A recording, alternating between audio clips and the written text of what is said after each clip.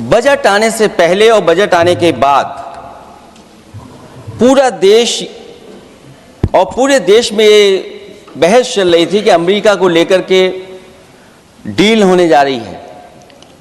सभापति महोदय मुझसे पहले अभी जो भारतीय जनता पार्टी की माननीय सदस्य बोल रही थी, और भारतीय जनता पार्टी का ये पक्ष है कि हम लोगों ने दुनिया में बहुत सारे देशों से फ्री ट्रेड एग्रीमेंट कर लिया है।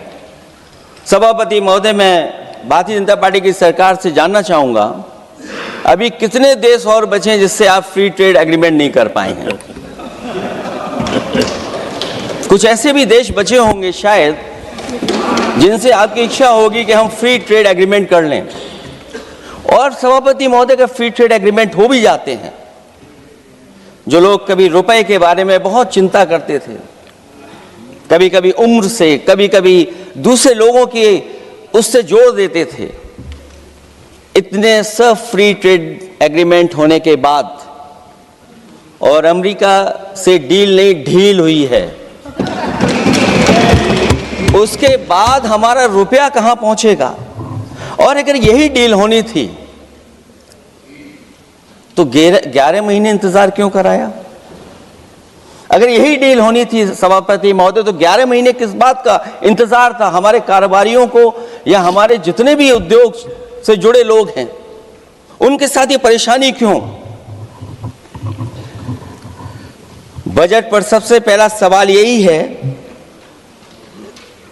कि डील पहले बनी है बजट।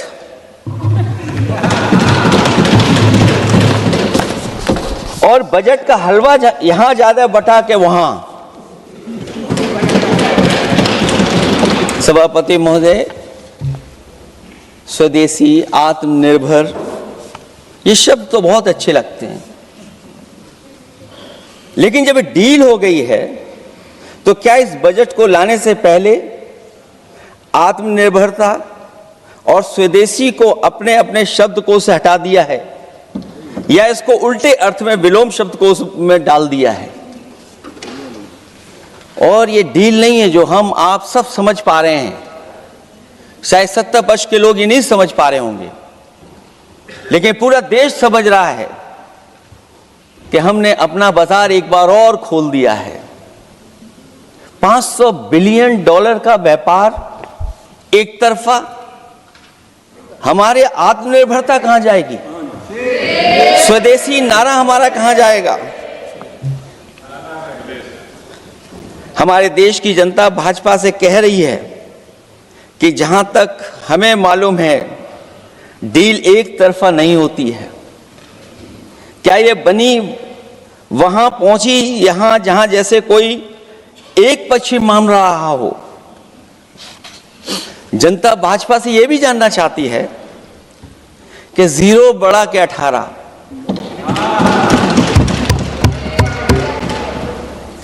सभापति महोदय, भाजपा का समझौता गणित क्या यह है कि 18 0 के बराबर है? क्या 18 हमारा 0 के बराबर है? देश के किसानों, दुकानों, उद्योगों को बचाने के लिए खोखले शब्दों के अलावा भाजपा के पास कोई और सुरक्षा कवच या संरक्षण योजना है कि नहीं है? इसलिए मैं सभापति महोदय कहना चाहता हूं, ये बजट दिशाहीन है। इस बजट में कोई विजन नहीं है कि 2047 तक हमारा देश विकसित भारत बन जाएगा। और हम जैसे लोगों को, समाजवादियों को तो सरकार से पहले ही उम्मीद नहीं थी, और जिस सरकार से उम्मीद न हो उसकी बजट से क्या उम्मीद होगी? इस बजट में पीडीए के लिए कुछ भी नहीं है। कोई योजना दलित, पिछड़ा, महिला, गरीब, अल्पसंख्यक या नवयुवक के विकास के लिए नहीं लाई गई है। ऐसा लग रहा है कि सरकार ने इनके बारे में सोचना ही छोड़ दिया है। और अगर जीडीपी हमारी 7% है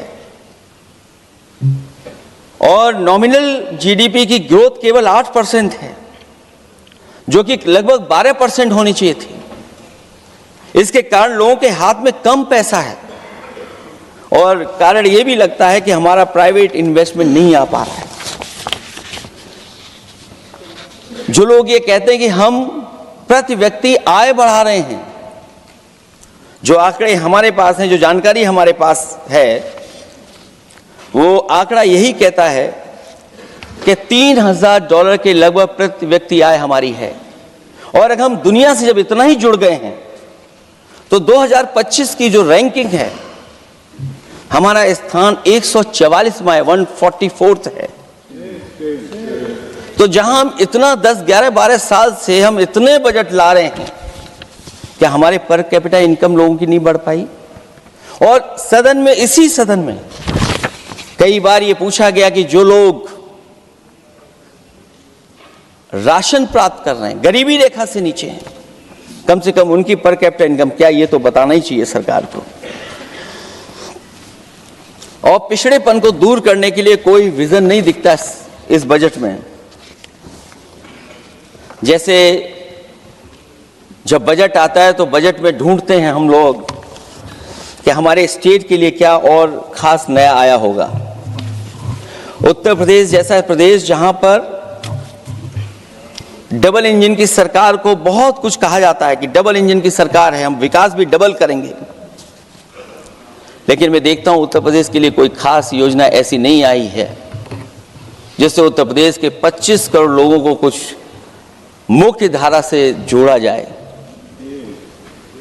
वैसे तो बड़ी बड़ी योजनाएं बताई जा रही हैं कि हमारे कई फ्रेट कॉरिडोर्स बन रहे हैं, वाटरवेज बन रहे हैं, एक्सप्रेसवेज बन रहे हैं, लेकिन उत्तर प्रदेश जहां से प्रधानमंत्री जी आते हैं, भविष्य में जो बनेंगे एक्सप्रेसवे, लेकिन भारत सरकार के बजट से कोई भी अभी एक्सप्रेसवे वहां पर नहीं बना।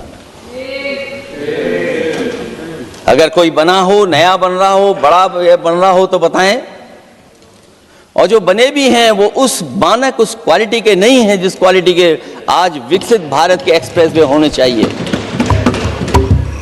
जो लोग भ्रष्टाचार पे बड़े बड़े सवाल उठाते हैं, वो कम से कम अपनी सड़कों को देखें, अपने एक्सप्रेसवेज को देखें कि उन्होंने क्या बना करके खड़ा इतने हजारों करोड़ रुपए खर्च करने के बाद।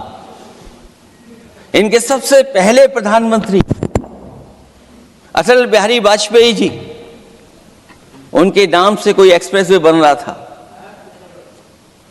सभापति महोदय, हम लोगों ने अखबारों में पढ़ा, कई लोग स्टेटमेंट भी देते हैं कि हम एक्सप्रेसवे बना रहे हैं।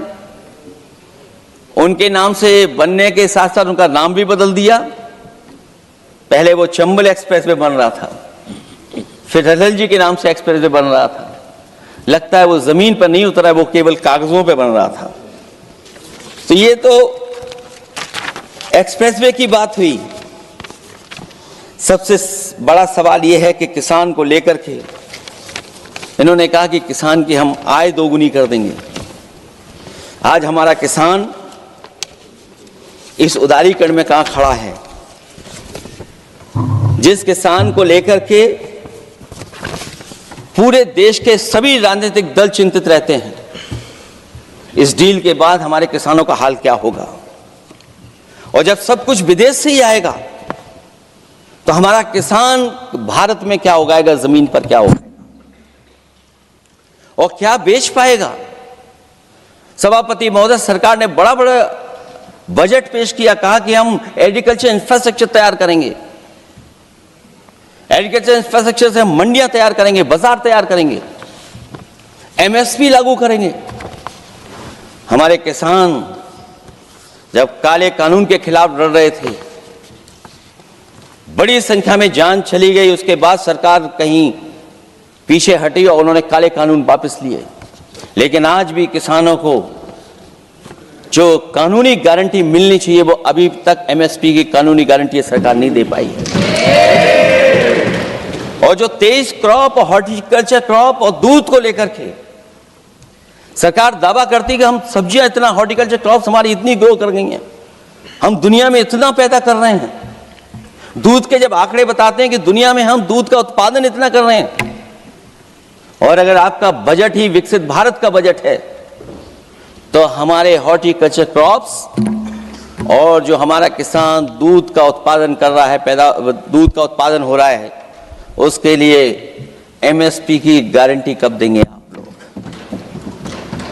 और गारंटी हम लोग इसलिए मांग रहे हैं क्योंकि उसको घर कैसे बनाएगा, घर कैसे चलाएगा, अगर उसको लाभ नहीं मिलेगा, बच्चों को कैसे पढ़ाएगा, अपनी बेटियों को हंसी खुशी विदा कैसे कर पाएगा। और इधर तो जहां फसल की कीमत नहीं मिल पा रही है, सभापति महोदय, सोने के भाव कहां पहुंच गए हैं।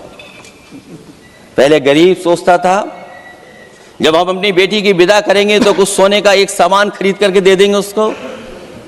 जैसे जैसे बीजेपी की सरकार चली और आगे बढ़ती गई, 12 साल ऐसे हैं आ गए कि अब तो चांदी तो दूर, अगर यही सरकार चलती रही तो लोहे पर पीतल चढ़ाकर भी गरीब अपनी बेटी की विदाई नहीं करा पाएगा। कैसे अपने भविष्य के लिए 2 पैसे जमा कर पाएगा, मतलब आज क्या खाएगा, कल के लिए क्या बचा पाएगा। ये किसानों के बड़े सवाल हैं। भाजपाई किसानों को लाभ नहीं पहुंचाना चाहते हैं, ये किसी और को लाभ पहुंचाना चाहते हैं। कुछ अदृश्य लोग हैं जिनको लाभ पहुंचाना चाहते हैं, क्योंकि इनका बजट, जो बजट बनाते हैं वो आम जनता का ना उसमें जिक्र है ना फिक्र रहती है। और अगर फिक्र होती उनको तो किसान की खाद समय पर मिल जाती, उनको बीज समय पर मिल जाता, सस्ती बिजली उपलब्ध हो जाती, सिंचाई या सिंचाई मुफ्त हो जाती थी। और मुझे याद है सभापति महोदय, समाजवादी सरकार में हम लोगों ने किसानों की सिंचाई मुफ्त करने के भी फैसले लिए। कीटनाशक दवाइयां कितनी महंगी हैं और सरकार ने किसानों को अपने हाल पे छोड़ दिया। मंडियों पे कहीं कोई खरीद नहीं है, और अगर खरीद हुई है तो सरकार बताए कि धान, आलू या गेहूं की खरीद में तो मिल जाती है उसको कीमत, लेकिन धान और आलू जैसी फसलों पर कोई सरकार कीमत नहीं दे पा रही है।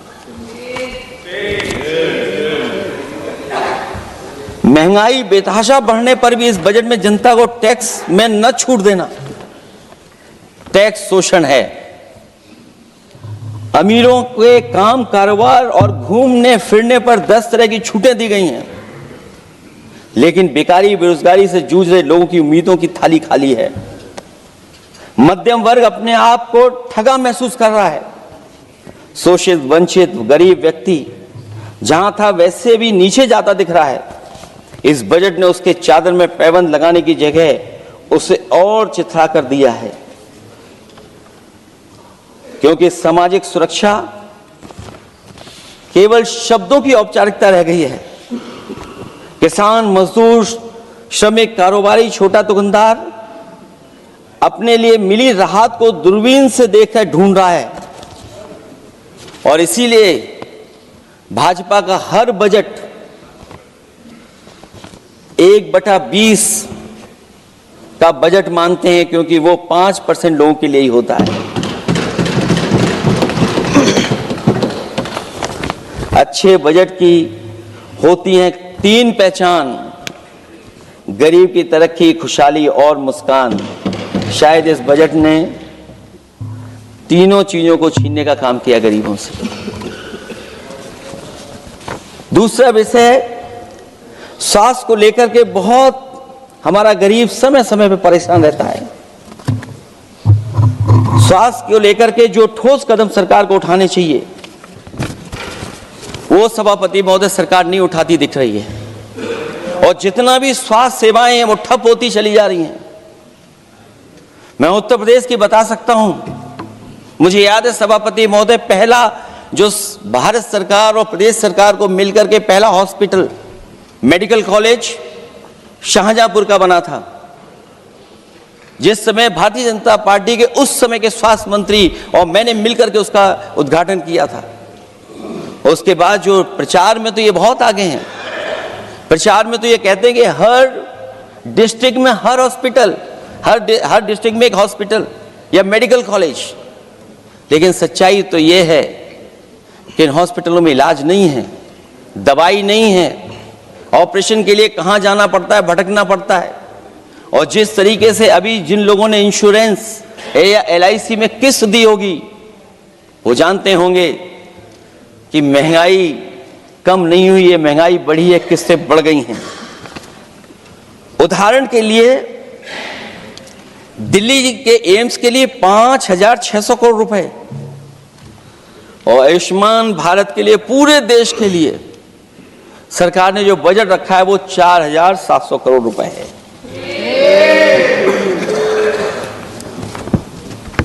सुनते हैं पहले उपवन में हर ऋतु में बहार गाती थी, कलियों का तो कहना ही क्या, मिट्टी में खुशबू आती थी। क्या? ये भी ज्ञात हमें उपवन में कुछ ऐसे भौरे आए थे, सारा चमन कर दिया मरघट, अपने साथ जहर लाए थे। लेकिन अगर चमन वाले ही भौरों के रंग ढंग अपनाएं, माली तुम ही फैसला कर दो, हम किसको दोषी ठहराएं। सभापति महोदय, मैं उत्तर प्रदेश से आता हूं, जहां पर प्रधान संसदीय क्षेत्र है।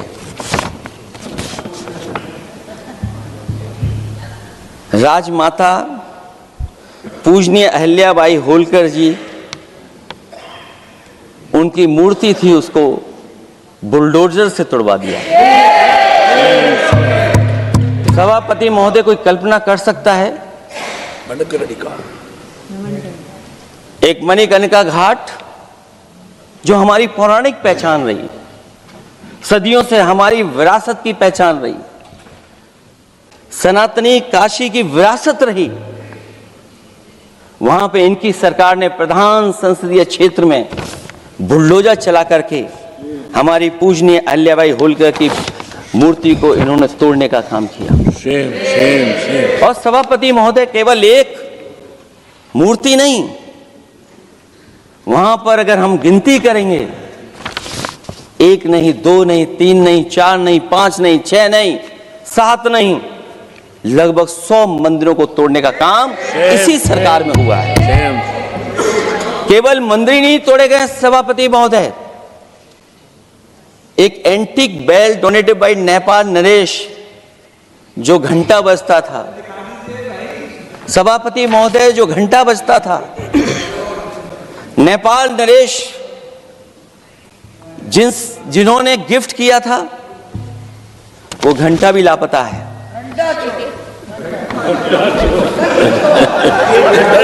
केवल घंटा ही लापता नहीं है,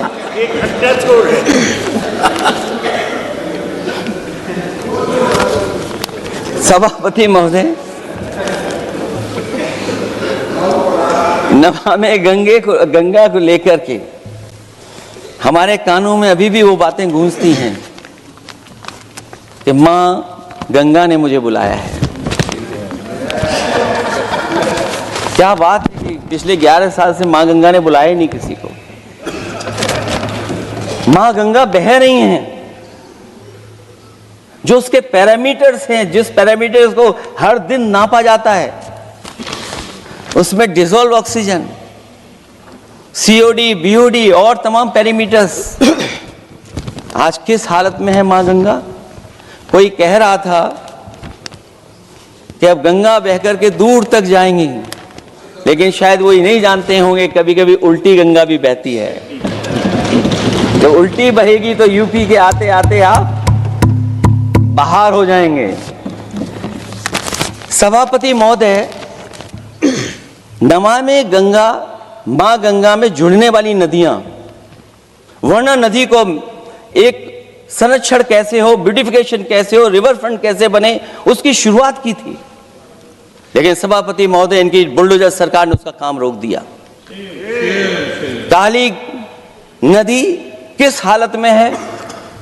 यमुना के बारे में दिल्ली की सरकार जब बनानी थी तो कहा कि हम दुनिया का सबसे बेहतर रिवर फ्रंट बनाएंगे यमुना पर, इसी राजधानी में कहा गया। आज बताइए यमुना की हालत क्या है। और अगर यमुना दिल्ली में गंदी हो रही है तो ये बह करके जब यूपी जाती है तो मथुरा में भी गंदी है। और थोड़ा बहुत साफ गंगा इसलिए हो जाती है क्योंकि जब चंबल का पानी उसमें जुड़ता है, थोड़ी बहुत यमुना साफ हो जाती है। उसके बाद यमुना में भी कोई सफाई का सरकार ने इंतजाम नहीं किया। और आज भी मैं कहता हूं, देश का सबसे अच्छा रिवर फ्रंट अगर कहीं बना है तो लखनऊ में बना है, गोमती रिवर फ्रंट। जो लोग ये कहते हो कि दूसरा रिवर फ्रंट अच्छा है, मैं उनसे कहूंगा कि अभी लखनऊ के रिवर फ्रंट पर भी घूम करके आइए, तब आपको मालूम पड़ेगा कि रिवर फ्रंट क्या होता है। 26 जनवरी इसी वर्ष मैंने एक प्रतिष्ठित अखबार को पढ़ा और उसमें देखा मैंने कि high uranium in India's ground water samples लिए गए हैं। एक्सपर्ट्स वार्न कर रहे हैं कि सेवरल हेल्थ रिस्क हैं उससे। Lead pollution alarming in 69 rivers in India contaminated, rivers are contaminated. हमारे पानी में पेस्टिसाइड है, इंडस्ट्रियल वेस्ट है, अनसेफ है ड्रिंकिंग के लिए। हमारी नदियों में मरकरी है, डेंजरस लेवल। और जितनी भी हमारी वाटर बॉडीज हैं इंडस्ट्रियल टाउन्स के आसपास, सब में टॉक्सिक है, मरकरी है, बड़े पैमाने पे डेंजरस है पानी वहां का। और कई जगह इंडस्ट्री का सीधा सीधा वेस्ट जा रहा है। आर्सेनिक लेवल का सोच ही नहीं सकते हम लोग, जो मानक है उससे कई गुना ज्यादा है। ये तो हमारे देश का पानी है जो नदियों में बह रहा है, जो अंडरग्राउंड वाटर बन रहा है हमारा। ठीक ही कहा हमारे माननीय सदस्य ने कि जो संपन्न है, प्रिविलेज्ड हैं, वो लोग तो पानी साफ करने की मशीन खरीद सकते हैं। हमारा गरीब क्या खरीदेगा? गरीब की हेल्थ को कितनी परेशानी और रिस्क है। यहां तक कि अंतर्राष्ट्रीय प्लेटफॉर्म पर हमारे देश को भी सुनना पड़ा एक प्रतिष्ठित चैनल पर कि आपके देश में इन्वेस्टमेंट क्यों आएगा, क्योंकि वहां आ ही नहीं सकता है, क्योंकि आपकी हवा खराब है। सोचिए, देश का पानी खराब हो, और ये मैं नहीं कह रहा हूं, पानी खराब सरकार को मालूम है, नहीं मालूम है, लेकिन जो प्राइवेट कंपनियां हैं जिनको अपना पानी बेचना है, तो वो बता रही है कि आपके भारत के पानी में क्या क्या है। और ये बात गलत है तो सरकार ऐसी कंपनियों पर प्रतिबंध क्यों नहीं लगाते हैं कि इस तरह अपनी कंपनियों का सामान बेचने के लिए झूठा प्रचार कर रही हैं। जो चर्चा होने लगती है हवा खराब है, हालांकि उत्तर प्रदेश आते आते सरकार की भी हवा खराब हो जाती है। सरकार सबको डराती है, लेकिन सरकार को कोई नमस्कार न करे उसको नहीं डरा सकते।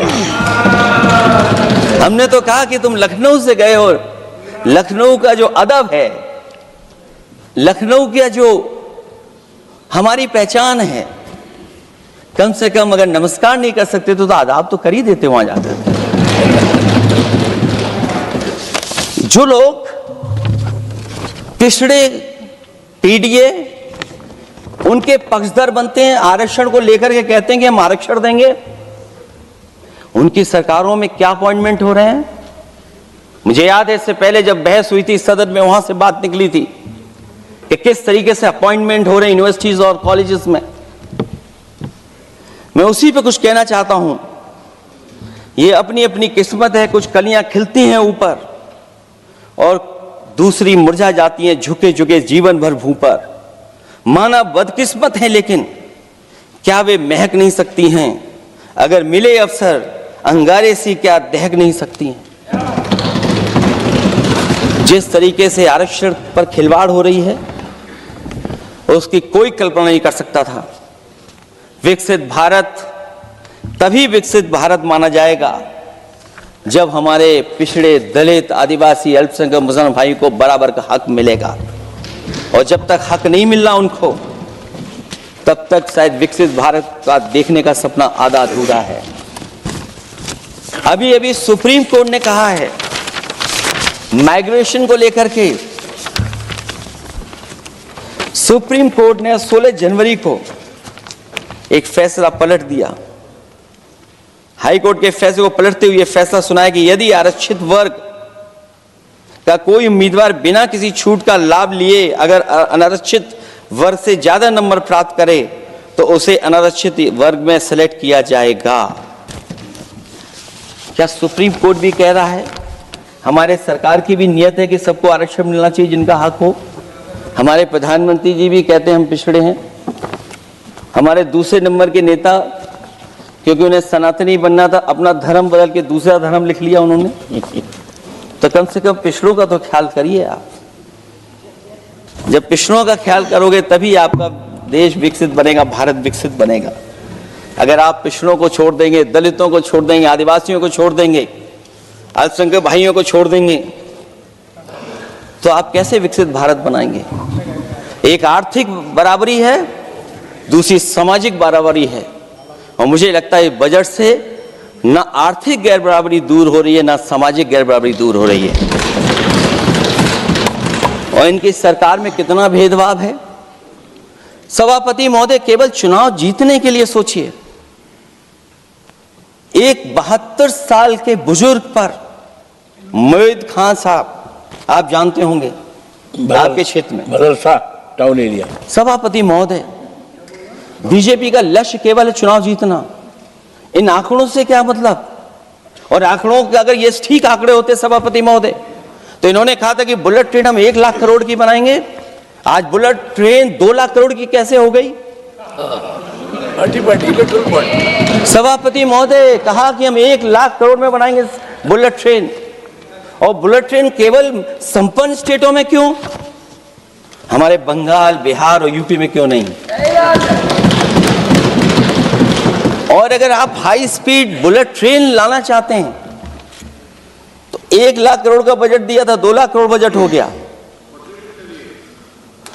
यूपी में जब बनेगा तो पता नहीं कब बनेगा, कौन जानता है कब बनेगा।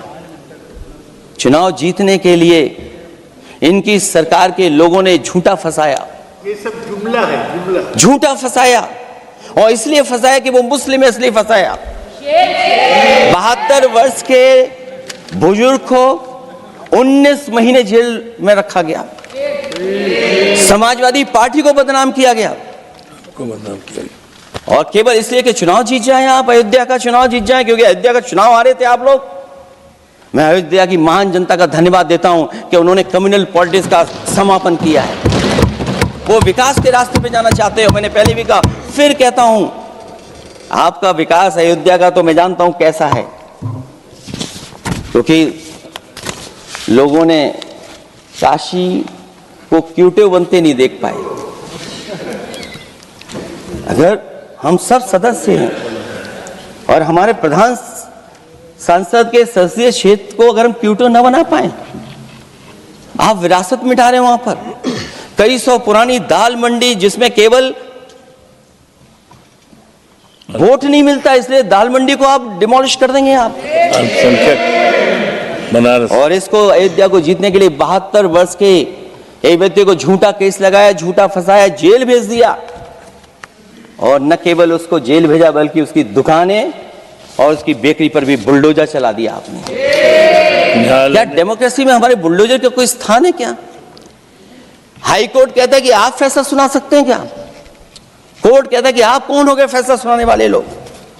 और फिर आप लोग कहते हैं कि हर घर जल और नल। सभापति महोदय, इन्हीं के विधायक ने मंत्री जी को घेर लिया। इन्हीं के विधायक ने मंत्री जी का अपहरण कर लिया,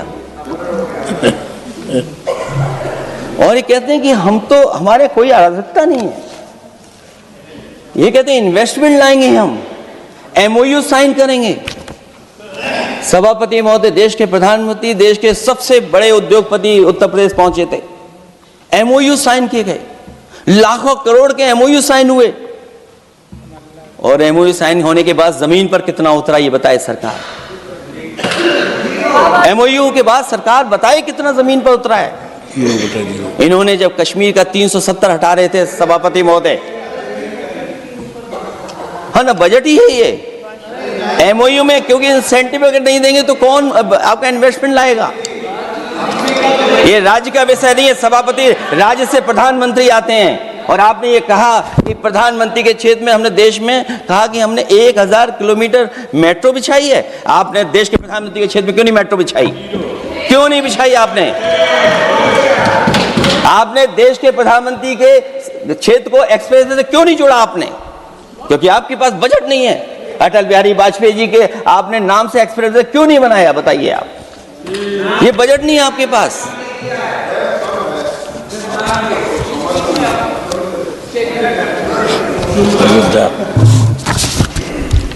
अयोध्या, एयरपोर्ट घोटाला, एयरपोर्ट बनते ही पानी टपकने लगा।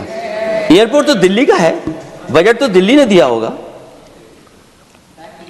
अयोध्या रेलवे स्टेशन, हमारे कन्नौज का रेलवे स्टेशन बनते ही गिर गया,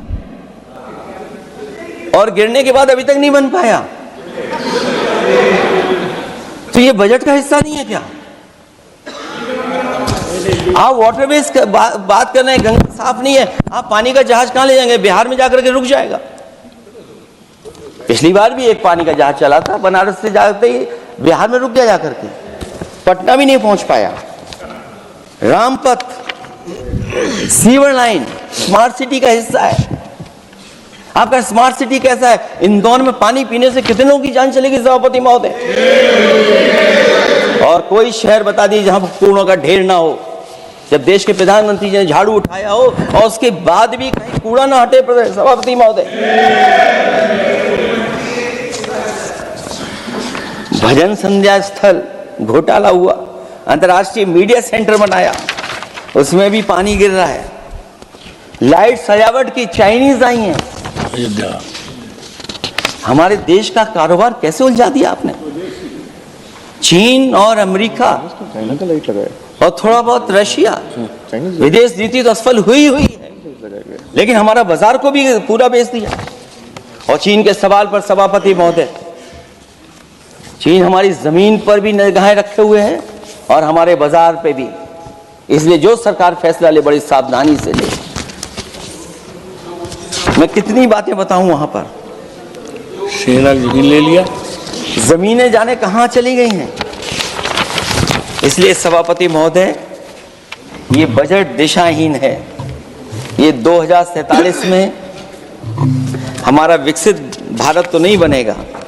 और जिस तरीके से बेरोजगारी बढ़ी है, बेरोजगारी को लेकर के जो चिंता रही, हमेशा रहती थी, और जो सरकार ने बड़े बड़े फैसले भी लिए थे, जानकारी दी थी कि हम बेरोजगारी ऐसे दूर कर लेंगे।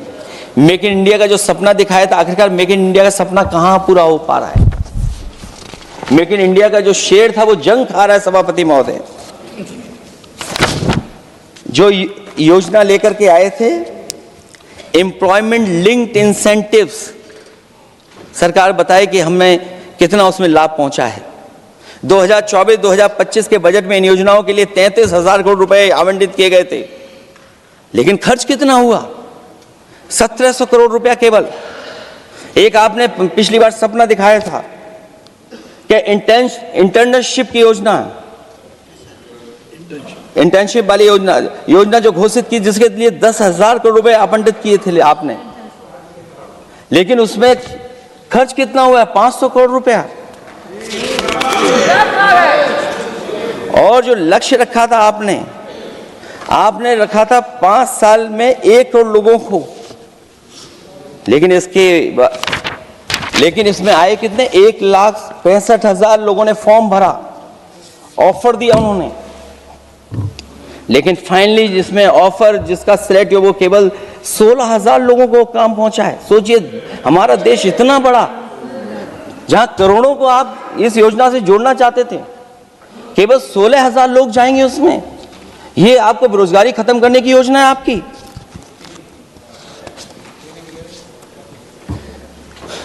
माननीय वित्त मंत्री जी के सदन के सामने स्थिति स्पष्ट करनी चाहिए कि मनरेगा एक महत्वपूर्ण योजना थी जिसमें गरीबों को ग्राम स्तर पर रोजगार मिलता था, राइट टू वर्क के अनुसार थी। इस योजना को समाप्त करते हुए आपने क्या नाम रखा है? बीबी राम जी। और हमारे राम जी कहां बैठे हैं? कहां है हमारे राम जी? पीछे बैठे, जिन्हें बचपन से हम देखते आए राम जी। ये हमारी खुशकिस्मती है कि राम जी सदन में बैठे हैं, लेकिन आप राम जी का अपमान कर रहे हैं। आपको उनको यहां नहीं बैठा सकते, आपको यहां बैठाना चाहिए नंबर 2 पर। अगर आप सच्चे मायने में सभापति महोदय, बीपी राम जी आप कृपया देखिए, वित्त मंत्री राम जी को ही नहीं जानती हैं। अखिलेश जी हे भगवान, हम क्या करें अब? अखिलेश जी आप कृपया बजट पे आ जाइए। आप कृपया बजट पे आ जाइए अखिलेश जी। सभापति महोदय, बजट पे आइए, बजट पे आइए। एक मिनट क्या बोले, फिर बोलना दोबारा। नहीं, आप बजट क्या बोलिए? नहीं, सभापति जी बोलिए। नहीं सभापति महोदय, नहीं, जिन्होंने गोली चलाई वो आपका राम मंदिर बना रहे हैं। सभापति महोदय, जिन्होंने गोली चलवाई वो राम मंदिर बनवा रहे हैं। अगर कुछ पता ना हो तो जाकर के पूछ लेना, पता कर लेना। आधी अधूरी जानकारी के साथ मत आया करो यहाँ पर। अब आप बताइए सभापति महोदय, बीवी राम जी नाम बदल दिया आपने। यूपी जैसा बड़ा स्टेट, उसको क्या मिलेगा अब, जहां पर 1000 ग्राम सभाएं अर्बन हो गई हैं। जब 1000 ग्राम सभाएं अर्बन हो गई हैं और 40% व्यय प्रदेश सरकारों पर डाल दिया गया है, ये स्कीम कैसे चलेगी आपकी? मैंने पहले ही कहा था कि एमएसपी की लीगल गारंटी मिलनी चाहिए। और जिस तरीके से किसान आत्महत्या कर रहा है, एनसीआरबी के आंकड़े सरकार के पास होंगे कि किसान कितनी आत्महत्या कर रहा है। जिन्होंने ये कहा कि 2022 तक हम दोगुनी आय कर देंगे। आप बताइए, आलू के पैदावार की क्या आय दोगुनी हो गई? धान की पैदावार करने वाले की आय दोगुनी हो गई। आपको गाय से बहुत प्रेम है। हमारे क्षेत्र में खुद एक काऊ मिल्क प्लांट बना, यूपी का पहला काऊ मिल्क प्लांट। आपकी सरकार ने उसको बंद कर दिया। आप कहते गाय की सेवा करो, लेकिन पहला यूपी का काऊ मिल्क प्लांट वो आपसे बंद हो गया। अगर शायद हम ऊंट के मिल्क की चॉकलेट बना रहे होते उस प्लांट से तो वो प्लांट चलता रहता। आय दोगुनी कितनी हुई है बताएं सरकार? मत्स्य पालन और पशुधन विकास की तरफ सरकार का कोई ध्यान नहीं है। सरकार का कहना है कि वित्त अच्छी हुई है, लेकिन क्या कारण है कि एफडीआई में लगातार कमी आ रही है? विदेशी इन्वेस्टर्स क्यों बाहर ले जा रहे हैं? भारत में इन्वेस्ट करने के लिए क्यों नहीं इच्छुक हैं? और शेयर मार्केट क्यों इतनी जल्दी गिर जाता है? रुपए के मूल्य में डॉलर के विरुद्ध निरंतर गिरावट आ रही है। और इसके बाद सभापति महोदय, इस डील और ढील के बाद हमारा रुपया कहां होगा, ये सरकार जरूर बताए हमें। मैन्युफैक्चरिंग में कोई सुधार नहीं हो रहा है। अभी भी हम जीडीपी के 15% पर मैन्युफैक्चरिंग पर निर्भर हैं, जबकि मैन्युफैक्चरिंग के शेयर मेक इंडिया के अनुसार अभी तक 25% होना चाहिए था। इससे स्पष्ट लगता है कि मेक इन इंडिया, आत्मनिर्भर भारत और पीएलआई योजना सफल नहीं हो पाई हैं। और उसी का परिणाम है कि आज हमारे नौजवानों को रोजगार और नौकरी नहीं मिल पा रही है। सरकार उद्योगपतियों के साथ खड़ी है। सरकार द्वारा लेबर कोड्स लाए गए हैं, जिन लेबर रिफॉर्म्स के रूप में दर्शाया जा रहा है वो लेबर कोड एम्प्लॉयर के हित में है, लेबर के पक्ष में नहीं है और मजदूरों के नहीं है। अब अधिकांश उद्योगों द्वारा लेबर को कोई भी नौकरी से निकाला जा सकता है। इतना तानाशाही होगी कि जब चाहेंगे तब निकाल देंगे। उनके 8 घंटे से अधिक काम कराया जा सकता है। परमानेंट एम्प्लॉयमेंट की बजाय कॉन्ट्रैक्चुअल एम्प्लॉयमेंट की व्यवस्था की है सरकार ने। सोचिए, यही सरकार है कि सबका साथ सबका विकास। एयर पॉल्यूशन को लेकर के मैं पहले ही कह चुका हूं। और शहरी विकास तो इनका मैंने क्यूटो को मैं देखा है, इसलिए उस क्यूटो के बारे में मैं ज़्यादा नहीं कहना चाहता हूं। अंत में मैं इतना ही कहूंगा कि स्वास्थ्य और शिक्षा के केवल 10% और 14.2% बजट बढ़ाया गया है, जबकि पिछले वर्ष का पूरा बजट इन दोनों मदों में खर्च ही नहीं किया गया है। आखिरकार सरकार बताएगी खर्च क्यों नहीं हुआ, आखिर क्या कारण है, किसकी वजह से खर्च नहीं हुआ है? जल जीवन मिशन में 50,000 करोड़ रुपए खर्च नहीं हो पाए हैं और प्रधानमंत्री आवास योजना में 40,000 करोड़ रुपए। और हमारे देश के प्रधानमंत्री ने गांव गोद लिया था, वो लगता है उस गांव को अनाथ छोड़ दिया प्रधानमंत्री जी ने। वो गांव ही अनाथ छोड़ दिया है। आरबीआई के डेटा के अनुसार इनकम में जो नीचे 80% हैं, उनकी इनकम का शेयर 36% से घट करके 32% हो गया है। और हर वर्ष में रियल वेजेस 2% कम हो रही हैं। आखिरकार इसका कारण क्या है? मुझे उम्मीद है सरकार बताएगी। कि इसका कारण क्या है कि जिसकी वजह से लगातार गिरावट होती जा रही है। मैं रैंकिंग में नहीं जाना चाहता हूं कि हमारी रैंकिंग कहां है, गैर बराबरी की रैंकिंग में हम कहां पहुंच गए हैं, हम कितना नीचे पहुंच गए हैं। जो तरह तरह की रैंकिंग समय समय पर आती हैं, उन रैंकिंग के बारे में सरकार को ज़रूर पता होगा कि हम एजुकेशन इंडेक्स में कहां हैं दुनिया में, हम हेल्थ इंडेक्स में कहां हैं दुनिया में, और जो एयर क्वालिटी के इंडेक्स है उसमें हम दुनिया में कहां हैं। इसलिए सभापति महोदय, मैं अंत में इतना ही कहना चाहता हूं कि ये बजट दिशाहीन है। 2047 तक विकसित भारत तो नहीं बनेगा, लेकिन हमारे गरीबों के साथ बहुत अन्याय होगा। जिस तरह एआई पे बात की गई है, एआई अगर अच्छाई और भलाई के लिए हो तो अच्छी बात है, लेकिन पता नहीं भारतीय जनता पार्टी पे कितना रिसोर्सेज हैं कि एआई और जितना भी हमारा वो है जो बजट है, वो सबसे ज़्यादा खर्च वो करते हैं दूसरों को बदनाम करने के लिए। इसलिए इन्हीं शब्दों के साथ मैं सभापति महोदय का धन्यवाद देता हूं। मैं उम्मीद करता हूं कि सरकार इस बजट को गरीबों की तरफ मोड़ेगी, पीडीए के लोगों की तरफ मोड़ेगी, जिससे वो भी मुख्य धारा में खड़े हो सकें। बहुत बहुत धन्यवाद। माननीय सदस्यगण, अभी हम केंद्रीय बजट पर सामान्य चर्चा में हैं। अगला माननीय स्पीकर माननीय श्री अभिषेक बनर्जी जी।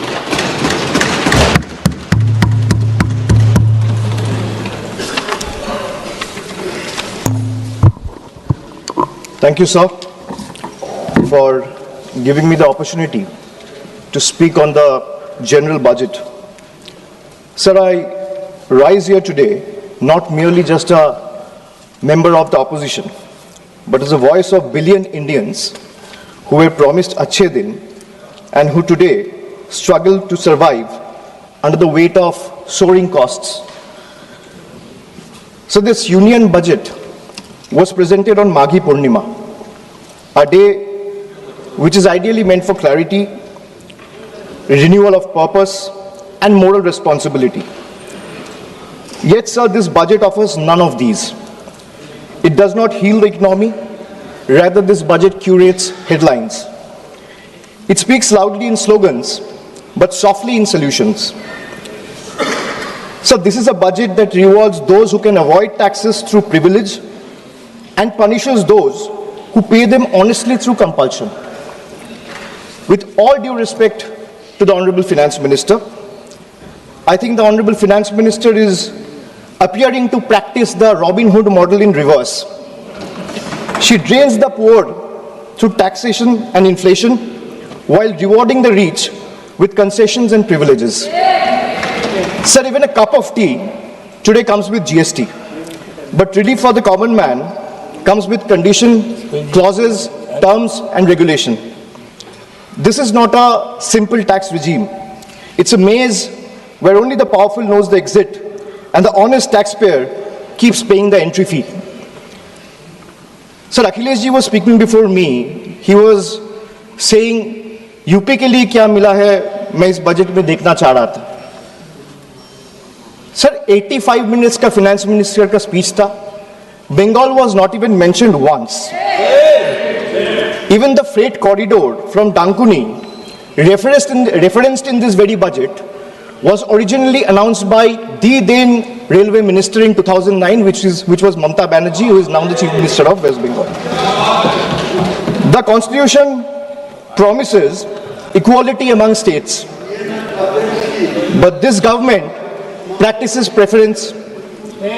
Allies are funded while opponents are starved. So this is not a model of cooperative federalism. This is a model of subscription-based federalism. So the budget and the manner in which the government chooses to function forces us to confront a truth that we as citizens have been avoiding for too long.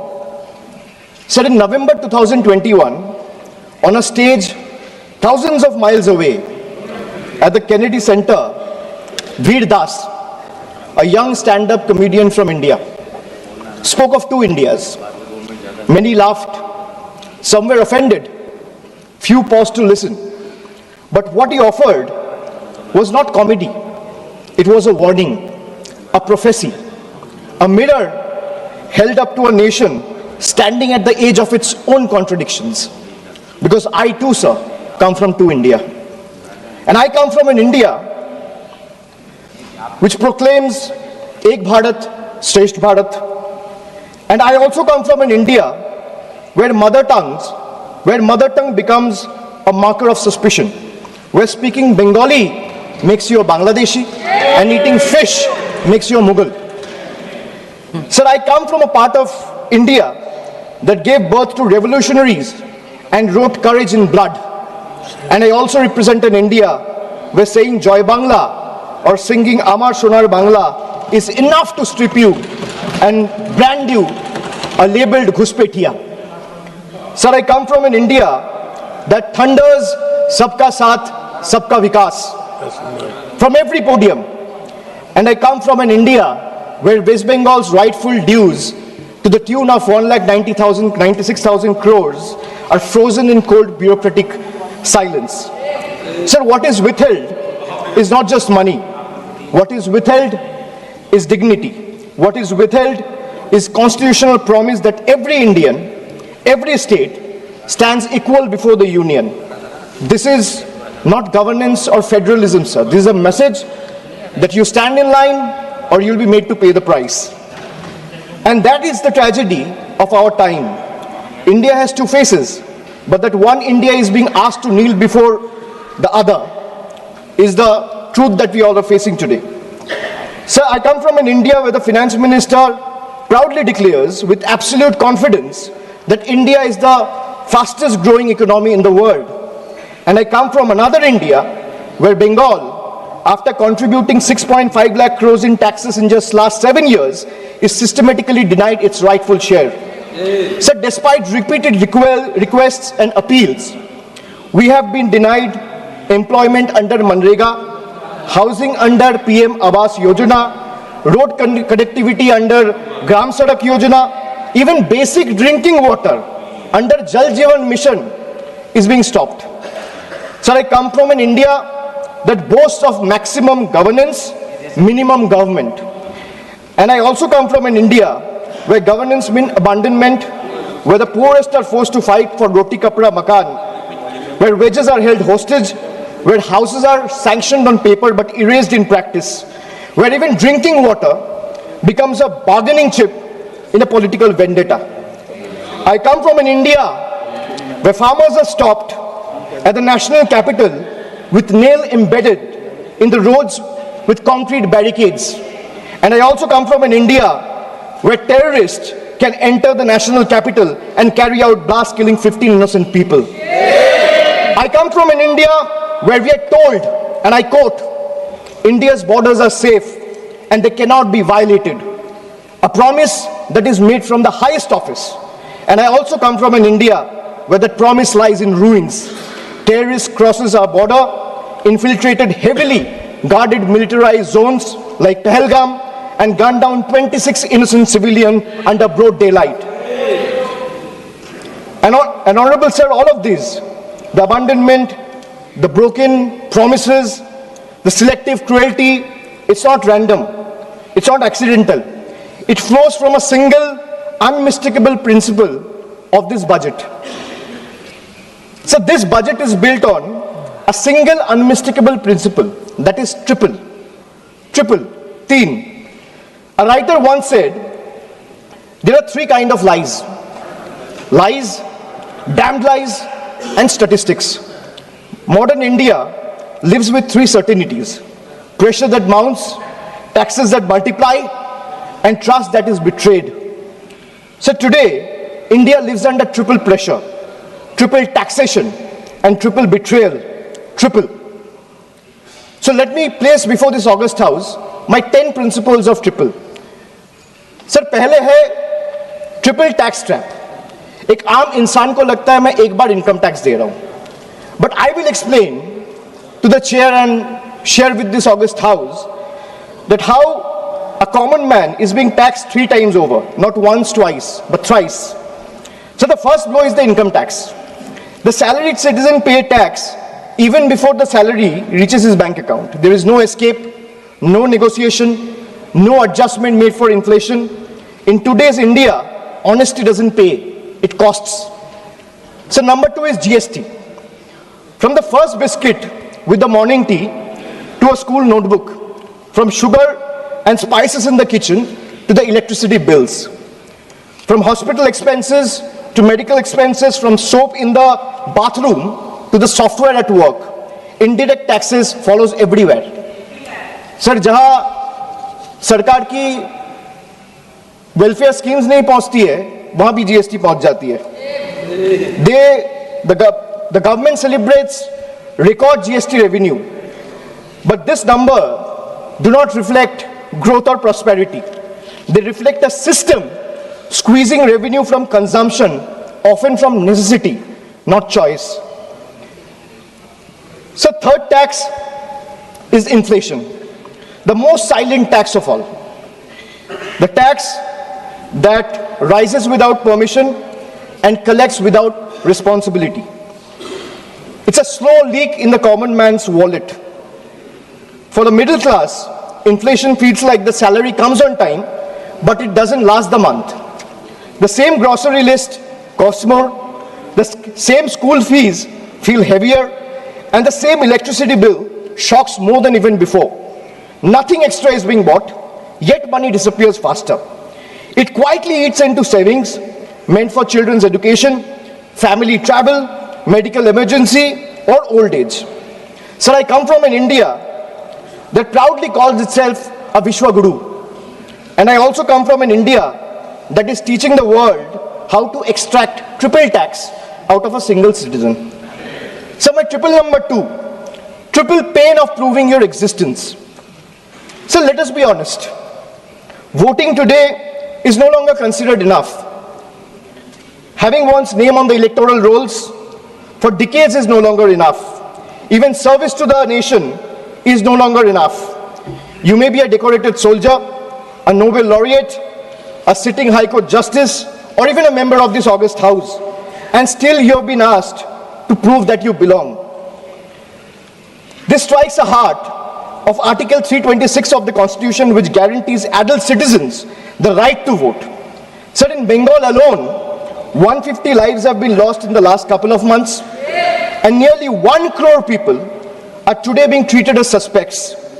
If electoral rolls are so unreliable that every citizen must continually reprove their legitimacy, then by that same logic, sir, the legitimacy of this very house, formed on the basis of this very electoral rolls, is itself questionable. Yes. So my triple number 3, and I'll talk of 3 betrayal. First betrayal is where the global crude oil prices crash. Indian citizen sees no benefit. Instead, the common man is generally offered ethanol mixed petrol at a premium, paying extra for a policy experiment he neither demanded nor benefits from. My second betrayal, the government boasts of bullet trains, which Akhilesh ji has also mentioned. While fancy trains make the headlines, only 4% of the network is safeguarded with Kavach, leaving ordinary travelers exposed to risk. Third betrayal. So the ordinary Indian doesn't ask for any miracle. They ask for clean air to breathe, clean water to drink, safe roads to return home, and affordable health care while life falters. Even these simple hopes remain uncertain. An ordinary citizen pays income tax to buy a vehicle. Or for example, an ordinary citizen pays income tax to earn, a road tax to buy a vehicle, and toll tax to drive it on the road, often broken, unsafe, and unfinished. So 3 payments on 1 journey. अगर एक इंसान income tax दे रहा है, तो एक गाड़ी को सड़क पे चलाने के लिए सर उसको 3 बार टैक्स देना पड़ता है. एक है इनकम टैक्स, दूसरा है रोड टैक्स, तीसरा है toll tax. That is why I said 3 betrayals. So now I'll come to triple bonanzas for the rich. So this budget reveals a clear pattern. First, a triple bonanza for the elites and a triple lock on the poor. So top 10% of this country now corner 57% of nation's income and 65% of its wealth, while the bottom half survives on just 6.4%. In this economy, money earns money, but survival earns nothing. Second, so if you look at taxation and support, foreign cloud giants are handed tax holidays, while Indian MSME, the very backbone of employment, are left empty-handed. Sir, relief exists on paper, but in actual distress exists on the ground. Third, corporate India gets red carpet, easier property rules, wider equity access for NRIs and massive infrastructure promises, but the result of these government policies is not competition, it is concentration. Oligopolies flourish, entry barriers rise, and ordinary entrepreneurs are kept outside the gate, watching cronies grow richer with the union's support. Sir, I come from an India where wealth is applauded as a virtue. And I also come from an India where survival itself is treated as ambition. I come from an India where policy quietly opens the gates for the powerful. And I also come from an India that stand outside those gates with hands folded, backs bent, hearts heavy, and eyes raised, hoping that one day these gates will open for them too. Now my 555, farmers. So the budget completes a cycle of betrayal. Every day, nearly 30 farmers dies by suicide. Not because they failed, but because policy failed them. 5 years after the historic farmers' movement, which saw 700 lives lost, the union government has still refused to legalize MSP. Promises were made at protest sites, assurances were echoed in parliament, but delivery never followed. And now, adding salt to the injury, the government has now announced a trade deal with the United States that will open Indian markets to heavily subsidized American farm produce. The deal may benefit American farmers, but it will depress prices, destroy competitiveness, and further marginalize Indian farmers who struggle without MSP protection. So this is not a trade policy. This is an abandonment of our Annadata. Sir, I have a tweet right in front of me which I want to show or place before you. Sir, Secretary Brooke Rollins, who is the Agricultural Secretary of the United States, she said, and this is 5 days back, on the day when the trade deal was announced, she's clearly saying, new US-India deal will export more American farm products to India's massive market. In 2024, America's agricultural trade deficit with India was 1.3 billion. India's growing population is an important market for American agricultural products, and today's deal will go a long way to reduce that deficit. So this is not my tweet. She clearly says, thank you, President of the United States, for once again delivering for our American farmers. If the government doesn't agree with a tweet, so where is the disapproval letter, or where is the communication that the government has sent in protest to the tweet that has been sent out 5 days back? Sir, America का agriculture secretary कह रहा है इस deal से America का किसानों का फायदा है, इसीलिए हम अमेरिका का सभापति का धन्यवाद करता है. And the Indian government or the union has not written a line in protest of what the agriculture secretary has tweeted. So now I come to youth. So the much publicized PM internship scheme was allocated over 10,800 crores. Less than 5% of the amount has been utilized. Similarly, the PM Young Achiever Scholarship, which was meant to uplift the talented students from marginalized backgrounds, saw 31% of its fund go unused in financial year 25-26. Sir, if I speak of women, more than 86 women are raped every day in this country. A number that reflects systematic collapse, not isolated crime. Sir, Bengal exercised its constitutional authority and passed the Aparajita Bill, a stringent anti-rape law providing the strongest deterrence against crime against women. So the bill was duly sent to the Union through the governor about 18 to 19 months ago. For a year and a half, it has remained pending without any decision. So when a democratically passed law maintained to strengthen protection is left in a limbo, it expresses a lack of intent. This reminds me that I come from an India that promises to double farmers' income. And I come from an India where 1,11,174 farmers and agricultural laborers, brothers and sisters have been forced to commit suicide. I come from an India which launched Beti Bachao, Beti Padhao. And I come from another India where every 16 minutes a rape or a crime against women is being reported. So now I come to 3 cracks in the constitution. Number 1, so hatred has now been normalized. It has moved from margin to the mainstream.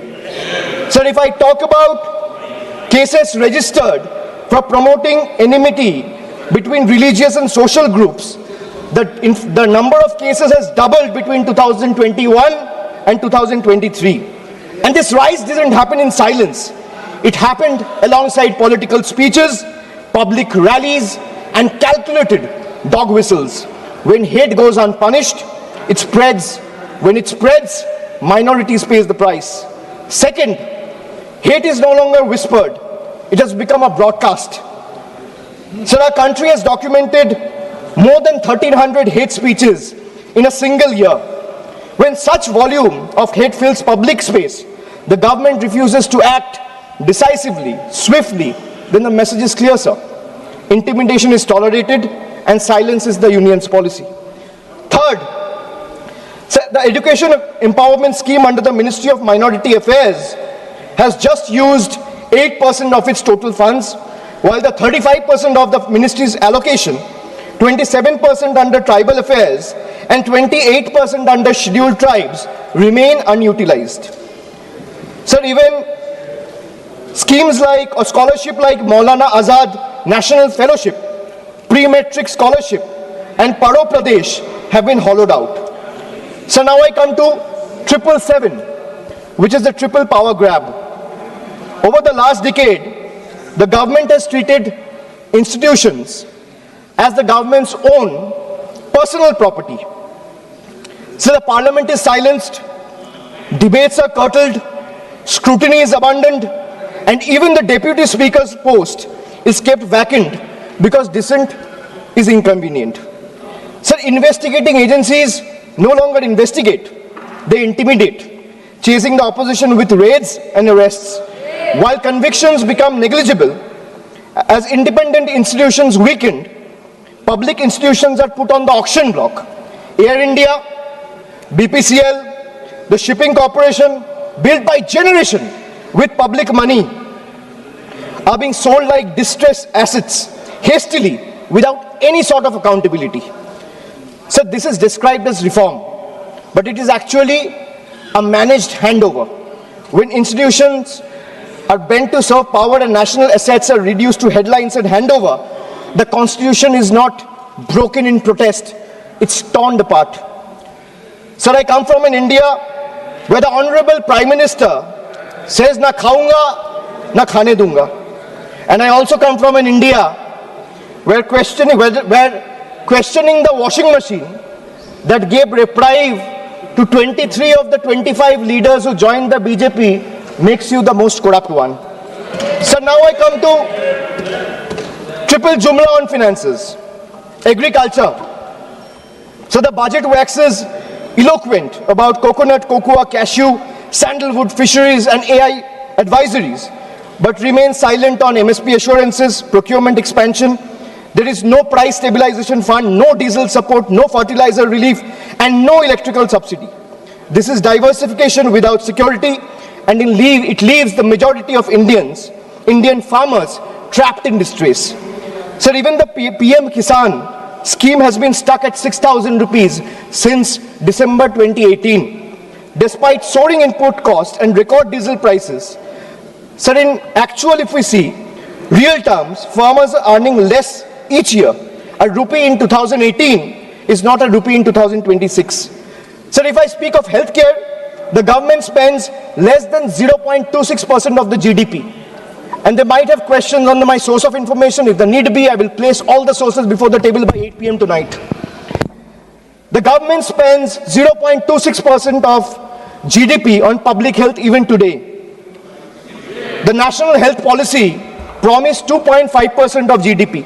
What we get instead is postponement, excuses, and under-allocation. In a country where illness is still the fastest road to poverty, this budget chooses flyover over first aid, optics over oxygen, and announcement over actual care. So if I speak of infrastructure, the smart city mission promised transformation in 100 cities with over 2 lakh crore. Yet a decade later, what we have is half-dug roads and half-built homes. Instead of finishing the job, this budget announces new economic regions.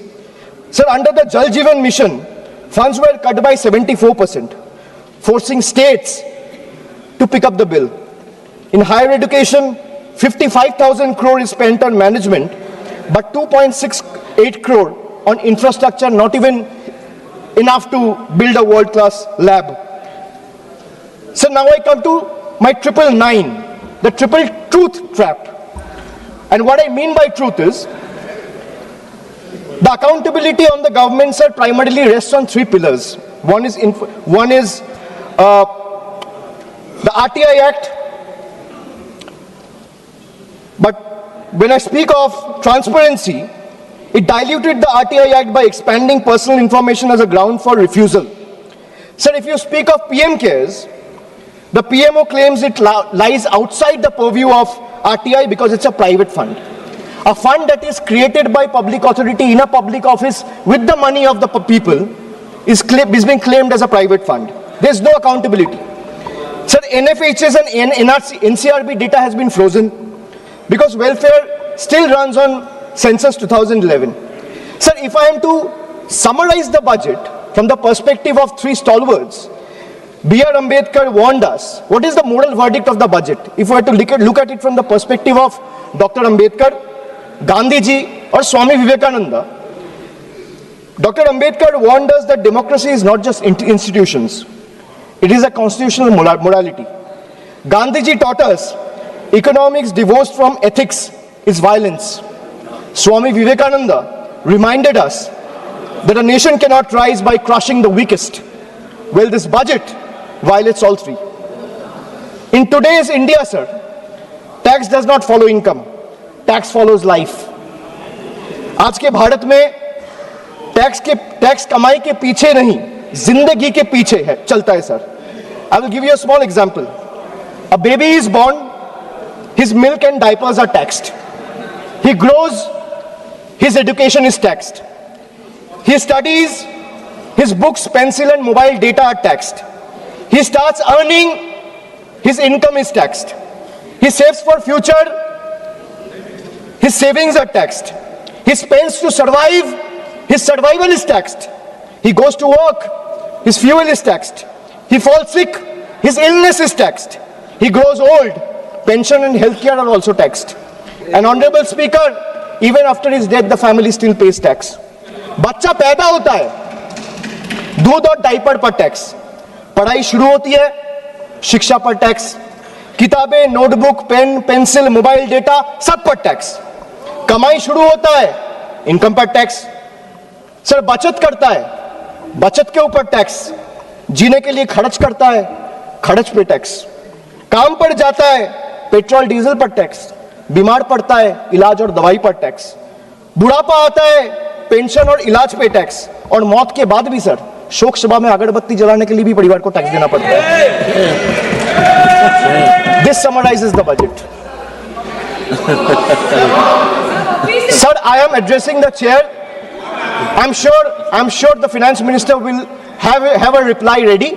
When she is given the opportunity to speak, she can quote me, and if I am misleading the house, she can take my name and then place her arguments. Sir, from a baby's first milk to a citizen's final farewell, this government taxes life at every step. जन्म से लेके अंतिम संस्कार तक हर कदम पर tax. ये reform नहीं sir, ये लाइफ टाइम टैक्स ट्रैप है. Sir, now I come to 1010, मेरा लास्ट ट्रिपल. मैंने 9 ट्रिपल का बात किया, अब 10वां कर रहा हूं. Sir, I will and with 3 dates, 3 moments of history: 2016, 2021 and 2024. 3 elections, 3 verdicts, 3 decisive defeats for the BJP in West Bengal. And after this triple defeat, a 4th one is no longer a warning. It is approaching. Sir, मैं ज़्यादा घुमाऊंगा नहीं. Let me come straight. Sir, the government want to punish Bengal. Let them proceed. We won't bow. You want to freeze our funds? We will persist. मैं क्यों कह रहा हूं persist? क्योंकि पीएम आवास से लेके, सड़क से लेके, मनरेगा से लेके सारे पैसे बंगाल के पिछले 5 साल से ये सरकार ने रोक के रखा है. प्रधानमंत्री ने आत्मनिर्भर भारत की बात किया है. हम स्वनिर्भर बंगाल क्या होता है काम करके दिखाया है. So you want to punish Bengal? Proceed, we won't bow. You want to freeze our funds? We will persist. You want to profile and persecute our youth? We will protect them. You want to starve our schemes? We will sustain our people. Bengal's spine was not ever bent by surrender, nor softened by sermons of hate. It is forged in struggle, tempered in sacrifice, and is not for sale. Go ahead, send your audits. We will answer them. Unleash your agencies. We will confront them. Delay our clearances. We will chronicle every day stolen, every stolen day. But remember this: files can be frozen, funds can be stalled, voices can be suppressed, but memories can't be erased. And when the people rise and the ballot breaks the silence, we will settle the final account. You will wear the mask of the union, we will raise the mirror of the people. And when truth looks back, power will bend and we'll have to blink first. So this reminds me again that I come from an India that celebrates labor as a backbone of the economy, the hands that build our highways, factories, ports, cities, this parliament. But I also represent an India where that very labor, when it travels from Bengal, is no longer seen as a labor, he's seen as a suspect. Punished for the language he speaks. I come from an India where Northeast is proudly called Ashtalakshmi. And I also come from an India where Manipur bled for 864 days and the Prime Minister found no time to visit. I come from an India that derives its vocabulary from Ishwar Chandra Vidyasagar. And I also come from an India where Vidyasagar's bust was vandalized by ruling party at the center. I come from an India where we worship Ma Durga as Supreme Shakti. And I also come from an India where Ma Durga's ancestry is questioned by BJP leaders. Sir, I really come from to India. And honestly, I'm tired of explaining this house which India I belong to. Because the truth are, they both exist. And until and unless we acknowledge the second one exists, we will never be able to be the first one we claim to be. So budgets can divide, politics can polarize, power can pretend, but there's something deeper than budgets, older than governments, and stronger than fear, which is the moral imagination of the people. When institutions weaken and language loses its faith, it is our literature, our culture, our shared memory that rises to remind the nation of who it is and who it must never cease to be. So I finally return to the Constitution. When you open the Constitution, it opens with the words, "We, the people of India." It's not a ceremonial phrase, it's a declaration of sovereignty. It's a reminder that power flows upward from the people, not the other way down. That governments may rule, but people remain the supreme. That sentence is not meant to be recited, it is meant to be lived. And as long as people remember it, no fear can last, no injustice can endure, and no republic can ever truly be taken away. And thus today, I do not end with slogans, I end with conscience, and I end with voice of Bengal. এই মৃত্যু উপত্যকা আমার দেশ না, এই জল্লাদের উল্লাস মঞ্চ আমার দেশ না, এই বিস্তীর্ণ শ্মশান আমার দেশ না, এই রক্তস্নাত কসাইখানা আমার দেশ না। আমি আমার দেশকে ফিরে কেড়ে নেব। জয় হিন্দ, জয় Bangla. Thank you. Next speaker, Sri T.R. Baluji. Honorable Chairman, sir, thank you for giving me this opportunity to discuss on the subject matter of budget estimate 26-27. First of all, I would like to congratulate Madam Nirmala Sitharaman ji for having brought the budget estimates for the consecutive 9th time, next to Chidambaram, who has also done the same thing in the same parliament. Sir, Finance Minister claims she aims at developing India by 2047. India has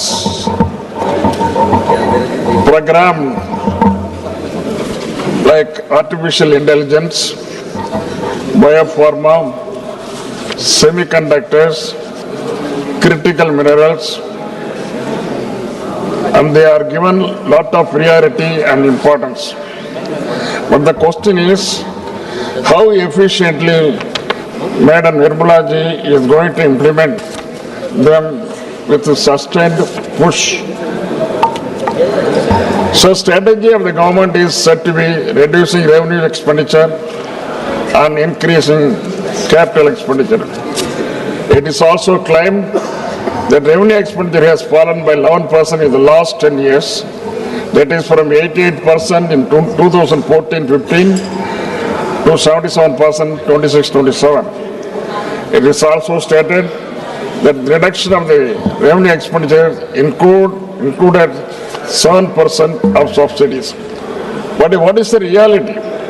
The usual practice is reduction of subsidies in the budget estimate, and in the next 6 months we come up with additional demands for subsidies through supplementary demands.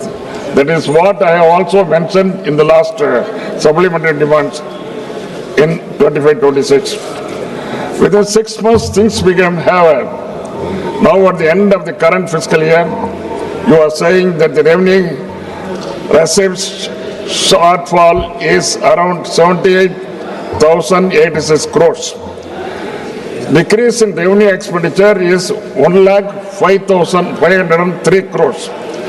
The fall in capital expenditure is 1,44,376 crores. It's a very huge fall. It gives no hope of credibility. Budget 26-27. Expenditure estimated is 53.43 lakhs crores. Expenditure proposed in 25-26 was 50.65 lakhs crores. Now FM is asking 3 lakh crores more in upcoming fiscal year. Usually the government used to announce big schemes in the budget, but even after several months, no progress is the result. Last year, 15th August, Employment Linked Incentive (ELI) scheme was announced, an incentive to labor and industry to provide additional 3.5 lakhs crores, 5 crores jobs, with the outlay of 99,446 crores, was launched but the scheme has not taken off. Another non-starter is Research and Development Innovation RDI scheme announced with the effect from 1/7/25 and was said to be implemented with a corpus of 1 lakh crore and provision of 20,000 crores was made in 25-26 budget. But no progress has been achieved in this effort. Also, this was also properly responded by the Honorable Minister during his reply in the Lok Sabha. Coconut production in Tamil Nadu. Tamil Nadu is the second largest coconut production state. 12 lakh acres are under cocoa cultivation next to paddy. Besides Pollachi, Pattukottai, Tiruchi, Dindigul and others, southern districts are major coconut producing districts. It has got high export potential to an extent of 3,500 crores per year. The production has fallen because of the root diseases, but Government of India has not taken care and the root diseases still remain. Economic survey pointed out that the agricultural growth has slowed down to 3.5% in 25-26 from 4.4%, nearly 1.1% fall. The tariff and trade agreement unilaterally announced by USA bound to open floodgates to import of agricultural products into India. This will be disastrous for farmers and farm sector. The finance minister said in her speech that rich value crops like coconut, cocoa, sandalwood, cashews, etc. will be given special support. But the allocation was just 350 crores only. The farmers' organization are condemning this announcement of government is nothing but a naive rhetoric. Banana is another crop that requires special attention and support from Government of India. Tamil Nadu is #1 in banana cultivation and exports around 4,000 crores every year. Government of India should come forward to give special intensive to banana cultivation to boost exports. Union government has been giving stepmotherly treatment to Tamil Nadu and there has been no special scheme or financial allocation so far. Even the prestigious projects like Setu Samudram, which were implemented by UPA, has been shelved on political grounds.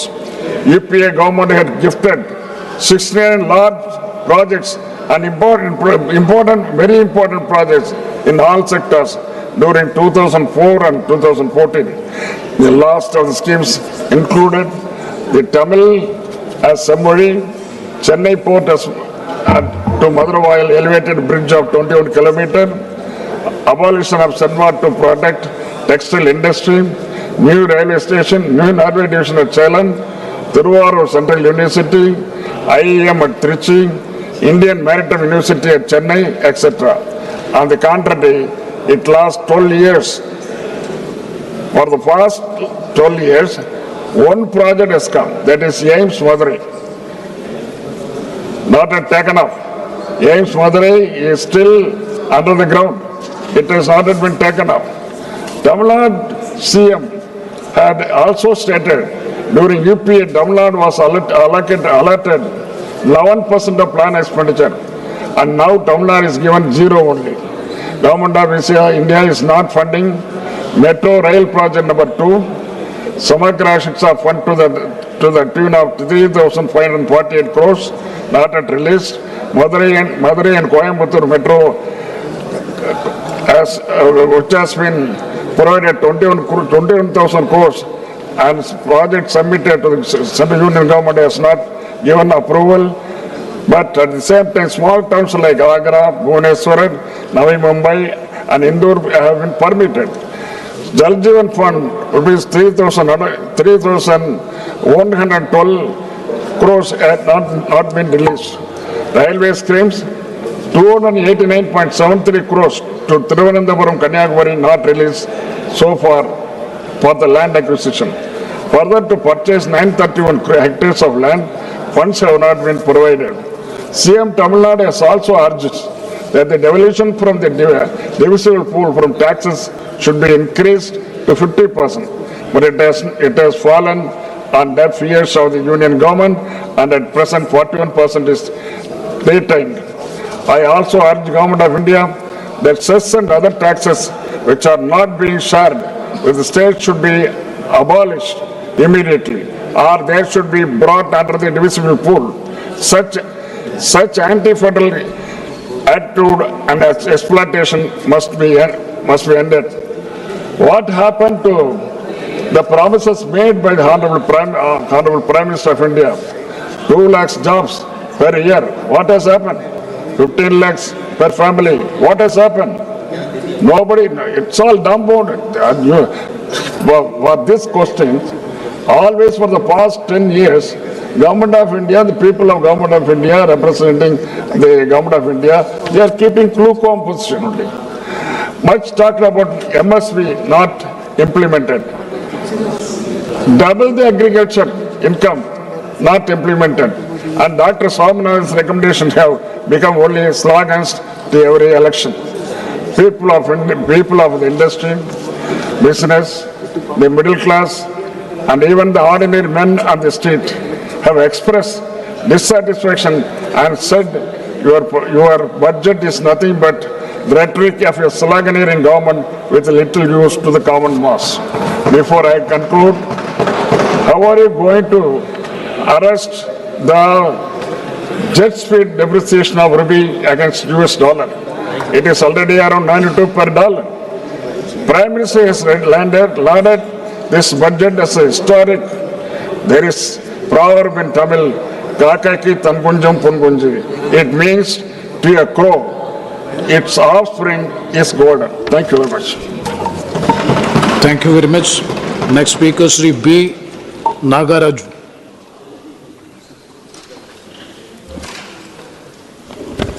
Respected Speaker, sir, మన గౌరవనీయ ప్రధానమంత్రి నరేంద్ర మోడీ గారి యొక్క దూరదృష్టి నాయకత్వాన్ని ప్రశంసిస్తూ 2026-2027 ఆర్థిక సంవత్సరానికి ముందు చూపుతో మరియు ఆర్థిక క్రమశిక్షణతో కూడినటువంటి కేంద్ర బడ్జెట్ను సమర్పించినటువంటి గౌరవనీయులైన ఆర్థిక మంత్రి నిర్మలా సీతారామన్ గారిని అభినందిస్తూ వికసిత్ భారత్ లక్ష్యంగా ఈ ఆర్థిక సంవత్సరపు బడ్జెట్ను 3 కర్తవ్యాల ఆధారంగా రూపుదిద్దుకుంది అధ్యక్ష.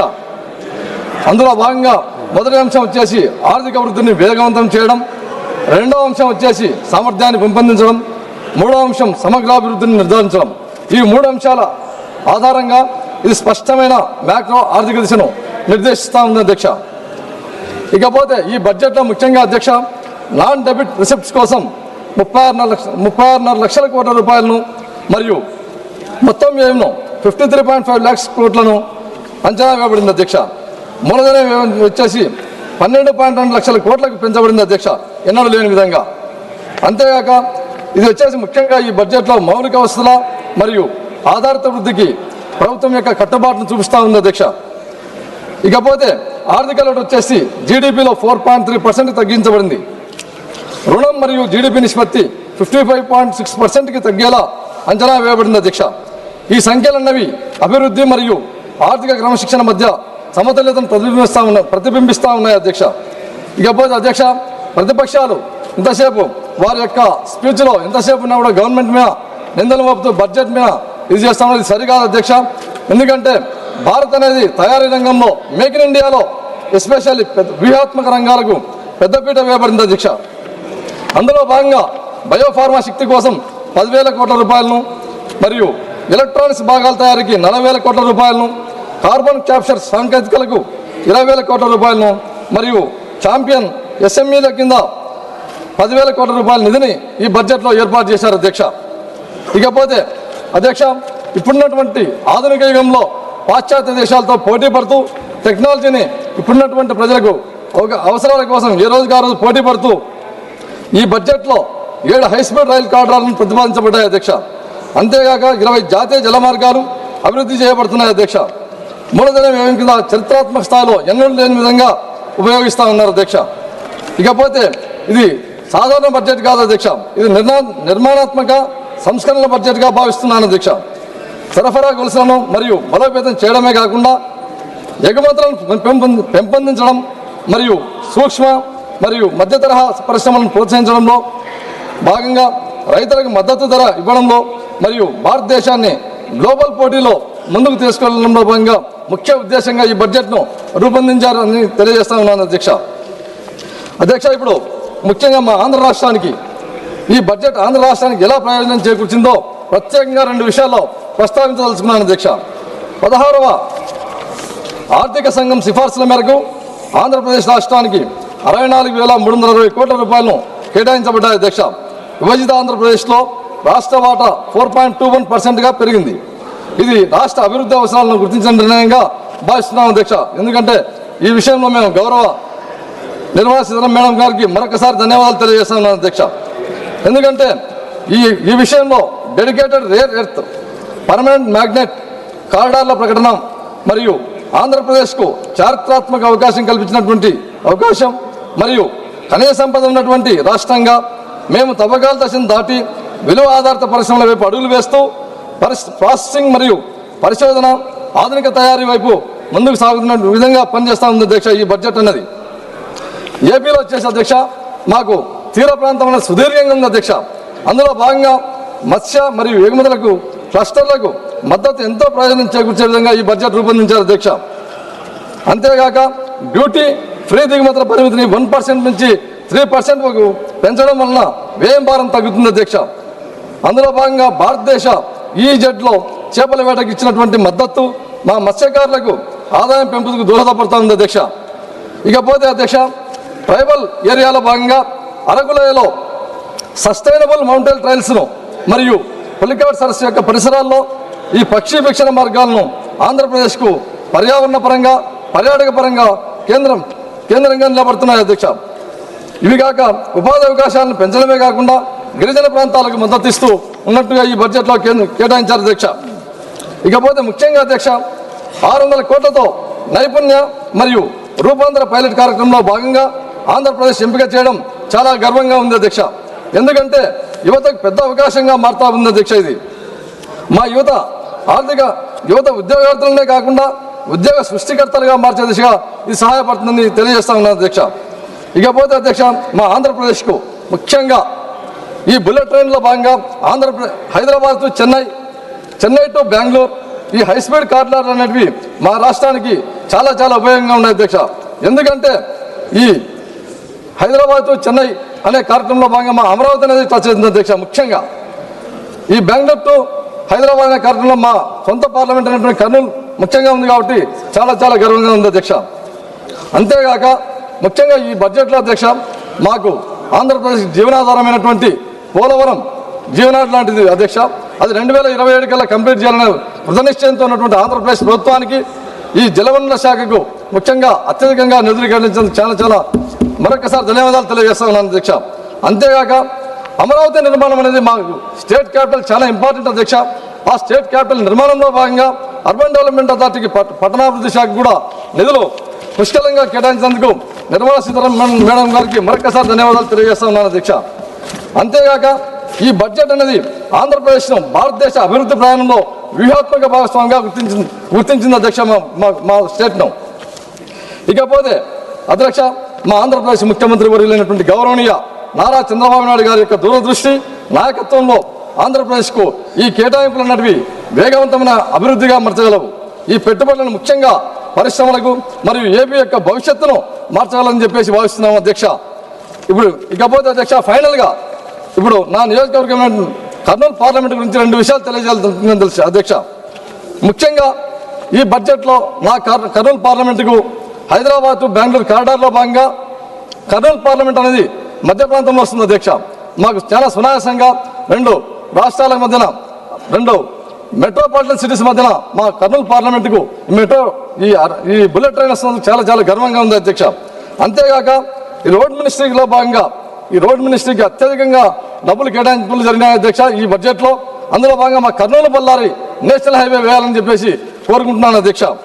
అంతేగాక ముఖ్యంగా అధ్యక్ష గత బడ్జెట్లో మా కర్నూలు ప్రాంతంలో ఓర్వకల్కు ఇండస్ట్రియల్ నోడ్ ఇచ్చినటువంటి గంట కూడా ఎన్డీఏ కూటమి అధ్యక్ష. అందులో భాగంగా మాకు పూర్వోదయ స్కీమ్ కింద ఆ ఓర్వకల్ హబ్లో ఇంటిగ్రేటెడ్ స్టీల్ హబ్స్ ఏర్పాటు చేయాలని చెప్పేసి కోరుకుంటున్నాం అధ్యక్ష. ఎందుకంటే మా అంతా వెనకబడిన ప్రాంతం అధ్యక్ష. ఈ పూర్వ స్కీమ్లో భాగంగా మంత్రాలయం రైల్వే కనెక్టివిటీ కూడా వేయాలని చెప్పేసి ఆశిస్తున్నాం అధ్యక్ష. అంతేగాక ముఖ్యంగా అధ్యక్ష అటల్ భుజన్ యోజన కింద, ఎందుకంటే మా రాయలసీమ ప్రాంతం అంతా చాలా డ్రాఫ్ట్ ఏరియా, ఆ ప్రాంతంలో గ్రౌండ్ వాటర్ డెవలప్ చేయాలంటే అటల్ భుజన్ యోజన పథకం కింద సెలెక్టెడ్ కాబట్టి మా జిల్లాకు ప్రత్యేకంగా నిధులు కేటాయించాలని చెప్పేసి కోరుకుంటున్నాను అధ్యక్ష. రెస్పెక్టెడ్ స్పీకర్ సార్, చివరిగా ముఖ్యంగా మా గౌరవనీయ చంద్రబాబు నాయుడు గారు ఆంధ్రప్రదేశ్ ముఖ్యమంత్రి వర్యుల యొక్క నాయకత్వంలో ఆంధ్రప్రదేశ్ రాష్ట్రం పరిపాలనా సామర్థ్యం మరియు సాంకేతిక దృష్టి మరియు సంస్కరణాత్మక పాలనలో నిరంతరం ముందంజలో నిలిచి ఉంది అధ్యక్ష. అలాగే ప్రధానమంత్రి నరేంద్ర మోడీ గారి యొక్క నాయకత్వంలోని కేంద్ర ప్రభుత్వం మరియు రాష్ట్ర ప్రభుత్వాల మధ్య సమన్వయం ఉన్నప్పుడు డబుల్ ఇంజన్ సర్కార్ ప్రజలకు స్పష్టమైన ఫలితాలని అందిస్తుందని చెప్పేసి తెలియజేసుకుంటూ, నాకు ఈ అవకాశం ఇచ్చినటువంటి స్పీకర్ గారికి మరియు నా కర్నూలు పార్లమెంట్ ప్రజలందరి తరఫున ధన్యవాదాలు తెలియజేస్తూ నా ప్రసంగాన్ని ముగిస్తున్నాను అధ్యక్ష. నమస్కారం అధ్యక్ష. Thank you very much. Next speaker, Sri Anil Desai ji. Thank you, Deputy Chair, sir. Sir, Honorable Finance Minister Srimati Nirmala Sitharaman presented the Union Budget 26-27 in this House on auspicious day of Maghi Purnima. Lot of expectations were there from the Indian population, common people, and all alike.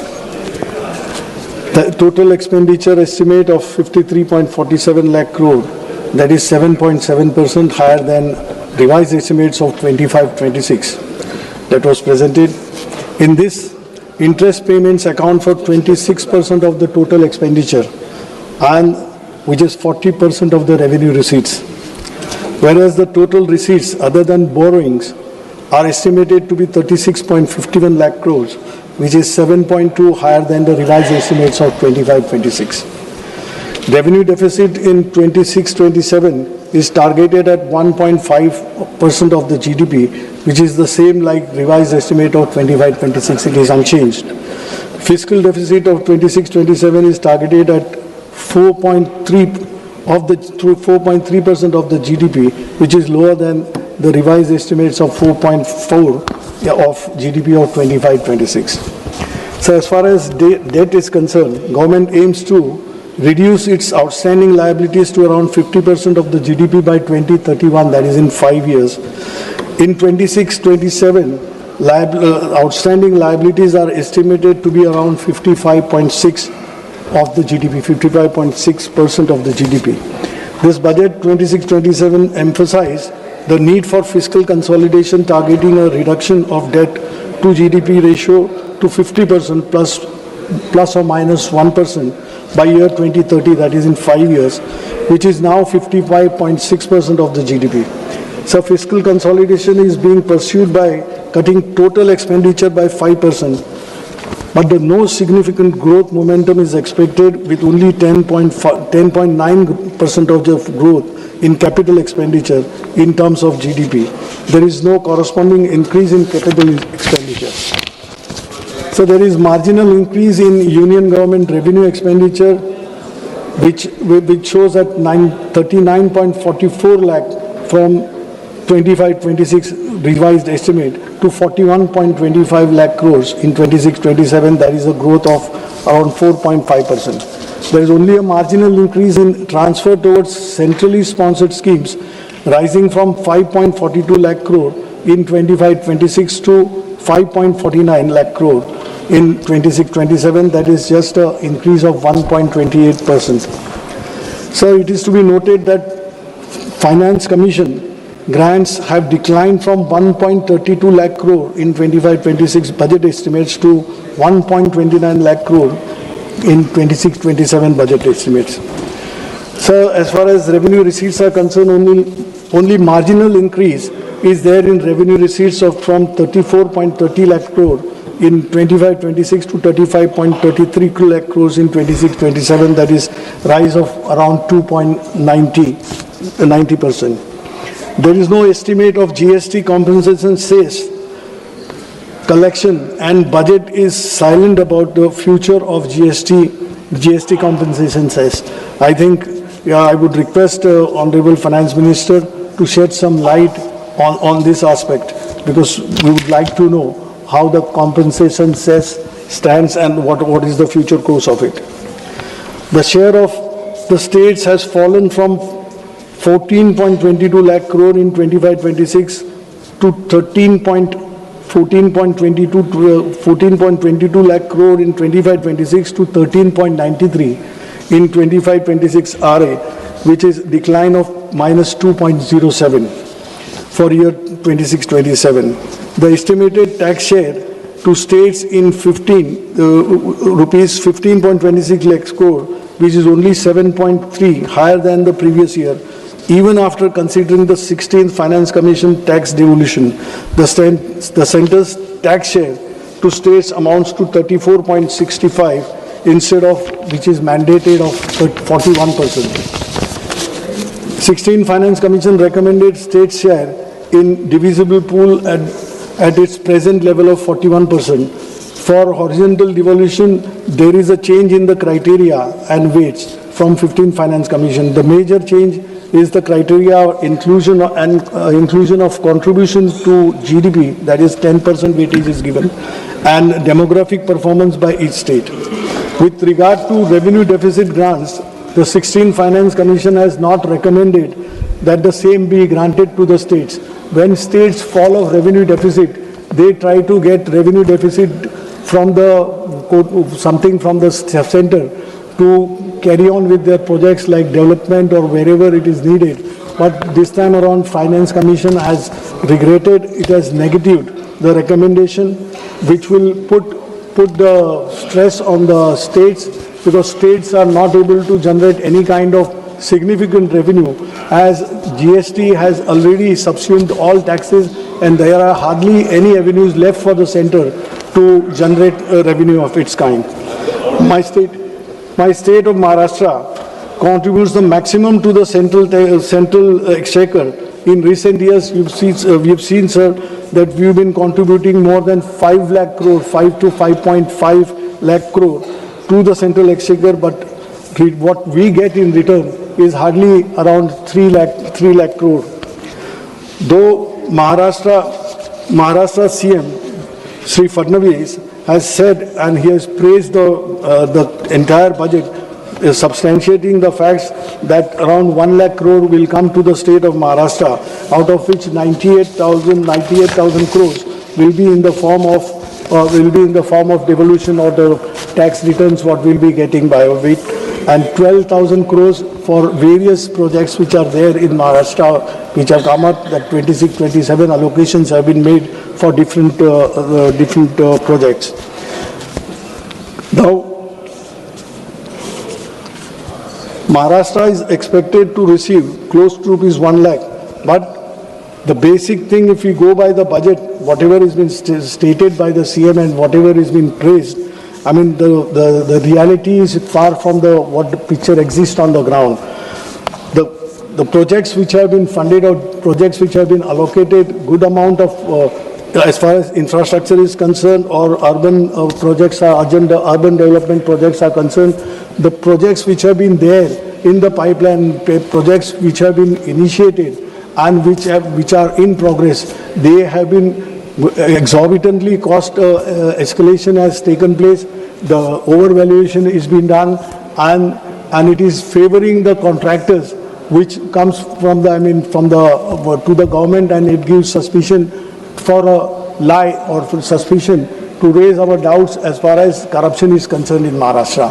So whatever projects which are there, Mumbai-Aurangabad high-speed rail, that is 6,103 crore has been provided for that corridor.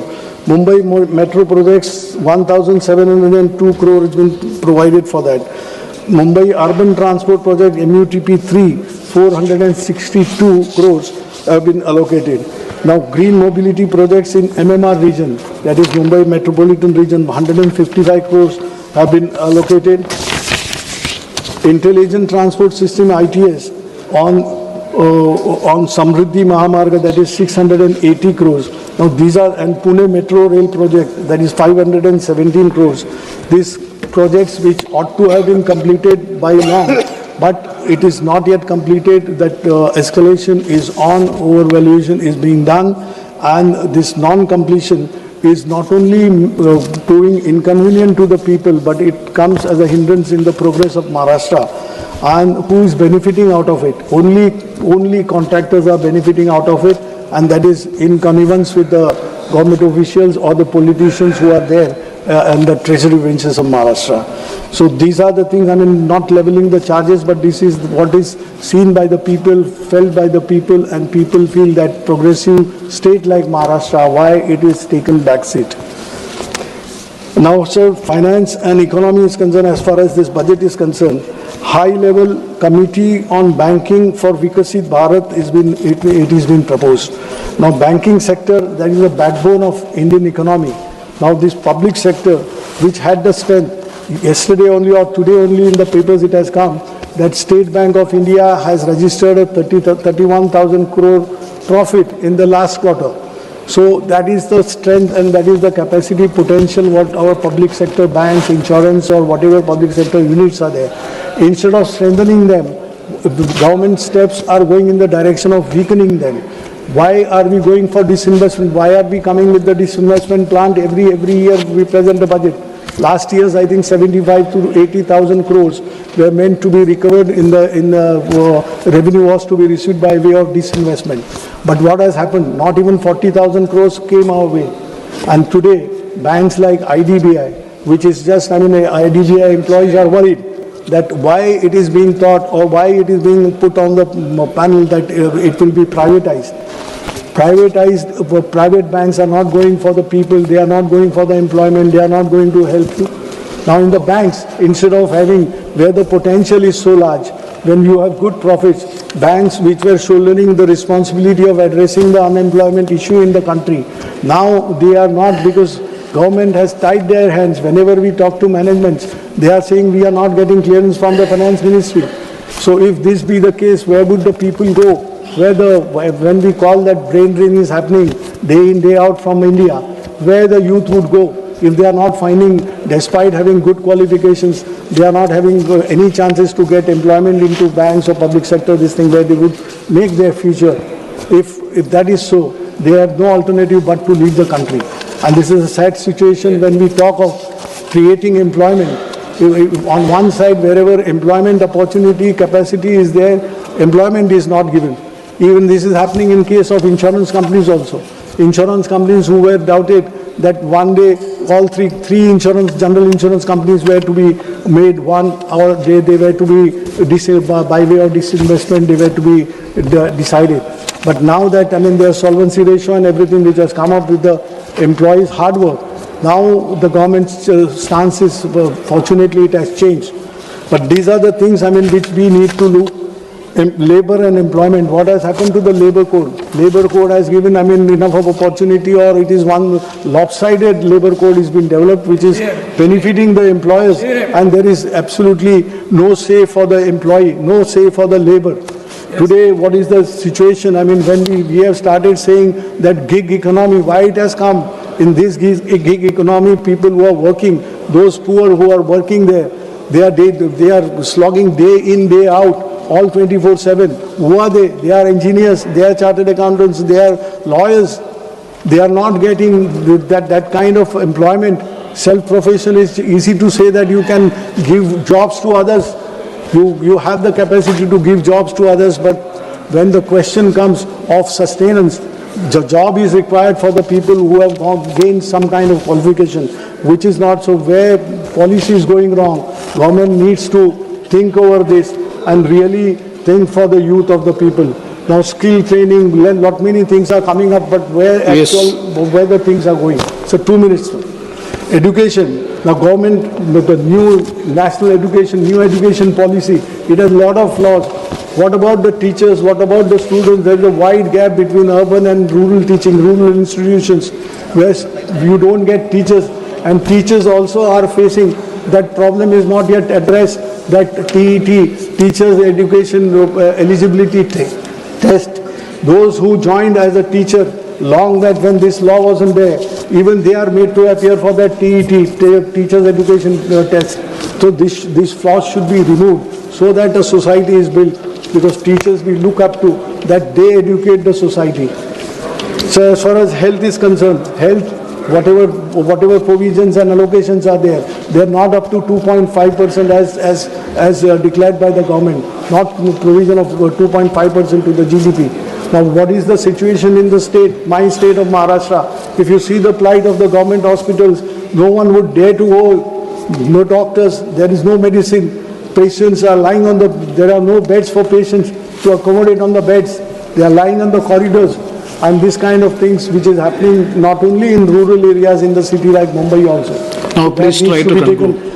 Once. And agriculture, we are giving a 10,000 crore credit line, everything is spelled out, everything is there on the paper, but what is the reality?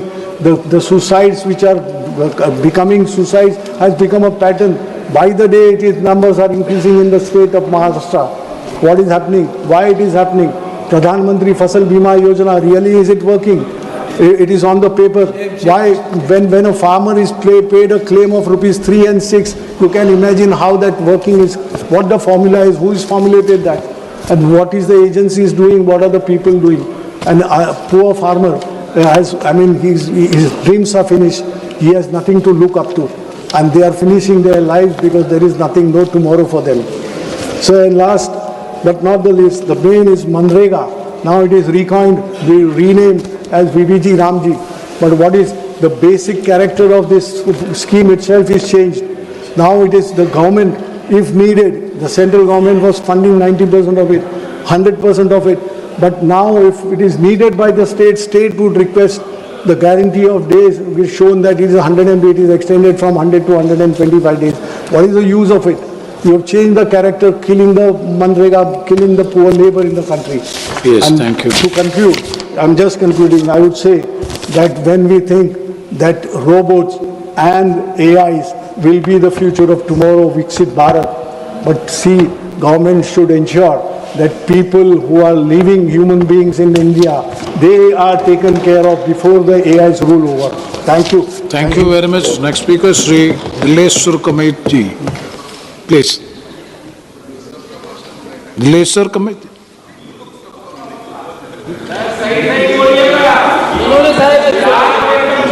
ये वर्ष 2026-27 के आम budget पर चर्चा में भाग लेने का अवसर दिया, इसके लिए आपका बहुत आभार प्रकट करता हूं।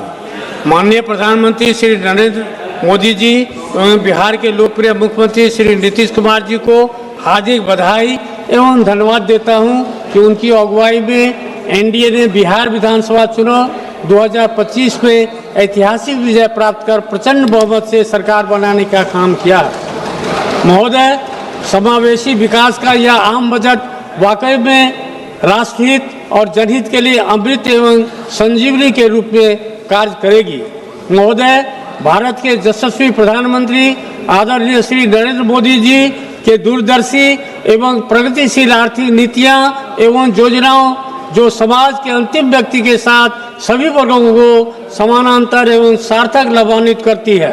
इसके लिए मैं आदरणीय प्रधानमंत्री जी का एवं माननीय वित्त मंत्री जी का हार्दिक आभार व्यक्त करता हूं।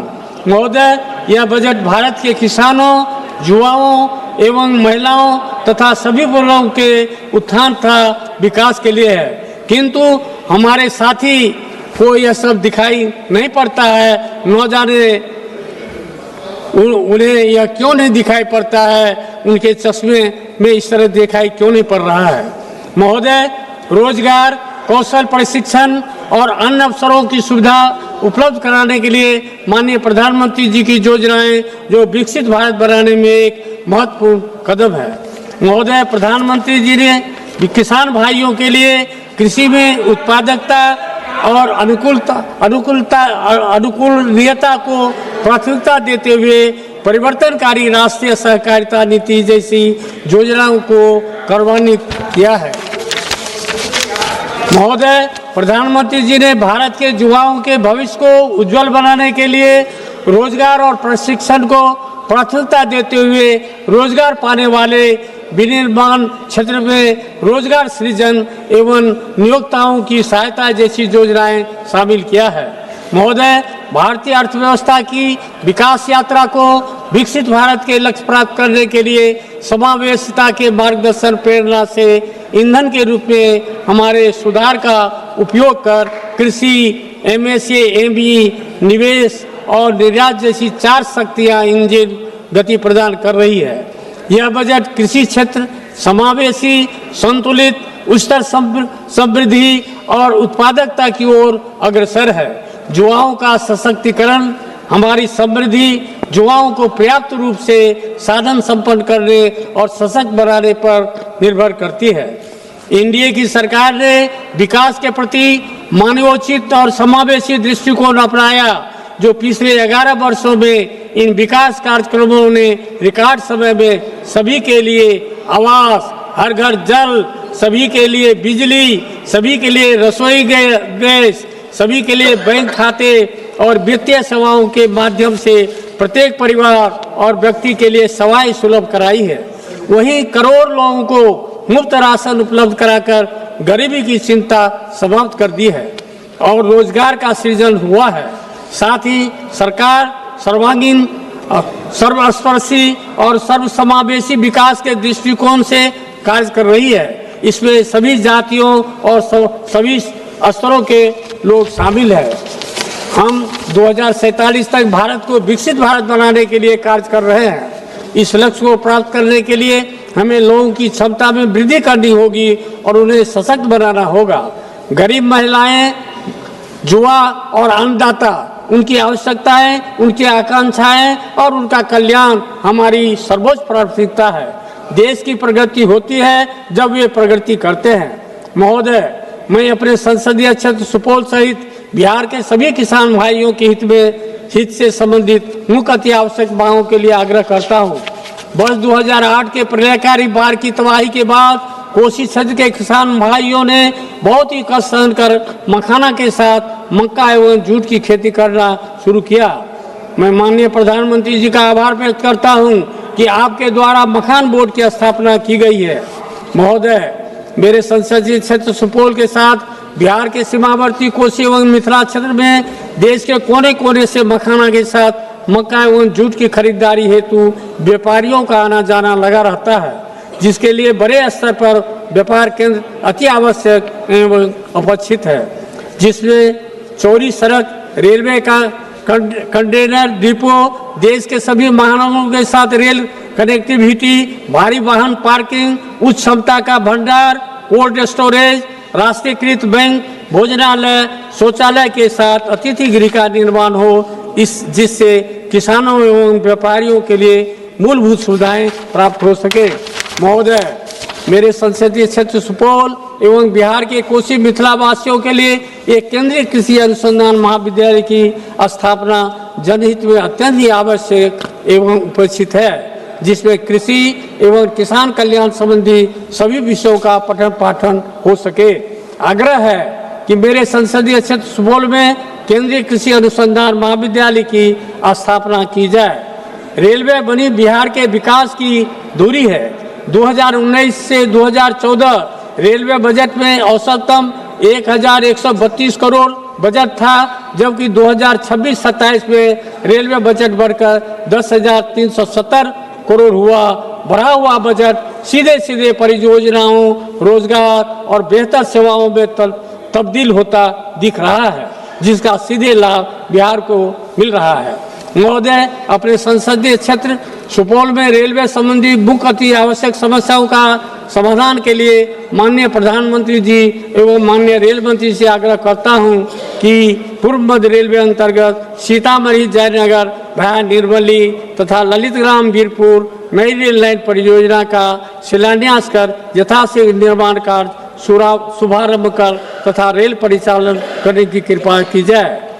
गाड़ी संख्या 15949 और 15950 डिब्रूगढ़ गोमती नगर अमृत भारत एक्सप्रेस का परिचालन गलगलिया अररिया रेलखंड होकर फारबिसगंज सरायगढ़ दरभंगा के रास्ते करने की कृपा की जाए। डिब्रूगढ़ से नई दिल्ली भाया कटिहार बरौनी एवं भाया कटिहार हाजीपुर होकर 3 राजधानी ट्रेन का परिचालन किया जाता है। उन तीनों में से किसी एक राजधानी ट्रेन को नवनिर्मित गलगलिया अररिया रेलखंड होते हुए फारबिसगंज राघोपुर तथा दरभंगा के रूट से परिचालन करने की कृपा की जाए, जिससे बंगाल, बिहार तथा उत्तर प्रदेश के सीमावर्ती क्षेत्रों की जनता को इसका लाभ मिल सके तथा समय एवं दूरी भी कम होगी। छात्रों, युवाओं, किसानों, व्यापारियों तथा शिक्षा, स्वास्थ्य, बाजार, कोर्ट कचहरी की सुविधा के लिए पूर्व मध्य रेलवे के त्रिवेणीगंज से पटना भाया सरायगढ़ दरभंगा होते एक मेल एक्सप्रेस ट्रेन का परिचालन रात्रि में दोनों तरफ से किया जाए। साथ ही सुपौल से सियालदह कलकत्ता के लिए एक नई ट्रेन चलाई जाए, जिसे क्षेत्र के व्यापारियों तथा उस क्षेत्र के सीमावर्ती क्षेत्र के जनता को इसका लाभ मिल सके। बिहार राज्य के सुपौल जिला अंतर्गत NH 387 सुपौल से बरिया मंच होते हुए भाया मरौना एवं मधेपुर होते हुए दरभंगा तक सड़क एवं उक्त सड़क के मध्य कोसी नदी में पुल का निर्माण करने की कृपा की जाए। अध्यक्ष महोदय, विकसित भारत के निर्माण के लिए देश के गरीब, युवा, नारी शक्ति और किसान सशक्त होंगे। सरकार इसके प्रति वचनबद्ध है। इन्हीं शुभकामनाओं के साथ मैं 2026-27 के आम बजट का समर्थन करते हुए बिहार के समस्त जनता एवं जनता दल यूनाइटेड के तरफ से धन्यवाद एवं आभार प्रकट करता हूं। धन्यवाद। धन्यवाद। श्री बजरंग सोनेवानी जी। मुझे आपने बोलने का मौका दे दिया। मैं एनसीपी शरद पवार पार्टी से हूं। आदरणीय शरद पवार साहब से कृपा से मैं ये सभागृह में हूँ। मुझे बहुत खेदजनक बात ये बजट पे बात करते टाइम पे बोलना है कि महाराष्ट्र के वित्त मंत्री ये डेप्यूटी सीएम थे, उनका निधन 14 दिन पहले हो गया। इस सभागृह में सदस्य थे। पहले मैं उनको भावपूर्ण श्रद्धांजलि अर्पण करता हूँ। और माननीय अध्यक्ष जी, मैं सन 2026-27 या अर्थसंकल्पावर बोलण्याची संधी दिल्याबद्दल आपले मनपूर्वक आभारी आहे। महोदय, यावेळच्या अर्थसंकल्पामध्ये सरकारचा कोणता स्पष्ट दृष्टिकोन, ठोस धोरण किंवा देशवासियांसाठी काहीतरी करण्याची ठाम इच्छाशक्ती दिसून येत नाही। हा अर्थसंकल्प घाईघाईत कोणताही सखोल विचार न करता जमिनीवरील वास्तव्याने समजून तयार करण्यात आलेला नाही। नेहमीप्रमाणे यालाही अर्थसंकल्प न म्हणता सरकारचा आणखी एक जुमला बजेट म्हणणे अधिक योग्य होईल। महोदय, मी या सभागृहापुढे काही महत्त्वाचे मुद्दे मांडू इच्छितो। मागील अर्थसंकल्पात मांडलेले मुद्दे यावेळेस केवळ रंगरंगटी करून नव्या स्वरूपात पुन्हा सादर करण्यात आलेले आहेत। महोदय, माननीय अर्थमंत्री महोदयांनी सुधार एक्सप्रेस या संकल्पनेची मोठ्या गाजावाजात घोषणा केली आणि सरकारने 350हून अधिक सुधारणा केल्याचे सांगितले। मात्र 350 सुधारणा नेमक्या कोणत्या याचा तपशील देण्यात आलेला नाही। जीएसटी सोडल्यास कोणताही ठोस सुधारणा झाली हे स्पष्ट होत नाही। जीएसटी सारखा विषय गोरगरिबांना लुटण्याचा विषय जीएसटी मध्ये होतो। जीएसटी मध्ये बरेच काही बदल केले, हे बदल सुद्धा चुकीच्या पद्धतीने आहेत असं माझं मत आहे। महोदय, जीएसटी बाबत सांगायचे झाले तर हा कर घाईघाईत रात्री 12 वाजता घंटानाद करत लागू करण्यात आला। विरोधकांनी वारंवार सूचित केले ही सर्व संबंधित चर्चा करून विचारपूर्वक हा कर लागू करावा, पण सरकारने कोणतीही सूचना मान्य केली नाही। आज सरकार स्वतःच्या चुकीच्या निर्णयामुळे निर्णय झालेल्या अडचणी दुरुस्त करण्याचा प्रयत्न सुधार एक्सप्रेस या नावाखाली करत आहे। माझा सरकारला थेट प्रश्न आहे की तुमच्या चुकीच्या जीएसटी धोरणामुळे ज्या व्यापाऱ्यांचं, उद्योजकांचं आणि सामान्य नागरिकांचं नुकसान झालं, त्या सर्व लोकांना सरकार नुकसान भरपाई देणार आहे का? महोदय, एमएसएमई क्षेत्रासाठी दरवर्षी आश्वासने दिली जातात, पण वास्तव्य असे आहे की काही सरकारच्या काळात लघु मध्यम उद्योग दिवसेंदिवस अडचणीत सापडत आहेत। अनेक छोट्या उद्योग बंद पडण्याच्या मार्गावर आहेत। त्यांना वाचवण्यासाठी सरकारकडे कोणते स्पष्ट धोरण नाही। सरकार याच्यासाठी कुठलीही पावले उचलत नाही, त्याच्यामुळे उद्योजक अडचणीत येत आहेत। आपल्या देशातील उद्योजक सक्षम आहेत, पण सरकारच्या चुकीच्या धोरणामुळे ते आज अडचणीत सापडलेले आहेत. उत्पादन क्षमता असूनही बाजार व्यवस्थेसाठी ठोस धोरण नसल्यामुळे देशाची उत्पादकता कमी होत आहे आणि परिणाम भारत हा फक्त एक मोठा उपभोक्ता देश होत आहे आणि याचा फायदा परदेशी देश घेत आहेत. हीच सरकारची नीती आणि नियत म्हणावी लागेल. माननीय अध्यक्ष महोदय, सरकारने बरेच काही धोरणं राबवले. मागच्या काळामध्ये सरकारने या देशामध्ये साखर उद्योगासाठी इथेनॉल प्रोजेक्ट उभारण्यासाठी इंटरेस्ट सबमिशन स्कीम राबवली आणली. इंटरेस्ट सबमिशन या नावाखाली करोडो रुपयाचे प्रोजेक्ट उद्योजकांनी उभे केले, साखर कारखानदारांनी उभे केले आणि त्याचा परिणाम काय झाला तर मागच्या 2 वर्षापूर्वी 7 डिसेंबर 2023 ला रातोरात एक 2 वळीचं पत्र काढलं आणि सांगितलं इथेनॉल प्रोडक्शन बंद करा. माननीय अध्यक्ष महोदय, आपके माध्यम से मैं अर्थ मंत्री जी के कहना चाहता हूं कि अध्यक्ष अर्थ मंत्री जी ने ये करने से उद्योजक है उनका कितना घाटा हो गया, ये कभी सभागृह को बोलना चाहिए, देशवासियों को बोलना चाहिए. परिणाम क्या हो गया तो ये देश के जो किसान है, किसान का जो माल पैसा मिलने वाला था, किसान का पैसा उनको कम मिल गया क्योंकि ये रातों रात बंद कर दिया. ये बहुत बड़ी बात है. इथेनॉल प्रोजेक्ट 200, 400, 500 करोडचे उभे केले आणि 500 करोडचे इथेनॉल प्रोजेक्ट उभे केले तर त्याचा इंटरेस्ट सबमिशनची जी स्कीम आहे त्याच्या ती बंद तर झालीच, पण त्यांचं जे इंटरेस्ट सबमिशनचं जे पैसे आहेत जे सरकारनं वाटायची जे हमी दिली 2-2, 3-3 वर्ष त्यांचे पैसे मिळत नाहीत. ही सरकारची नियत उद्योजक संपवायची आहे असं माझं मत आहे. त्याच्यामुळे सरकारने त्याच्यावर सुद्धा काहीतरी ठोस पाऊल उचलला पाहिजे. एवढंच नाही तर किसान जे ऊसाचे शेतकरी आहेत, ऊस उत्पादक शेतकऱ्यांसाठी साखरला MSP लागू करायची. दरवर्षी FRP वाढली जाते पण MSP वाढत नाहीये.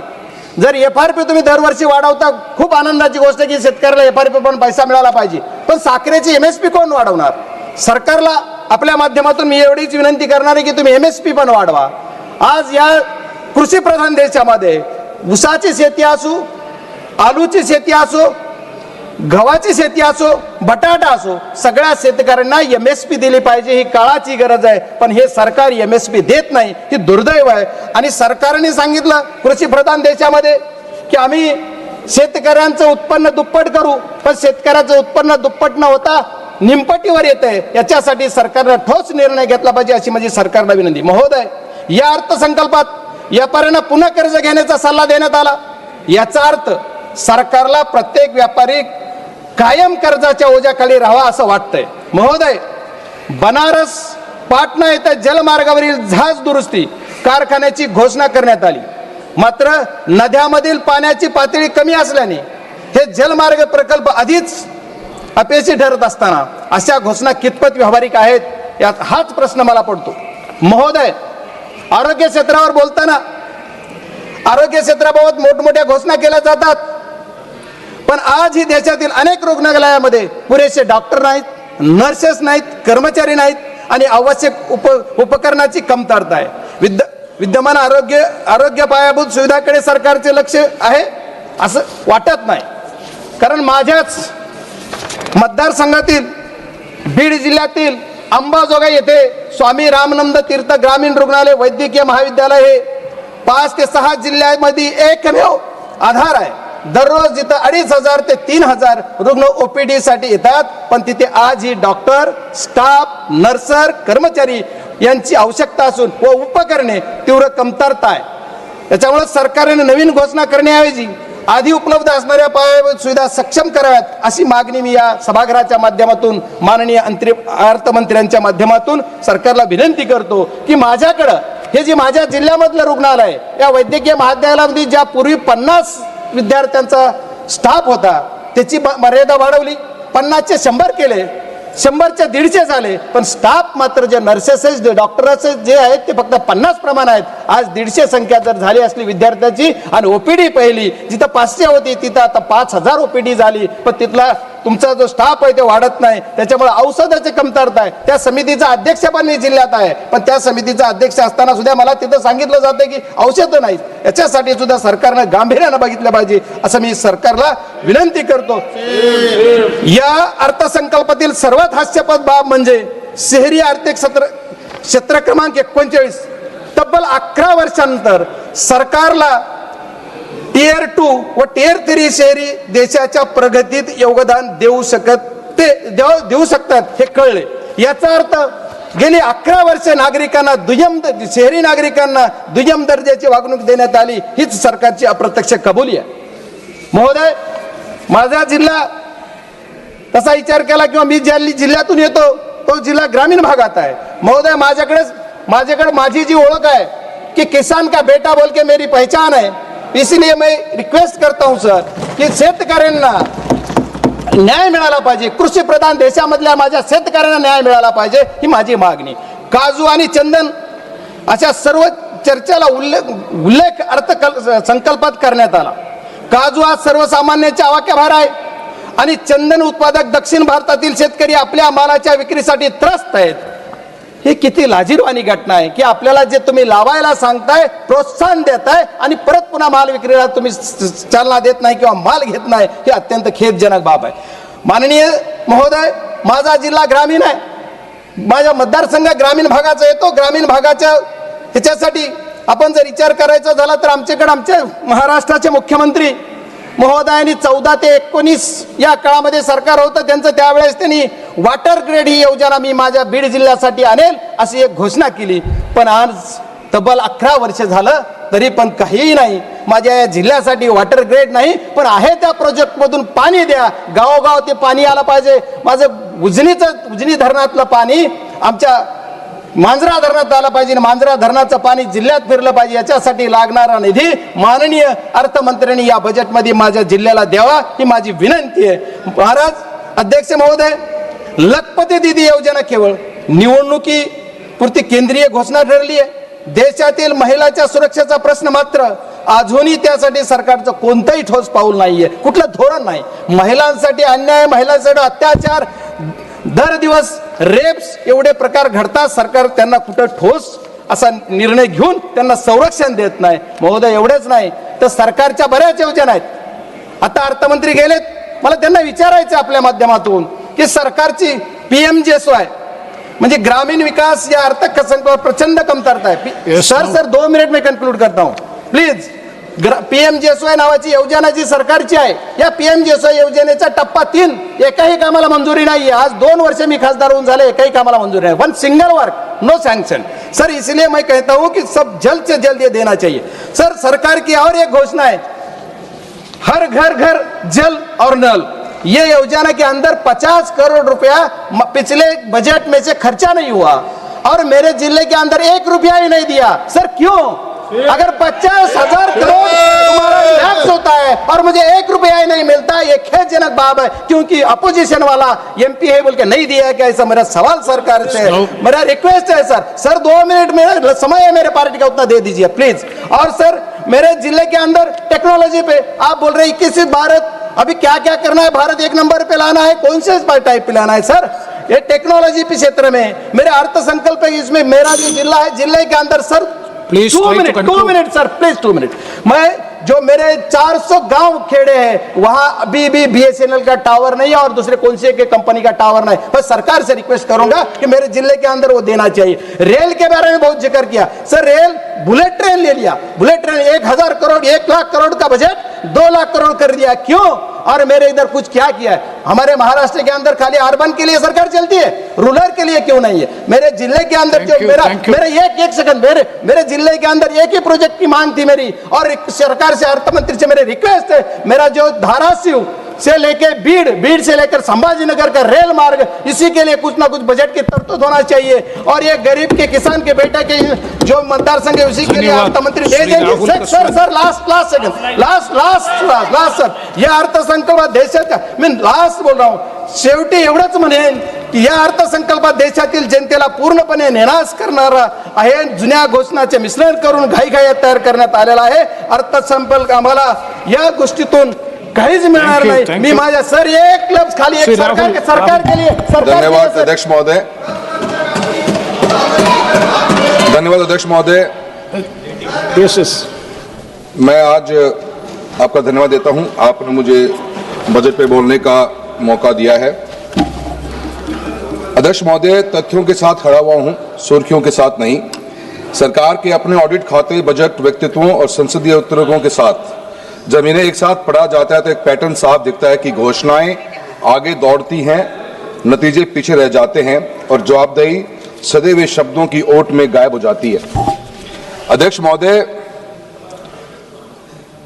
यूनियन बजट 2025-26 में आकर समाप्त होते होते हम सरकार ने फ्लैगशिप स्कीमें, बड़ी बड़ी हेडलाइंस एलोकेशन के जरिए बार बार बेचने की कोशिश करी. पिछले कितने बजटों को चेक करेंगे तो हर बार कुछ न कुछ बजट में नया आता है, पर कोई कंपैरेटिव उसका कोई चार्ट नए पार्लियामेंट में कभी पेश हो पाता है कि क्या स्कीमें लॉन्च हुई और उनका आज पब्लिक एट लार्ज में, फील्ड में उनका क्या इम्पैक्ट रहा है. लेकिन मैं आपको एक स्टार्टिंग शुरुआत करनी चाहूंगा पीएम पोषण स्कीम के साथ में. एक भारत सरकार की बेहतरीन प्रोग्राम ना, अच्छा है, पोषण को हम इंप्रूव करना चाहते हैं और अच्छा एक जिसका गवर्नमेंट ऑफ इंडिया के एक ऑफिशियल अगर आप डैशबोर्ड भी चेक करो तो 21-22 के अंदर इस प्रोजेक्ट के इस स्कीम के लिए जो बजट एस्टीमेट थे वो 11,500 करोड़ पे थे, जबकि एक्चुअल एक्सपेंडिचर 10,000 करोड़ के आसपास ही हुआ. फिर 23-24 में ये 11,600 करोड़ बढ़ा दिया गया, एक्चुअल एक्सपेंडिचर 8,400 करोड़ हुआ. 24-25 में 12,500 करोड़ कर दिया गया, एक्चुअल रिलीज 9,900 करोड़ हुआ. और 25-26 में बजट एस्टीमेट 12,500 करोड़ हुआ और एक्चुअल रिलीज 6,170 करोड़ पे हुआ. सर अध्यक्ष महोदय, मैं कहना चाहता हूं कि सरकार स्कीमों के साथ में जब बजट एस्टीमेट अनाउंस करती है, रिवाइज एस्टीमेट होते हैं मिड ऑफ द ईयर के अंदर, वहां आधा दम तोड़ जाता है और जब ये एक्चुअल में लागू होती हैं तो उनकी हालत और भी दयनीय हो जाती है. और ऐसा ये नहीं कि किसी एक स्कीम के साथ है, अनेकों स्कीम के साथ में है. आज की तारीख में भी जो हम डेटा देते हैं एनएफएचएस का जो डेटा देखेंगे तो हमारी कितनी ही बच्चियां आज की तारीख में हम स्कूलों के अंदर आयरन जिंक की टैबलेट्स दे रहे हैं, एनेमिक बच्चियां हैं. और पीएम पोषण प्रोग्राम की रियलिटी ये है कि गवर्नमेंट ऑफ इंडिया से बजट भी पूरा अपना स्पेंड नहीं हो पा रहा. ऐसे ही आप देखेंगे अनेकों स्कीमें. अभी स्कूल शिक्षा के बारे में बात करते हैं, समग्र शिक्षा एक अभियान चला, उसके अंदर 31,000 करोड़ पे 21-22 में सैंक्शन किए गए, 30,000 भी खर्च नहीं हुए. 23-24 में 37,400 करोड़ सैंक्शन हुए और वो पैसा आज तक खर्च नहीं हुआ. हालत ये है कि राजस्थान के अंदर हाई कोर्ट के ऊपर एक अपना राजस्थान गवर्नमेंट ने अपना वक्तव्य दिया है कि राजस्थान गवर्नमेंट के अंदर 56% ऑफ स्कूल्स के जो रूम्स हैं वो जर्जर हालत में हैं, अनयूजेबल हैं और मेजर रिपेयर्स मांगते हैं. राजस्थान के अंदर एक स्कूल के अंदर बिल्डिंग गिरने से 7 बच्चों की मृत्यु हुई. गवर्नमेंट ऑफ राजस्थान ने आनन फानन के अंदर पूरे स्कूल के राजस्थान के स्कूल्स का डेटा कलेक्ट करवाया और डेटा कलेक्ट करने के बाद मालूम पड़ा कि स्कूल के अंदर 2,83,780 रूम तो ऐसे हैं जो जर्जर हालत में हैं और उनके पास में उनमें कमरों में बैठने की बच्चों की स्थिति नहीं है. और 2,19,000 ऐसे कमरे हैं जिनको मेजर रिपेयर वर्क्स चाहिए. और गवर्नमेंट और हाई कोर्ट ने साथ साथ में ये भी कहा और एक रिपोर्ट जो सामने आई कि गर्ल्स राजस्थान के स्कूलों में पानी कम इसलिए पीती हैं क्योंकि राजस्थान में वर्किंग टॉयलेट्स तक नहीं. और समग्र शिक्षा अभियान की हालत यह है कि उसके लिए बजट नहीं. मेरी कॉन्स्टिट्यूएंसी अकेले में 1,600 से ऊपर कमरों की रिक्वायरमेंट्स है सर, पर गवर्नमेंट के पास में कहीं कोई पैसा नहीं. स्टेट सब्जेक्ट, सेंट्रल सब्जेक्ट के ऊपर बात घूमती रह जाती है. ऐसे कितने स्कूल हैं सर, चूरू लोकसभा क्षेत्र से आता हूं, 50 डिग्री का टेम्परेचर टच करता है, आज भी बच्चे बाहर पेड़ के नीचे पढ़ने को मजबूर हैं. पर सरकार के पास में विकसित भारत का विजन के अंदर बच्चों के लिए कोई विजन नजर नहीं आता कि कैसे ये बच्चे पढ़ेंगे, कैसे ये बच्चों के स्कूल की प्रॉपर रूम्स मिलेंगी. ये हालत समग्र शिक्षा अभियान की है. अभी सरकार ने बहुत अच्छा एक नया अनाउंसमेंट किया है. हर बार अनाउंसमेंट होता है, अभी इस बार के बजट में एवीजीसी कंटेंट क्रिएटर लैब्स खोली जाएंगी, animated visual effects, gaming and comics की लैब्स खोली जाएंगी. 15,000 लैब्स खोली जाएंगी, बड़ी अच्छी उम्मीद है. पर कहां से इनकी हम ट्रेनर्स कहां से लेके आएंगे, ट्रेनर्स को हम स्किलिंग कैसे देंगे, कैसे इनके इक्विपमेंट्स आएंगे, कौन रख रखाव करेगा. अटल टिंकरिंग लैब्स खुली, आज उनका असेसमेंट कहीं हमारे पास में नहीं है. अनाउंसमेंट के बाद में अनाउंसमेंट है पर कहीं भी ये चीज समझ में नहीं आता कि कैसे स्कूली शिक्षा के अंदर आगे बढ़े। सर, राजस्थान के अंदर हालत तो ये है कि आज की तारीख में मेरी कॉन्स्टिट्यूंसी में 83% स्कूल्स में हम बच्चों को आर्ट्स पढ़ा रहे हैं, मात्र 17% ऑफ स्कूल्स, गवर्नमेंट स्कूल्स में सिर्फ साइंस और कॉमर्स है। उन 17% स्कूलों में से 53% स्कूलों के पास में कोई वर्किंग लेबोरेटरीज नहीं है। कौन सा बच्चा, डिजिटल एज की हम बात करते हैं, हम एआई टेक्नोलॉजी की बात कर रहे हैं, कैसे बच्चे तैयार होंगे? शिक्षा के प्रति सरकार की इतनी जबरदस्त उदासीनता है जिसके बारे में जितना बोला जाए उतना कम। जवाहरलाल नेहरू जी ने इस देश के अंदर 1960s में एक स्कूल का कॉन्सेप्ट क्रिएट किया, केंद्रीय विद्यालय, नवोदय विद्यालय। इनकी सक्सेस रेट आज भी 95-97% से ऊपर जाती है, पर इस सरकार की उदासीनता के कारण आप देखो कि पिछले अभी ऑफिशियल डेटा के अनुसार केंद्रीय विद्यालय में और नवोदय विद्यालय में 12,000 से अधिक टेक्निकल पोस्ट वैकेंट पड़ी हुई हैं। बच्चों के एडमिशन्स घटते जा रहे हैं, जहां 1,95,000 20-21 के अंदर बच्चे केवी में एडमिशन लेके बैठे हुए थे, आज वो फिगर घटते घटते हमारा 1,39,000 के ऊपर आ गया है। यही हालत हमारे नवोदय स्कूल्स की है। मेरा प्रधानमंत्री कौशल विकास योजना के बारे में बात करी, उनकी स्थिति क्या है?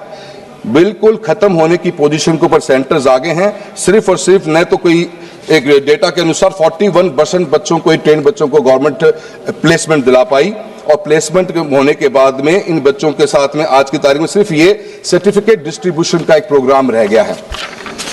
अनेकों ऐसी समस्या, अभी पीएम इंटर्नशिप की बात कर लीजिए, तो पिछली बार बहुत हा हुल्ला के साथ में स्कीम लॉन्च करी गई और 10,831 करोड़ रुपए का बजट भी सैंक्शन किया गया, पर रिवाइज एस्टीमेट देखिए 526 करोड़। 10,000 की अनाउंसमेंट के बाद में 526 करोड़ रुपए का ही बजट सैंक्शन हुआ, और इस साल 4788 करोड़ रुपए की बात करी गई है। यही हालत एआई मिशन की है। 2000 का budget estimate 800 crore, revise estimate इस बार फिर 1000 करोड़। तो शिक्षा के प्रति सरकार की उदासीनता, और मैं ये मानता हूं कि मैं सरकार से निवेदन भी करना चाहूंगा, वित्त मंत्री महोदय बैठी हुई हैं, मैम, स्कूल एजुकेशन में हमारे कॉन्स्टिट्यूएंसीज राजस्थान जैसे में बहुत समय बाद में एनरोलमेंट्स बहुत बड़े हैं, but we are lacking basic infrastructure, and the basic infrastructure needed to be funded by someone. As a मैं पार्लियामेंट्री अपनी कॉन्स्टिट्यूएंसी में घूम रहा हूं, तो एक ही डिमांड है स्कूल में रूम्स की। रूम्स लाए कहां से? 1800 रूम्स की रिक्वायरमेंट मेरी कॉन्स्टिट्यूएंसी में है, पर there is no way out. State के पास पैसा नहीं, सेंटर पे आते तो स्कीम नहीं। कुछ अलॉटमेंट्स होती हैं, I can't deny that, but the allotment has to be increase to a substantial number where the people, students can at least sit in the class. That is my point to you, I would like to address for the education. इसके बारे में sir वहां पे भी नहीं बोलने दे रहे, यहाँ पे भी नहीं बोलने दे रहे हो, कहीं तो बोलने दो। सर, जल जीवन मिशन के बारे में बात चली है। 67,000 करोड़ रुपए का प्रस्ताव बजट एस्टीमेट में था हमारे BE 25-26 के अंदर। रिवाइज एस्टीमेट 17,000 करोड़ रुपए को। इसका मतलब 50,000 करोड़ रुपए का हम जो बजट खर्च नहीं कर पाए, या बजट को हमने चेंज करने की कोशिश करी। हालत राजस्थान की यह है कि राजस्थान के अंदर आज भी पीने की पानी की व्यवस्था नहीं। आज मेरी कॉन्स्टिट्यूएंसी के अंदर भी, राजस्थान में ऐसे कितने ही टेंडर्स हैं जो जल जीवन मिशन के ओपन तक नहीं हो पाए हैं। आज की तारीख में अवार्ड हुए वर्क 2021 के अंदर, और उनका डेविएशन आ गया 500 करोड़ के प्रोजेक्ट में 70 करोड़ रुपए का डेविएशन आ गया, और उस डेविएशन के अंदर आज सरकार के पास 2 साल से फाइल पड़ी हुई है, पर सरकार के पास 70 करोड़ रुपए नहीं है। अभी किसान हमारे रतनपुरा के धरने पे बैठे हुए थे, और उनको पीने के पानी की सरकार के पास में कोई सिस्टम नहीं। जल जीवन मिशन को बंद करने का काम कर दिया गया है। कहीं सरकार हाथ पे हाथ रख के बैठ गई है, पानी के लिए पैसा देने के पास सरकार के पास कोई विजन नहीं। और ऐसे प्रोजेक्ट्स हैं जहां पे अभी तक उन प्रोजेक्ट्स को सैंक्शनिंग करने के लिए फाइल 2 साल से ऑफिसर्स के पास पड़ी है। निशिकांत जी, आपसे निवेदन करेंगे कि आप भी बोलिए कि जल जीवन मिशन के प्रोजेक्ट को जो 21 से स्टार्ट हुए आज तक कंप्लीट नहीं हो पा रहे। मैं सरकार से प्रधानमंत्री ग्रामीण सड़क योजना की बात करता हूं। 19,000 करोड़ रुपए का सैंक्शन की थी, फिर 11,000 रुपए बजट एस्टीमेट को रिवाइज करके रिवाइज एस्टीमेट में 11,000 करोड़ रुपए लेके आ गए। आज भी प्रधानमंत्री ग्रामीण सड़क योजना का जो फोर्थ फेज चल रहा है, उसमें सिर्फ बचे हुए गांवों की रिक्वायरमेंट नहीं रही है मंत्री महोदय। गांव की रिक्वायरमेंट ये रहेगी कि आज पंचायतें इतनी बन गई कि पंचायत से गांव जुड़े कैसे। राजस्थान के अंदर गांवों की, हिंदुस्तान में भी मैं मानता हूं कि एक गांव से दूसरे गांव, एटलीस्ट अपने गांव से पंचायत हेडक्वार्टर तक जोड़ने का भी प्रावधान होना चाहिए। और जो एग्जिस्टिंग रोड्स पहले बनी हुई थी, जो फेज 3 में थी, जहां पे आप रोड का चौड़ाईकरण कर रहे थे, उन रोड्स को भी शामिल करने की बात करिए। मैं मनरेगा के बारे में बात करूंगा। मनरेगा के अंदर आपने ये बात कही है कि 40% शेयर वीबीजी रामजी बिल के अंदर 40% शेयर स्टेट गवर्नमेंट देगी। अध्यक्ष महोदय, राजस्थान की सरकार ने पिछले साल 4800 करोड़ रुपए नरेगा में खर्च करे। राजस्थान गवर्नमेंट अपने basic day to day expenditure के लिए भी लोन लेना पड़ता है। क्या राजस्थान की सरकार 2000 करोड़ रुपए अपनी जेब से दे पाएगी? मनरेगा की शुरुआत, खात्मे की शुरुआत हुई है इस नए बिल के साथ में। जो एक आखिरी व्यक्ति गांव में बैठा हुआ था, उसको पीने की, उसको जो काम हो, उसको रोजगार मिलता था, उस रोजगार को छीनने का काम एक सरकार करने जा रही है। मैं जल जीवन मिशन के साथ में सिंचाई के पानी की बात करता हूं। आज की तारीख में भी एक हाल ही में जो रिपोर्ट नहीं आई है, एनवायरमेंट एंड वाटर की एक इंडिपेंडेंट स्टडी के अनुसार इंडिया की treated water, waste water rescue capacity अभी बहुत कम है और सिर्फ 10 स्टेट्स के पास फॉर्मल रीयूज पॉलिसी है, जबकि ट्रीटेड वेस्ट वाटर 2050 तक दिल्ली के क्षेत्रफल के 26 गुना के बराबर की क्षेत्र की सिंचाई कर सकता है और वास्तविक आर्थिक मूल्य पैदा कर सकता है। फिर भी इस सदन का कोई नेशनल प्लान नहीं दिखाई गया, न टाइमलाइन, न बजट, न टारगेट्स, ताकि वेस्ट वाटर को भी कैसे रीयूज किया जाए, वाटर स्कैरिसिटी को केंद्रीय स्तंभ बनाया जा सके। क्यों नहीं हम वेस्ट वाटर जो सचमुच बहकर बर्बाद हो रहा है का उपयोग करें? क्यों नहीं कर सकते, जबकि वह खेतों की सिंचाई कर सकता है? Rahul ji, I was allotted 10 minutes, sir. Only 3 minutes, sir. Already 11 minutes over. Sir, another 2 minutes, sir. Sir, मेरा सरकार से ये कहना है, हम ईस्टर्न हमारा जो पानी है, जो आज की तारीख में हरीके बराज से हमारी तीनों नदियों का पानी इंटरनेशनल बॉर्डर क्रॉस करता है, 2 MAF पानी जिसकी कैपेसिटी 10 से 15 लाख हेक्टेयर जमीन को सिंचित करने की है, उसके ऊपर सरकार की कोई अनाउंसमेंट नहीं है। इरिगेशन के अंदर, इरिगेशन के ऊपर अनाउंसमेंट होती, हम एक तरफ 50 लाख टन दलहन और तिलहन विदेशों से इंपोर्ट कर रहे हैं और एक तरफ हमने इरिगेशन के लिए कोई भी बजट सैंक्शन नहीं किया है। मेरी सरकार से गुजारिश है कि राजस्थान, नॉर्थ वेस्ट राजस्थान, जहां पे हमारा नागौर, चूरू, झुंझुनू और बाड़मेर, बीकानेर से क्षेत्र, जहां पे इतना बड़ा लैंड मास पड़ा हुआ है, अगर इरिगेशन की फैसिलिटी मिलेगी तो उनके बहुत बड़ा उसका फायदा मिलेगा और इरिगेशन के ऊपर गवर्नमेंट का फोकस करना। सर लास्ट 2 पॉइंट करना चाहूंगा sir. Yes sir 2 minute sir, मैं वहीं से आ रहा हूं सर जहां से आप बोल रहे हो। राष्ट्रीय राजमार्गों की बात करूंगा सर नेशनल हाईवे के अंदर हर साल बजट बढ़ रहा है, पर सर हम हमारे स्टेट्स जो हाईवेज हैं उनकी ओवर कैपेसिटी हमारी यूटिलाइजेशन हो रही है, स्ट्रेस बढ़ता जा रहा है। सर डिजाइन जो हाईवे की, सर एक एग्जांपल देता हूं, जयपुर से लेकर किशनगढ़ का हाईवे राजस्थान के अंदर है सर, 50,000 PCU के लिए डिजाइन हाईवे आज 1,26,000 PCU पे वो कर रहा है। आए दिन एक्सीडेंट होते हैं, अभी पिछली बार इलीगल कट्स पे एक्सीडेंट होने पर 100 से ऊपर लोगों की जान गई। सर सरकार के पास में नए हाईवेज के लिए कोई प्लान नजर नहीं आ रहा। राजस्थान को सर इस बजट में राजस्थान का नाम तक भी नहीं लिया गया। सर रेलवेज के लिए कहना चाहूंगा, न्यू रेलवे लाइंस के लिए बजट एस्टिमेट 32,000 करोड़ रुपए का था, 30,000 करोड़ खर्च करे। सर मेरी लोकसभा कॉन्स्टिट्यूएंसी चूरू के अंदर सर सीकर से नोखा, खाटू श्याम जी से करनी माता वाया मुकाम नोखा बिदासर होते हुए सरदार शहर से नौहर, सरदार शहर से मांगड़ और साधुपुर तारानगर गजसिंहपुर की रेलवे की लाइन की डिमांड बहुत ज्यादा है। मैम हर बार जब हम सर्वे करवाते हैं ROI नेगेटिव आती है। राजस्थान में फ्रेट नहीं है, so there has to be some viability gap funding kind of stuff. Rahul ji, next speaker Shrimati मैं आखिर में last sentence sir please sir, आपने बिल्कुल बोलने नहीं दिया सर। बोल भाई, अब बोलिए ना सर निशिकांत जी हमेशा डिस्टर्ब करते हैं, सर सभी को करते हैं, आप मुझे भी कर रहे हैं। सर डॉक्टर साहब बैठिए, डॉक्टर साहब बैठिए। सर वादों की दुकान सस्ती रही हर साल, पर गरीब की थाली रही खाली की खाली। कागज पर चमकते हजार, कागज पर सपने चमकते हजार, जमीन पर मगर सिसकता परिवार। पिछले बजट के हिसाब नहीं और इस बजट पर विश्वास नहीं, राजस्थान का हिस्सा नहीं तो विकसित भारत सिर्फ एक नारा है और एक नारा ही रहेगा। धन्यवाद। Madam ji, Purandeswari ji.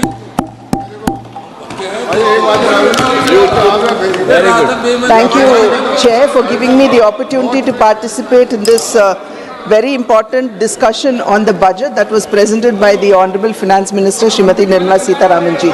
Sir, I would first like to begin by congratulating her on her 9th consecutive budget that she had presented in the Parliament. Sir, the budget gives us a clear message about India's long-term priorities, and it also emphatically states, sir, where India intends to position herself in the unfurling global economic scenario. Sir, it also clearly states that the budget intends to balance growth and macro stability. So the challenge before the Honorable Finance Minister, as she was charting out the budget, was that she had to ensure momentum alongside building resilience. Sir, we had a growth of around a GDP of around 7%, inflation being low, and a fiscal deficit in the right direction. This was the momentum that was there in the country, sir, but we needed to build our resilience against the global trade, which was in a flux. Sir, the fiscal deficit of 4.3%, which is marginally lower than the 4.4%, only emphasizes that the focus of the finance minister has been on continuity rather than ambition. So since the pandemic, the slow rate of fiscal deficit reduction, sir, it only highlights that the focus has been on stability rather than dramatic consolidation. With the global uncertainty looming large and also the rupee under pressure, the budget, sir, that was presented is nothing short of prudent macroeconomics. Sir, above all of this, the real story is in the increase of allocation for capex at 12.2 lakh crores as against the 11.2 lakh crore, which is about 4.4% of the GDP. And this clearly underlines, sir, that the focus is on investments rather than consumption subsidies. This is what we would call fiscal prudence over populism. Sir, the EU trade or the European Union Free Trade Agreement would most probably come into operation by 2027, and we also have the US tariff uncertainties looming large. Sir, under these circumstances, we need to build our domestic capacities to protect our country from from supply chain disruptions. Sir, against this backdrop, the industrial strategy that has been spelled out in the budget, sir, reveals a resolve to move up the value chain. It could be the 10,000 crore allocation for the Biopharma Shakti initiative, or the 40,000 crore allocation for the electronic component manufacturing, or this India's semiconductor mission 2.0. They together emphasize, sir, that India would want to become Atmanirbhar or self-reliant in these strategic sectors on which India was until now import dependent. Sir, there is also renewed emphasis on service sector, and we know that the contribution of service sector to our GDP is around 55%, and it dominates our exports as well. So common safe harbor margins of 15.5% and the threshold enhancement from 300 to 2,000 crores only emphasizes that India's software, they still remain a reliable foreign exchange earners. So the proposed Education to Employment and Enterprise Standing Committee aiming at 10% of the global service market underscores this, and the expansion of Ayush and Khelo India mission only reveal the intent of extending or diversifying service exports beyond technology. Sir, there has also been emphasis on rare earth mineral corridors. Today, sir, we are faced with an external environment in which trade as well as multilateralism is in danger, and access to supply chains are being disrupted. Hence, sir, we need to strengthen, if not protect ourselves against these external shocks. Therefore, the manufacturing of rare earth permanent magnets, or REPM, is vital to meet our upstream industries, growing demands of the upstream industries like electronics, electric vehicles, aerospace, defense, and the likes. So the need for securing our supply chain arose when China, the world's largest, if not the only supplier of REPM, curbed its exports, giving rise to global shortage and disrupting industries. So this shock not only emphasized this shock emphasized the need for indigenization. And today, by indigenizing REPM, India could position herself as a global hub of sustainable manufacturing. So the proposed scrapping of custom duty on monazite from the present 2.5% is a welcome measure, because this would only attract more investments in REPM and also improve the employment opportunities for our own children. So the states in which monazite is largely found is Kerala, Tamil Nadu, Andhra Pradesh, Orissa, Jharkhand, Maharashtra, Gujarat and West Bengal, with Andhra Pradesh, Kerala, Tamil Nadu and Orissa contributing 89% of the 12.73 million ton monazite reserves in our country. Sir, I would only request the Honorable Finance Minister here, sir, that we would need to work closely with the states for the single window clearances as well as land subsidies, because this is largely in the control of the states, and this would also hasten and quicken investments into our country in REPM. Alongside, sir, I would also request the Honorable Finance Minister to consider applying PLI or performance-linked incentives for the mining of rare earth minerals, because as the very name states, sir, they are rare earth minerals, and we need our efficacy to improve in mining of rare earth minerals, and also apply PLI to REPMs too. So the budget further, sir, it simplifies customs tariff by rationalizing exemptions and focusing on effective rates. So the ripple effect of this would be that our domestic manufacturing sector would be strengthened and our exports would improve. So customs today are moving towards trust-based, digitally AI-assisted framework, marking a significant stride towards ease of doing business. So the targeted exemptions, sir, and process reforms, they aim at reducing the input costs that would improve certainty for long gestation and capital incentive projects.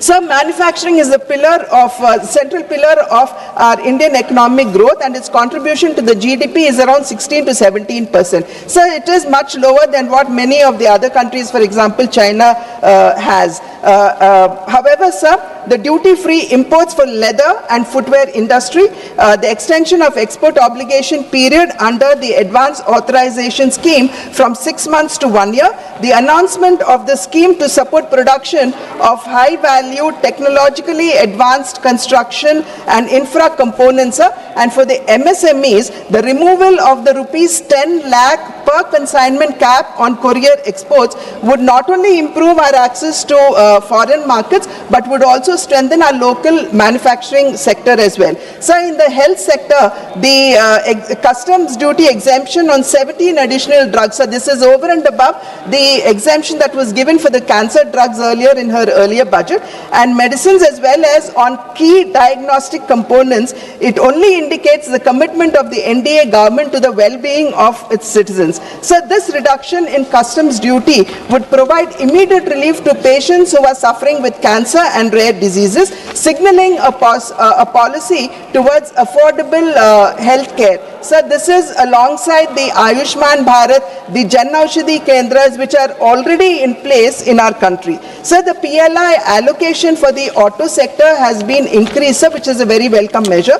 But I would also appeal to the Honorable FM to reconsider the 45% increase, reduction in the PLI for the lithium-ion cells, because this is rather important. So the exclusive economic zones, or the EEZ, they span about 2.3 million kilometers in the Indian Ocean, and making fish caught in the EEZ duty-free will not only reduce operational costs, but would also recognize the fish catch as Indian catch, and if it lands on other shores, then it would be considered as exports. Many countries, sir, like US and China, they actually follow this route, and this would actually unlock the economic potential of our country's marine resources. So this would also, beyond boosting deep sea fishing, facilitate harvesting high value fish like tuna, marlin, sailfish and the likes. Presently, sir, Indian fishing vessels, they are not well equipped for long distance operations,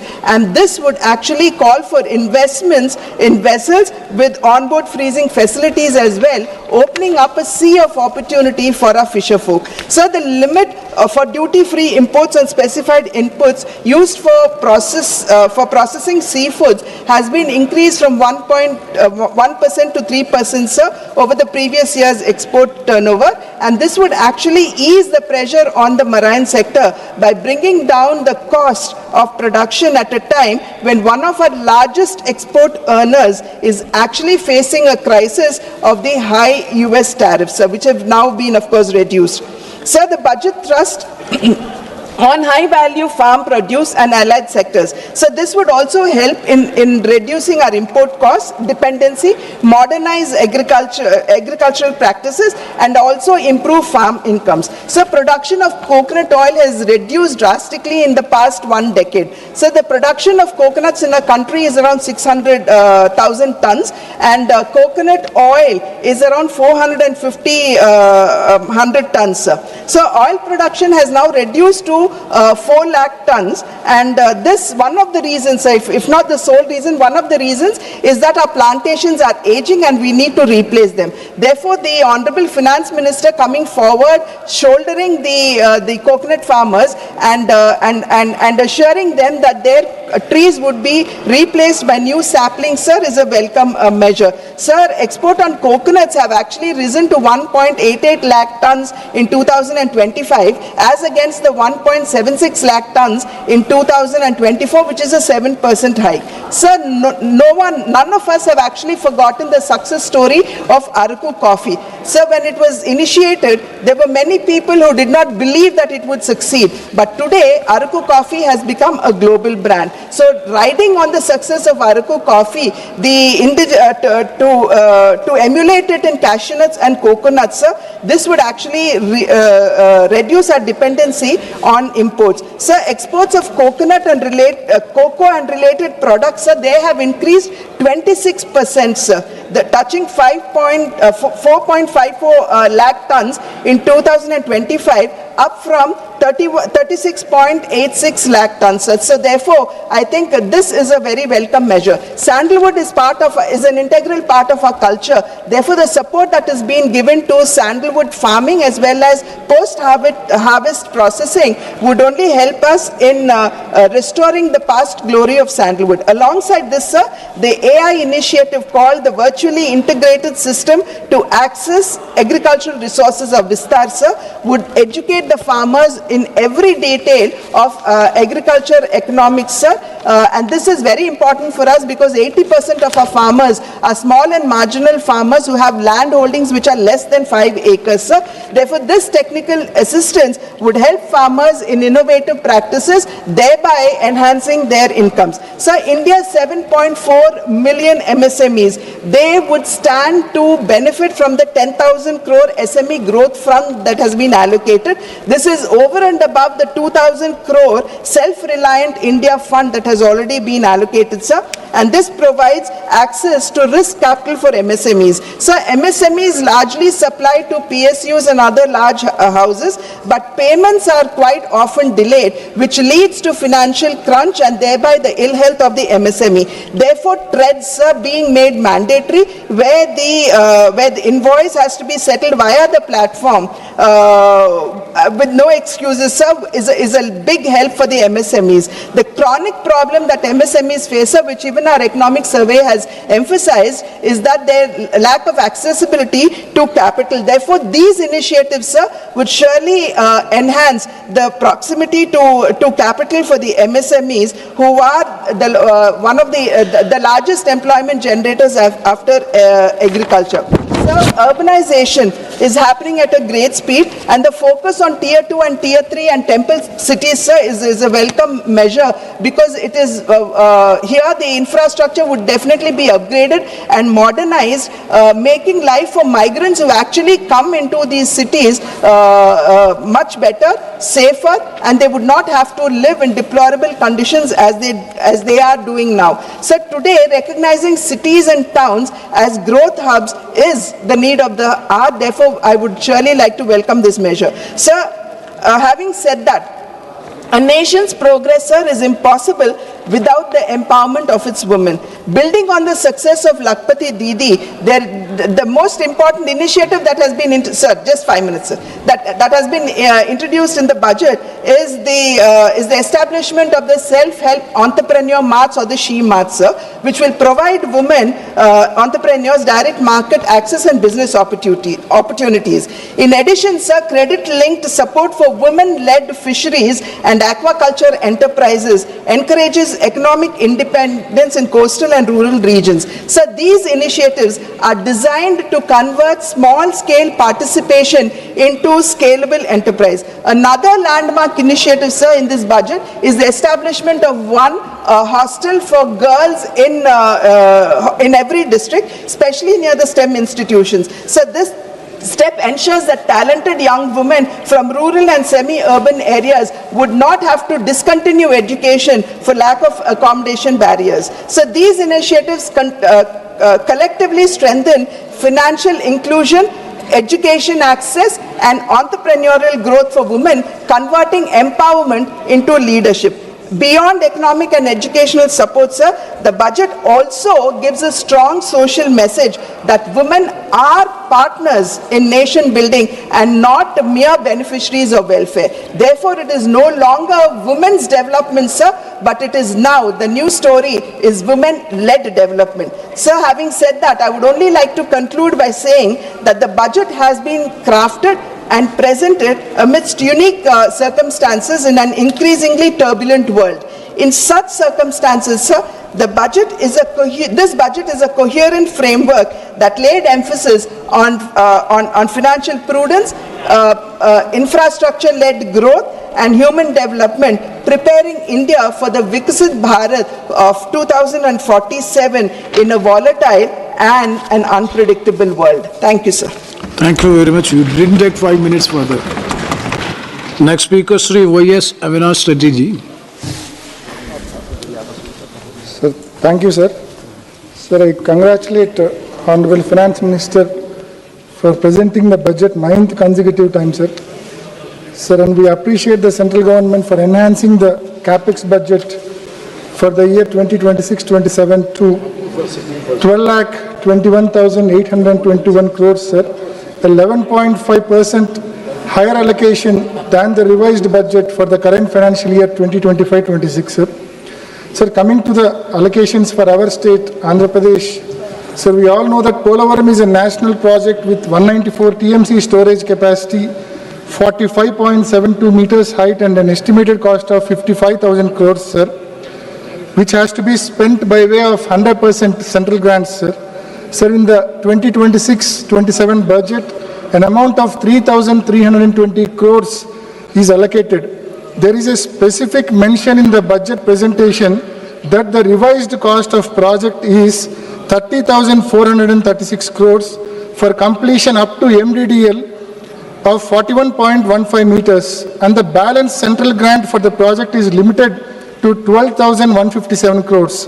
Sir, at 41.15 meters, only achieved if the project is restricted only to 41.15 meters height with only 75 TMC storage, sir. Sir, we on behalf of ISRCP bring to the notice of Government of India that this national project should be constructed up to 45.72 meters height, 194 storage capacity, 194 TMC storage capacity with an estimated and sanctioned amount of 55,000 crores, sir. Any change, any reduction to the sanctioned amount will severely affect the interests of crores of farmers across the state, sir. And we also request the Government of India to revisit and issue environmental clearance to Rayalaseema lift irrigation scheme. Earlier in March 2025, it was rejected. EC was rejected due to lack of persuasion by the present state government, sir. Sir, I seek to draw your attention regarding the borrowings of our state Andhra Pradesh, sir. During 2019 to 2024, YSRCP tenure, considering all forms of liabilities, an amount of 3,32,000 crores was borrowed, sir. Whereas in the present tenure, in a span of just 20 months, an amount of 3,20,000 crores is contracted for borrowing so far, sir.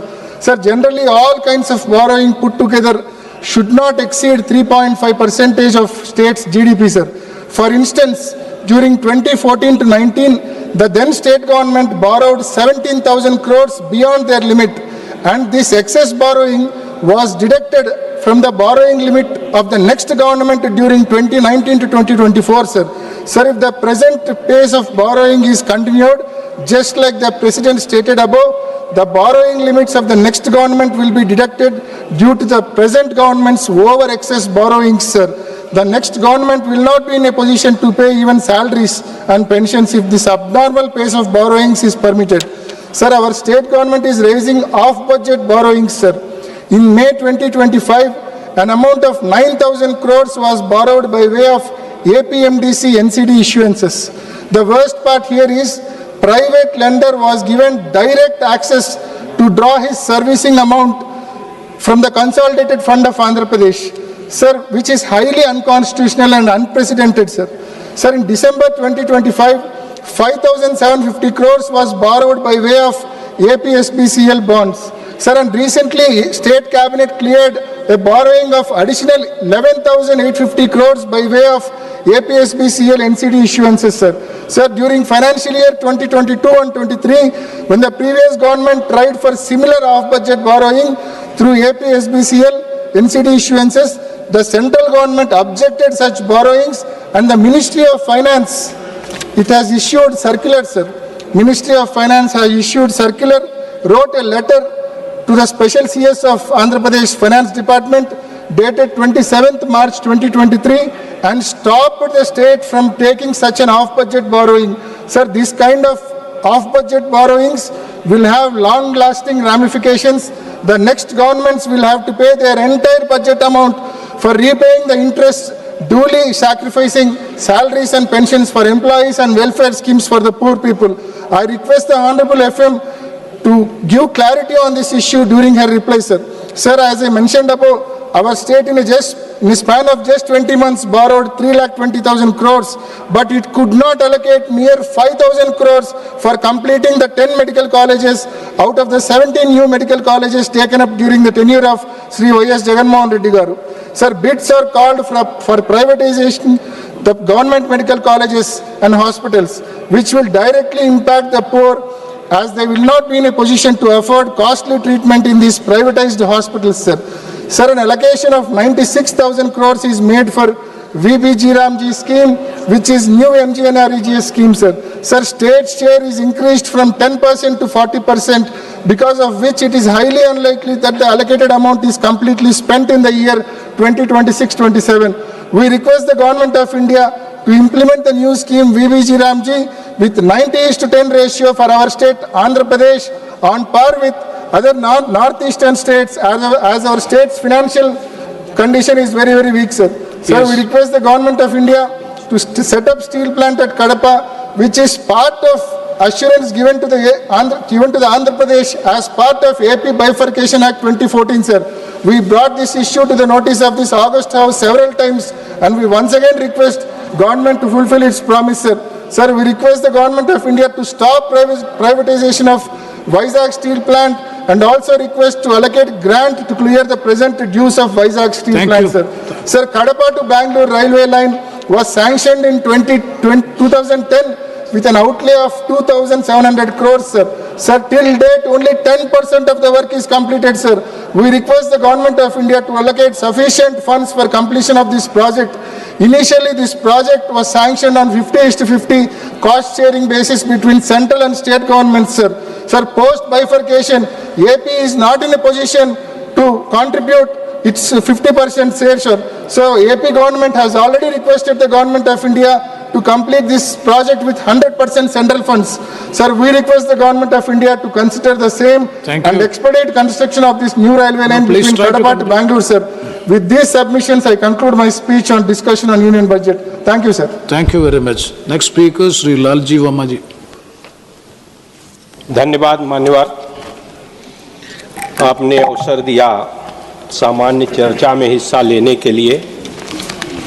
माननीय वित्त मंत्री जी ने 9वां budget प्रस्तुत किया। हम लोगों की अपेक्षा थी कि देश और प्रदेशों के लिए बहुत कुछ इस बजट में आएगा, लेकिन खोदा पहाड़ निकली चूहिया। मान्यवर, ये बजट माननीय मंत्री जी ने बताया विकासोन्मुख, समावेशी और भविष्यवादी बता रही हैं, लेकिन जमीनी सच्चाई से यह है कि यह बजट महंगाई से त्रस्त जनता को राहत नहीं देता, बेरोजगार युवाओं को आशा नहीं देता, किसानों को सुरक्षा नहीं देता और स्वास्थ्य शिक्षा जैसे मूल क्षेत्रों में निवेश से कतराता है। यह बजट आंकड़ों की बाजीगरी है, जनता की जरूरतों का समाधान नहीं है। माननीय मंत्री जी ने सुधार एक्सप्रेस कहा, सुधार एक्सप्रेस नहीं, उधार एक्सप्रेस है। ब्याज पर 26%, 26.25% इस बजट का 53,47,315 करोड़ में से करीब 26.25% केवल ब्याज पर खर्च किया जा रहा है। मान्यवर, बजट पहले बड़ा बनाया जाता है और फिर खर्च नहीं हो पाता। अभी 9 महीने बीत गए, 41% से ज़्यादा पिछले इस वित्तीय वर्ष का बजट का खर्च नहीं हो पाया है। पिछले वर्ष जो संशोधित बजट है लगभग 1 लाख करोड़ रुपए कम हो गया है। दूसरे मान्यवर, माननीय मंत्री जी ने दूसरी बात का जो जिक्र किया है कि ये विकसित भारत का सबका साथ सबका विकास का बजट है, परंतु ये बजट सबका साथ नहीं देता। मान्यवर, इस प्रदेश में, इस देश में सबसे बड़ी आबादी ओबीसी का है, एसटी एससी का है, एसटी का। उसके हितों को अनदेखी करने का काम इस बजट में करने का काम किया गया है। आज रोजगार देने का सवाल है। देश में 45 केंद्रीय विश्वविद्यालय हैं, 38 विश्वविद्यालय के वाइस चांसलर सवर्ण है, एससी एसटी का उसमें नहीं दिया है। सारे जो केंद्रीय संस्थान है उसमें 80 से 64% पद पिछड़े और दलितों के खाली हैं। लगभग 10 लाख पद खाली है, उसके भर्ती का कोई इसमें खाका देने का काम इस बजट में नहीं किया गया है। माननीय, इसके साथ साथ आज देश की जो सबसे बड़ी समस्या है स्वास्थ्य की है। गरीब आदमी बीमार होता है, हृदय रोग से बीमार होता है, कैंसर से बीमार होता है, उसके लिए धन की व्यवस्था जो आयुष्मान भारत योजना है उसमें भी कोई एक पैसे की इजाफा करने का काम नहीं किया गया है। उसमें भी खर्च कम हुआ है, पिछला जितना बजट था उसमें भी खर्च करने का काम कम किया गया। दूसरी तरफ मान्यवर, इसी तरह से पिछड़े वर्गों का जो किसान है, किसान के ऊपर इस बजट का जहां 70% लगभग कृषि से संबंधित लोग गांव में हैं, उस पे केवल 3.04% बजट है। शिक्षा पर 2.60% बजट है। स्वास्थ्य पर केवल 1.95% टोटल बजट का हिस्सा आता है। हमने एक संकल्प लिया था कि जीडीपी का 2.5% स्वास्थ्य का बजट होगा, लेकिन ये बजट 0.5% भी जीडीपी का नहीं है स्वास्थ्य पर, जिसके कारण देश के तमाम लोग बीमारी के शिकार होते हैं, उनका इलाज नहीं होता, उनका घर बार भी बिकने का काम होता है। इसी तरह से किसान का जब समय आता है बुआई का, खाद की जरूरत पड़ती है, तो उस खाद में उसके उर्वरक की जरूरत है। उस उर्वरक के बजट में पिछले बार जो खर्च किया था, जो संशोधित बजट है, उससे 7.5% कम इस बार माननीय मंत्री जी ने रसायन और उर्वरक पर रखने का काम किया है। तो निश्चित रूप से ये किसान के हितों को संरक्षित नहीं करता। और दूसरा सबसे महत्वपूर्ण था कि आज अमेरिका से डील हुआ, हमारा मार्केट अमेरिका कैप्चर करेगा, किसान और तबाह होगा। हमें उसके न्यूनतम समर्थन मूल्य की गारंटी का देने की आवश्यकता थी, उस पर भी ये बजट मौन है, उनको भी गारंटी देने का काम नहीं करता। माननीय, हम लोगों ने बड़ी अपेक्षा किया था कि भारतीय जनता पार्टी की जो सरकार है ये अयोध्या के नाम पर बनाने का काम किया गया और उस अयोध्या के इस बजट में पूरी तरह से उपेक्षा किया गया, पूरे उत्तर प्रदेश की उपेक्षा किया गया। अयोध्या के लिए भी इस बजट में कोई व्यवस्था नहीं किया गया है। मैं माननीय मंत्री जी से आपके माध्यम से कहना चाहूंगा कि वहां पर कम से कम एक एम्स तो बना दीजिए, जिससे आपका उनके साथ जो भेदभाव है उससे छुटकारा मिलने का काम हो सके। दूसरे पिछड़ी जातियों का मान्यवर सबका साथ सबका विकास, ये कैसा सबका साथ है कि परीक्षा में जहां भर्ती होती है प्रवक्ता अंग्रेजी का अनरिजर्व्ड का कट ऑफ है 64 और ओबीसी का कट ऑफ है 87, उसको उसमें माइग्रेट नहीं करने का काम किया।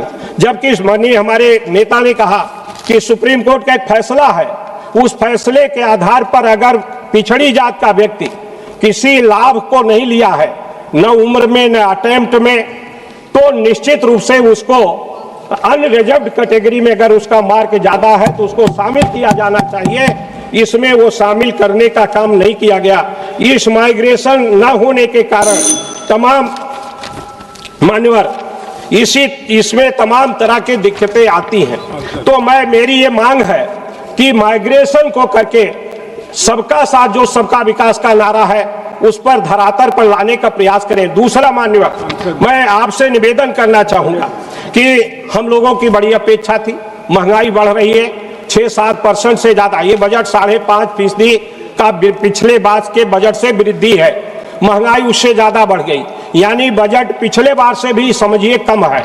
लेकिन दूसरी तरफ बड़ी अपेक्षाएं थी कि माननीय मंत्री जी 9वां बजट प्रस्तुत कर रही हैं, विकास मुखी बजट होगा, प्रधानमंत्री ग्राम सड़क की योजना का के लिए ज्यादा धन दिया जाएगा, उसके लिए स्कीमें जो बनाने का है, जो उसका मानक तय किया गया है, उस मानक में सुधार किया जाएगा। हर विधानसभा हर लोकसभा क्षेत्र में सांसद के प्रस्ताव पर सड़कें ली जाएगी, उसका कोई इसमें समाधान नहीं है।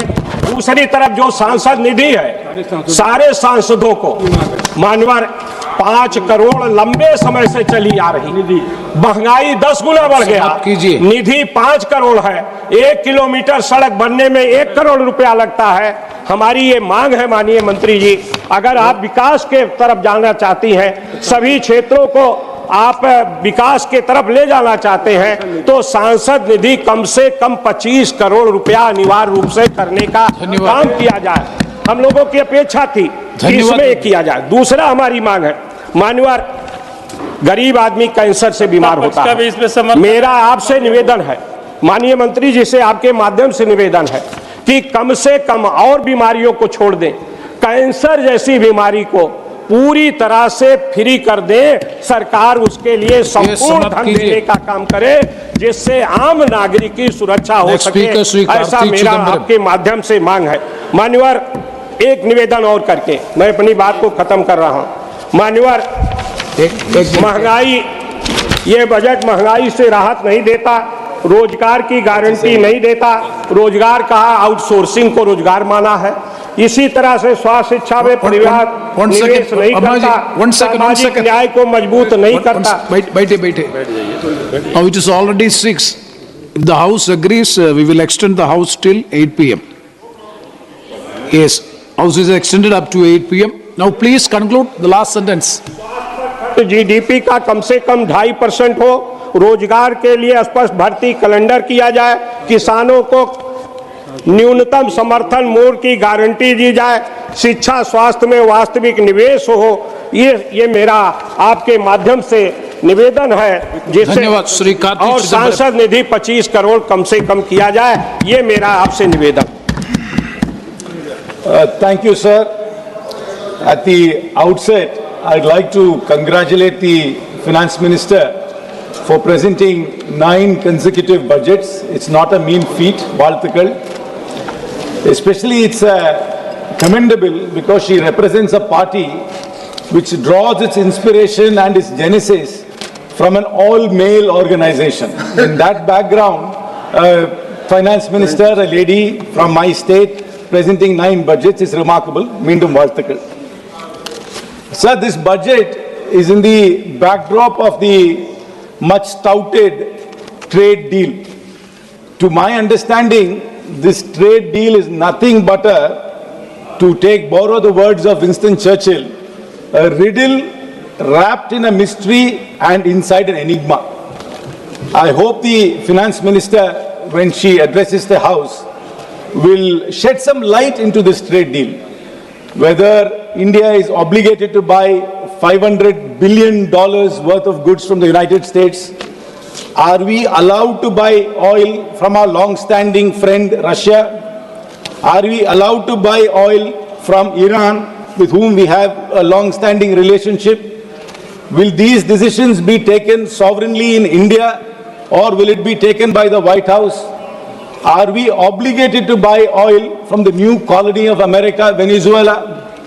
And most importantly, are we going to allow agricultural products of America into India in zero tariff? If so, what products? The finance minister must tell the House and the nation, because we are none the wiser from the statement of the commerce minister, because every time he comes and says it's only, he points the finger at the foreign minister is pointing the finger back to him, and the agriculture minister is completely absent. I hope the finance minister will fill this gap and answer on behalf of her cabinet and all her colleagues on what this trade deal actually means.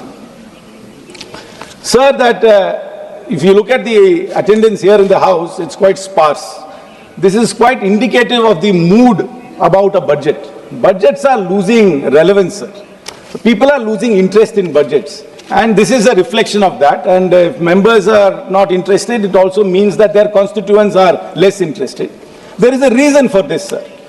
Before I get into the specifics of this budget, I'd like to go down memory lane and recollect some of the landmark schemes our Honorable Finance Minister has announced in the last 9 years.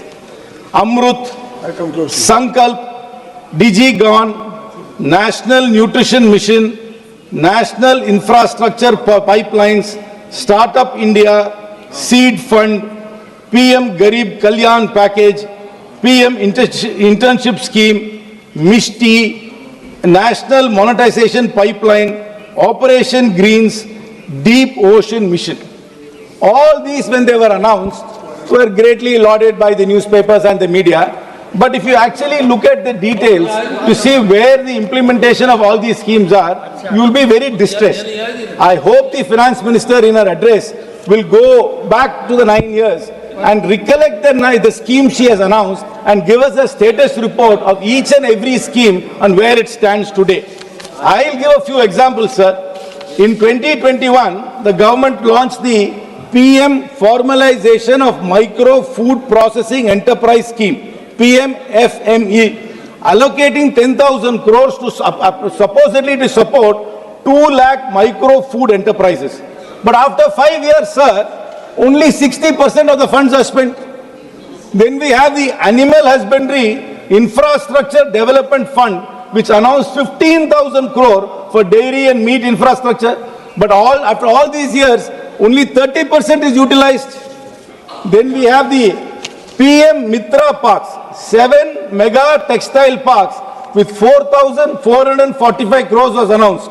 But after 5 years, we only have 15% of the works done.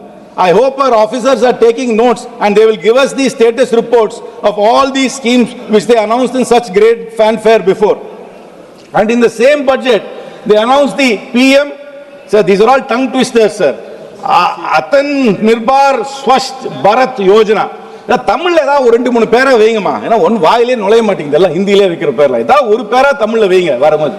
நடக்குதோ நடக்கலையோ தமிழ்ல ஒரு பேர் வச்சிருங்க.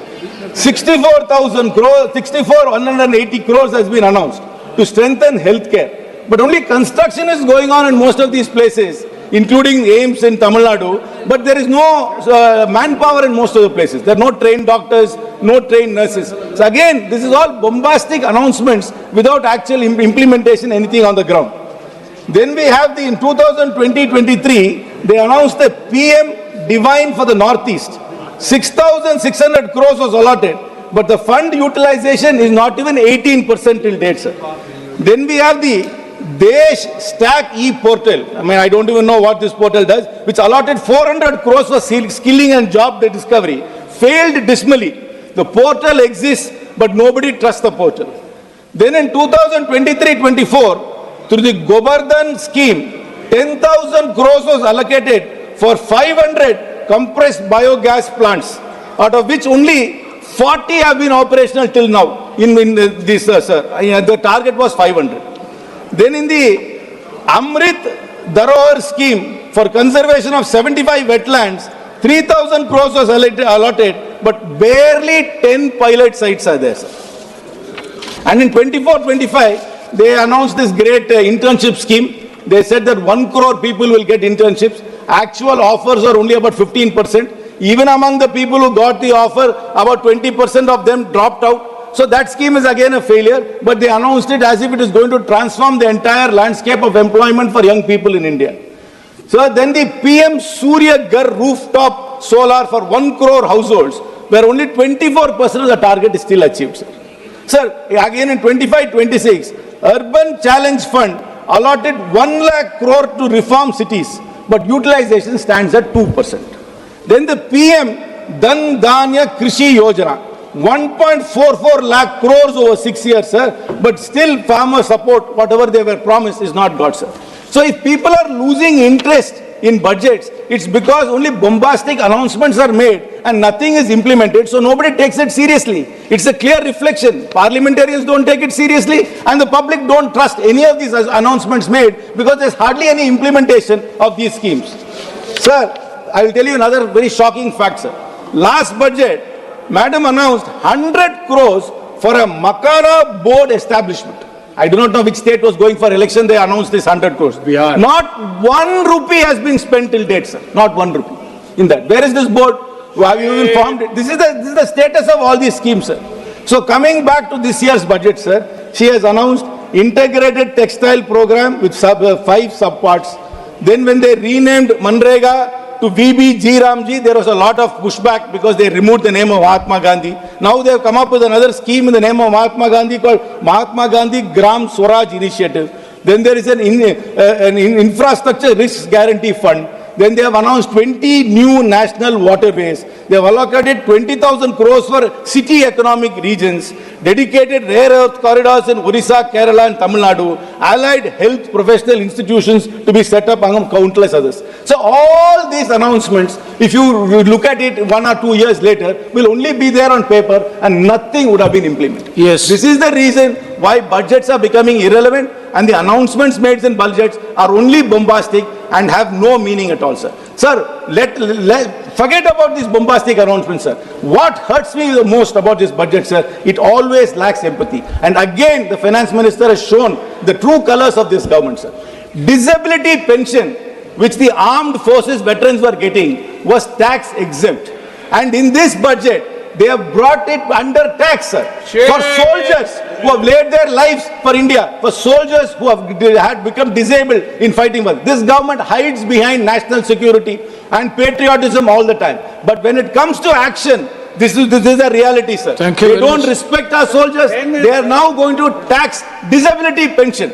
People who have been getting this pension for years will have to start paying income tax on it, sir. I wish the finance minister withdraws it, and when she replies, I hope she gives an account of all the grand schemes she has announced in the 9 years and show where the status of this is, sir. Thank you very much, sir. Thank you, Mr. Karthik. Very good, Karthik. Next speaker, Sri Jagadish Chatterjee. Thank you, Chairman, sir. Giving me opportunity to speak on the budget.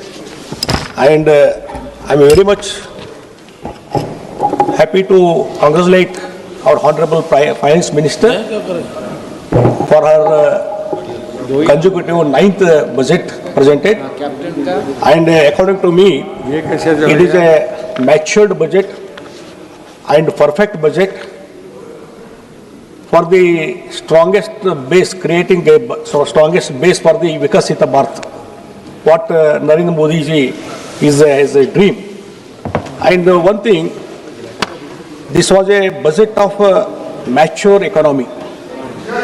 For an economically stable country and by a government that is confidently looking beyond today, Union budget 26-27 signals a shift from crisis management to long-term nation building. Aligning with Prime Minister Narendra Modi's vision of developed India by 2047 Rather than announcing flashy gravy, as the government has focused on strengthening core systems, healthcare, education, manufacturing, infrastructure, and now explicitly energy security and cutting-edge technologies, including AI, it leaps to the eye that the Modi government is preparing India for sustained growth, for a march towards becoming a developed economy. What does it mean?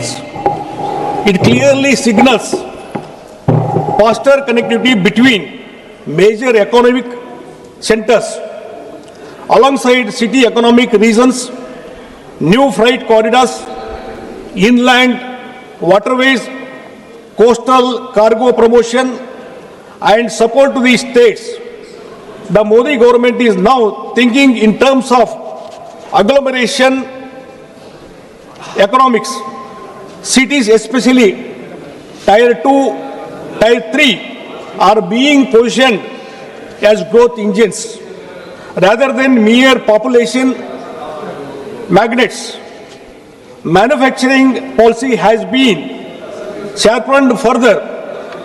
Semiconductor mission 2, biopharma, Shakti, rare earth magnets, container manufacturing, textile cluster revival, clinical parks, electronics, components, and construction equipment upgrades point to a deliberate effort to rebuild India's industrial base. These are not isolated announcements. And one thing that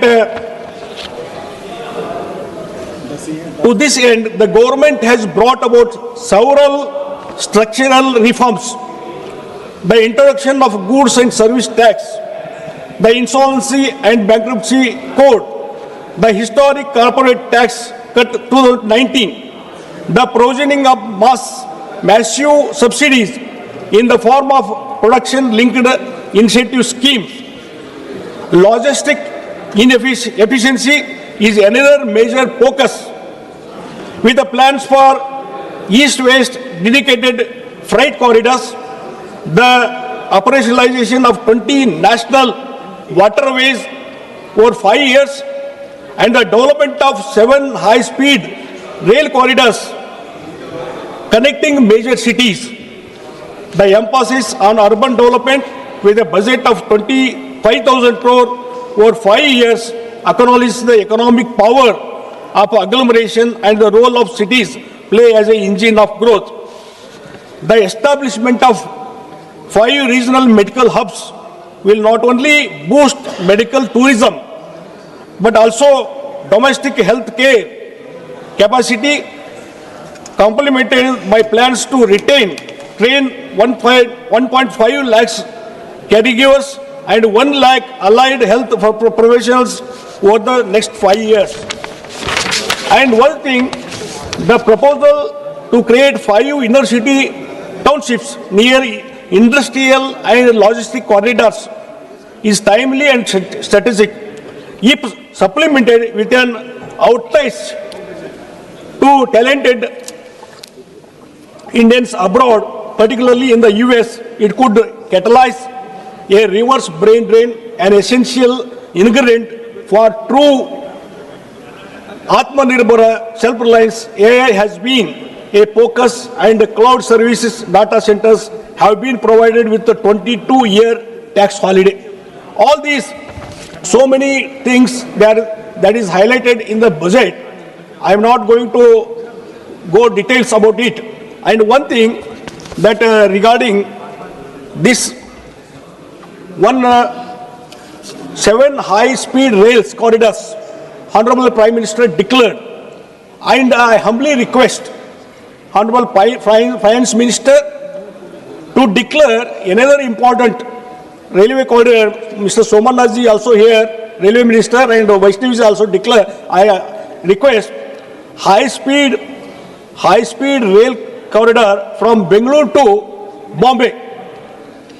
it will cover most of the part of the Karnataka. So I request humbly to announce 8th corridor also. This will helpful to the Karnataka. And regarding another important thing, yes, my chairman, that defense cluster to be established in the Belagavi, because it is a military base, Belagavi, and 1,000 acres of land is available. So defense cluster has to be declared. And another important thing, Kalsa Banduri drinking water project. Already Mahadevi Tribunal has awarded 3.5 to more than 3.5 TMC water for drinking water purpose. So it is implemented. Definitely it will help for the development of that area is concerned.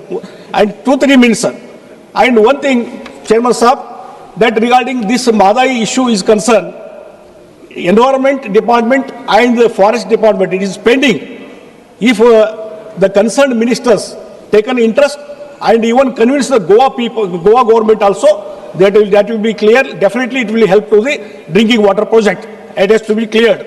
And another thing, one thing that Karnataka government always, that CM of the Karnataka always critical about the Modi ji government, what are the steps taken, and every time he criticizes the budget, every time, no allocation, nothing. But the last so many years, what is happened to the Karnataka? 1,000 lakhs together railway project has been announced, national highways has been announced. I want to say that Karnataka CM has not at all taken interest for the land acquisition of for railway projects and national highway. Because of non-land acquisition, all the projects have held up last 5 to 6 years. Every time you are insisting, and unnecessarily he is criticizing the union government. And regarding looking into the budget, all the projects is concerned, if it is implemented, definitely it will help for the Karnataka, because Bengaluru regarding this is reflects Prime Minister Modi's strategic vision for the Karnataka. This vision priorities several key areas, including high-speed connectivity, frontier technologies, MSME liquidity support, green tourism development, agriculture renewal, and human capital. Union budget positions Karnataka as a national growth engine in semiconductors, biotech, IT, aerospace, clean energy, advanced manufacturing, tourism and innovation with 12.2 lakhs crore potential capex, sectoral mission exercising 2 lakh crore, and policy. Certainly the Modi government is scaling Karnataka's strengths into a global leadership. He has to understand, Karnataka people, government has to understand. So he has to clear all the projects, acquisition has to be completed. Then see the Karnataka, what is the development will happen. What are the projects? Vande Bharat trains. Definitely it will help to so many people in Karnataka, Vande Bharat.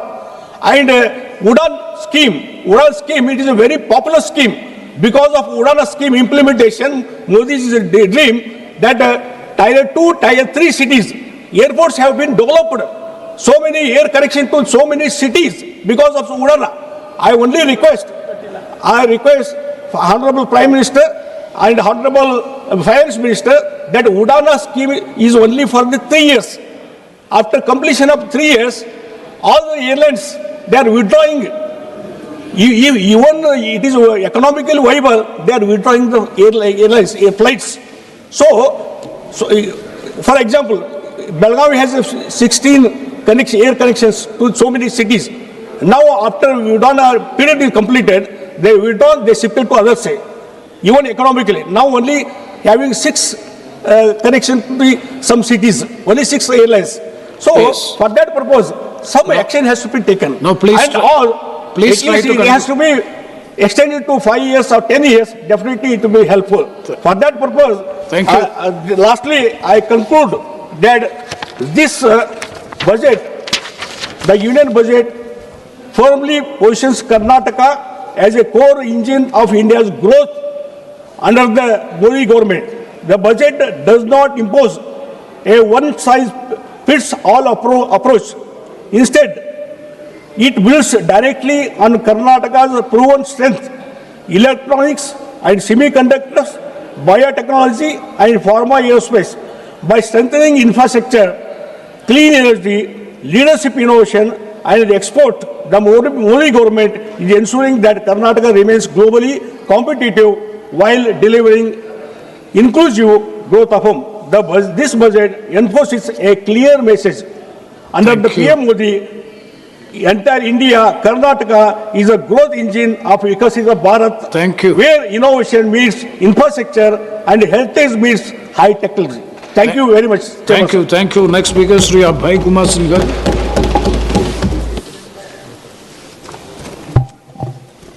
धन्यवाद सभापति महोदय। माननीय वित्त मंत्री महोदय जी ने 9वां budget पेश किया और हमें याद है महोदय कि जब ये सत्ता में आए थे तब उन्होंने कहा था कि पुरानी सोच बदलेगी, प्राथमिकताएं बदलेगी और आम आदमी के जीवन में वास्तविक परिवर्तन आएगा। महोदय, यह 2026-27 के बजट को देखकर प्रश्न उठता है, क्या बदला और किसके लिए बदला? इस बजट में जहां एक ओर बड़े बड़े पूंजीगत आंकड़े दिखाए गए हैं, वहीं दूसरी ओर शिक्षा, स्वास्थ्य, कृषि, आपदा, ग्रामीण विकास, राज्यों और सामाजिक क्षेत्रों से जुड़ी अहम मदों में कटौती की गई है। केंद्रीय बजट 2026-27 के दस्तावेज बताते हैं कि बदलाव नहीं बल्कि कटौती, ठहराव और कुप्रबंधन हुआ है और इसका सबसे बड़ा नुकसान महोदय हमारे बिहार जैसे राज्यों को उठाना पड़ता है। यह बजट विकास का विजन नहीं है बल्कि बिहार के युवाओं, किसानों, श्रमिकों और छात्रों के लिए निराशा का दस्तावेज है। मैं सरकार से पूछना चाहता हूं, बिहार के लिए अमृत काल कहां गए महोदय? मैं जानना चाहता हूं। कुछ ही दिन पहले चुनाव संपन्न हुई बिहार में, डबल इंजन की सरकार डबल डिजिट में, डबल सेंचुरी में 203 सीट पर जीत के आती है और जब चुनावी घोषणा में जब उन्होंने कहा कि हम आएंगे तो जातीय गणना हम कराएंगे और इस बजट में जातीय गणना पर किसी प्रकार का कोई भी बजट प्रस्तुत नहीं करना, यह बड़ा दुर्भाग्य की बात है महोदय।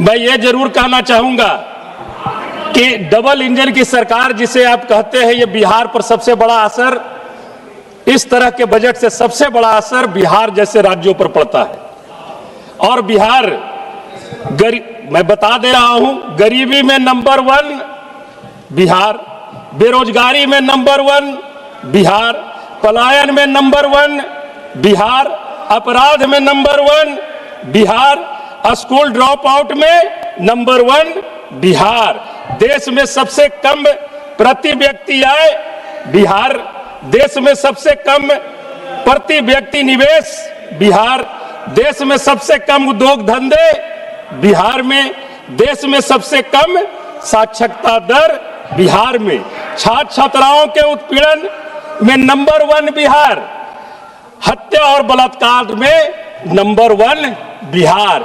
यह है डबल इंजन की सरकार। ताज्जुब की बात यह है महोदय, एक 2 पॉइंट और मैं बताना चाहता हूं महोदय।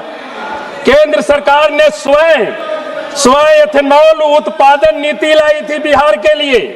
उसके बाद क्या हुआ महोदय? सभापति महोदय, मैं बताना चाहूंगी, एथेनॉल उत्पादन नीति लाई थी केंद्र ने बिहार के लिए और हुआ क्या? बोले थे उद्योग लगेंगे, रोजगार पैदा होंगे और पलायन रुकेगा। बड़े पैमाने पर 2025-26 में बजट में तेल विपणन कंपनियों द्वारा बिहार की एथेनॉल इकाइयों का खरीद आवंटन लगभग 50% घटा दिया गया महोदय, जिससे 17 संयंत्र बंद होने की कगार पर पहुंच चुके हैं और कुछ ने उत्पादन भी रोक दिया है।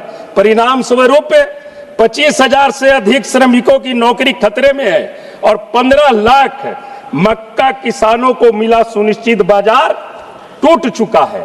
इस तरह की नीति से यह केंद्र सरकार की बजट चलती है। महोदय, मैं जरूर कहना चाहूंगा, बेरोजगारी की बात आती है। ये जब 2014 में पहली बार सत्ता में आए थे तो इन्होंने वादा किया था कि हम बेरोजगारी को दूर करेंगे, हम महंगाई को खत्म करेंगे, आप हमें सत्ता में लाओ। और सत्ता में जब देश की जनता ने लाई तो बेरोजगारी तो छोड़ दीजिए, महंगाई भी चरम सीमा पार कर गई।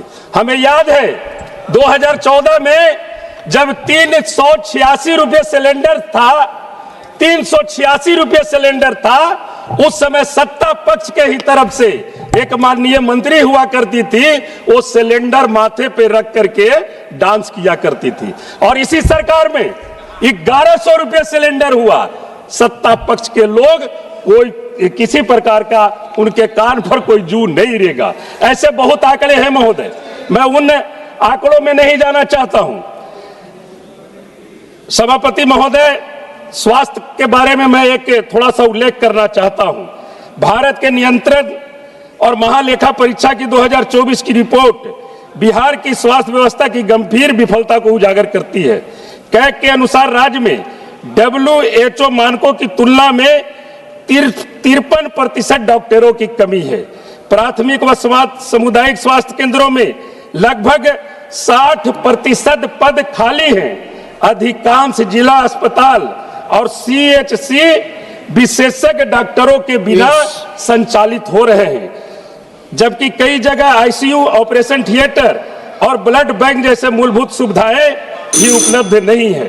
पूरे मगध क्षेत्र का भार मगध मेडिकल कॉलेज पर रहता है महोदय, लेकिन वहां भी PG स्नातकोत्तर सीटें बढ़ाने की प्रक्रिया अभी तक के धीमी चल रही है। हम एक दो बातों का और जिक्र करना चाहेंगे महोदय। माननीय वित्त मंत्री महोदय जी ने कहा कि हम 25 करोड़ देशवासियों को गरीबी रेखा से ऊपर उठा करके लाए हैं। वो आंकड़े कहां है महोदय? कैसे आप उठा करके लाए?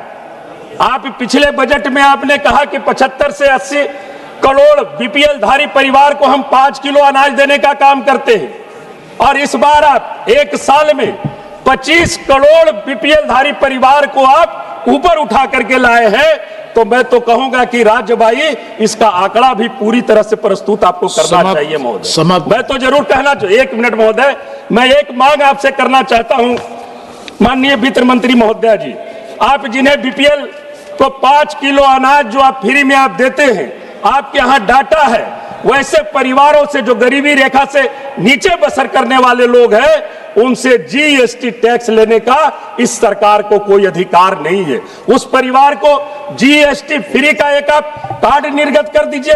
रियल में आप गरीबी उन्मूलन की अगर बात करना चाहते हैं तो आप उन्हें GST फ्री का एक उन गरीब परिवारों को एक कार्ड निर्गत कर दीजिए। ये गरीबी उन्मूलन की बात होगी। माननीय सभापति महोदय, अगर मैं समाप्त कीजिए। एक सेकंड महोदय, एक इंपॉर्टेंट चीज है। पिछले वित्तीय वर्ष में भी इस पर चर्चा हुई थी। सुलभ और सुरक्षित यात्रा के लिए माननीय रेल मंत्री जी ने भी कहा कि जितने भी मेल एक्सप्रेस ट्रेन हैं उसमें जनरल बोगी कम से कम 4-5 बढ़ाई जाए। और हुआ भी था कि बढ़ाने की प्रक्रिया होगी, लेकिन अभी उस पर किसी प्रकार का इस बजट में भी सरकार के तरफ से किसी प्रकार का कोई प्रावधान नहीं किया गया है। ये इनकी गरीबी उन्मूलन है। हमारे देश के भी गरीब चाहते हैं कि सुलभ और सुरक्षित यात्रा हम कर सके। हमने कहा कि समाजवाद के पुरोधा परम आदरणीय लालू प्रसाद यादव जी जब सत्ता में थे तो गरीब रथ चलाने का काम किया था, और गरीब गुरुआ भी AC में सफर करने का काम करते थे। इसलिए हम माननीय वित्त मंत्री महोदय जी से एक आग्रह और करना चाहेंगे।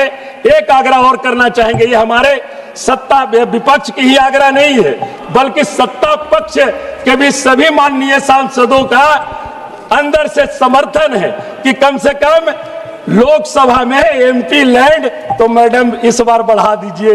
धन्यवाद। इतनी महंगाई में बहुत बहुत धन्यवाद। मियां अल्ताफ अहमद। सर, आपका बहुत बहुत शुक्रिया।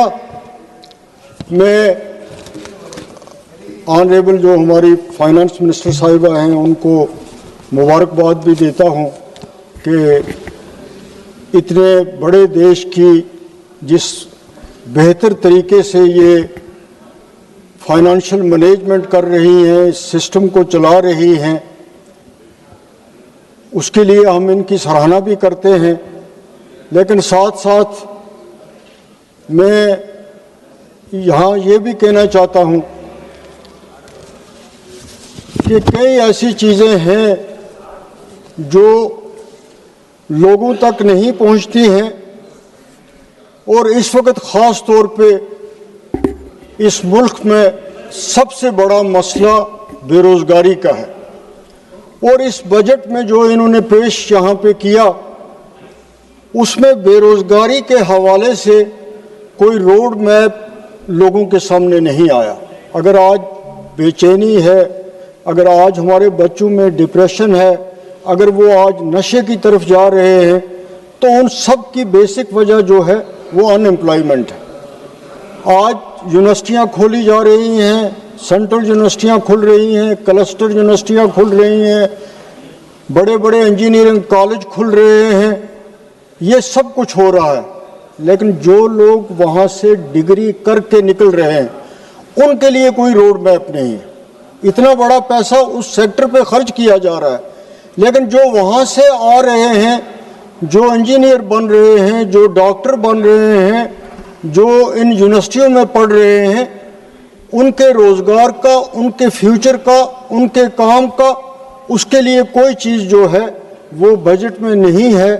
तो उन इंस्टीट्यूशंस को खोलने का, उन यूनिवर्सिटियों को खोलने का, उन कॉलेजेस को खोलने का क्या फ़ायदा है अगर उनसे कोई ऐसी चीज़ नहीं होती है जिससे लोगों को रोज़गार मिले।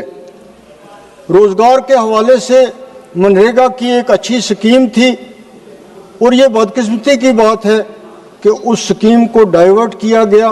बल्कि यह है कि अब वो स्कीम आहिस्ता आहिस्ता वो बंद हो जाएगी। हम ये नहीं एक्सपेक्ट कर सकते कि आप ये कहें कि एक स्टेट जो है वो 40% उसके लिए देगी या यूनियन टेरिटरी जो है वो अपने बजट में से कुछ हिस्सा देगी। जो काम के दिन थे उसमें कम किया गया, तो वो एक रोज़गार का ज़रिया जो गाँव में था, गरीब लोगों के लिए था, उसमें भी लोगों को बहुत ज़्यादा नुकसान हुआ। और मैं तवक्का रखता था कि जो इसमें चेंज की गई उसके बाद फाइनेंस मिनिस्टर साहिबा लोगों के जज्बात देख के, पॉलिटिशियंस के, पार्लियामेंटेरियंस का जवाब देख के, वो जो रिजेंटमेंट उस कानून के ख़िलाफ़ थी वो इस बजट में उसको रेक्टिफाई करेंगी। लेकिन उस सिलसिले में भी कुछ नहीं हुआ।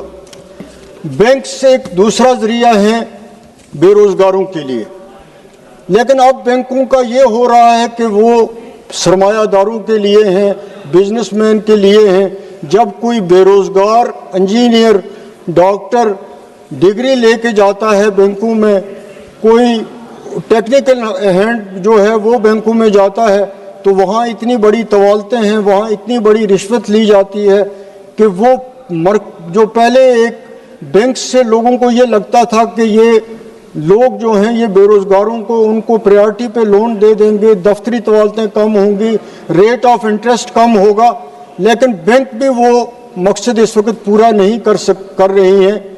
Bank, state bank of India को देखिए, हमारे जम्मू कश्मीर बैंक की हालत ये है कि उस बैंक में अब स्टाफ रहा ही नहीं है।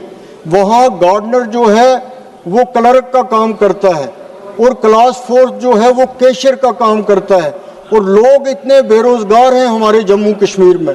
पोस्टें पूरी वैकेंट हैं, लेकिन उनको फिलअप करने के लिए कुछ भी नहीं किया जा रहा है।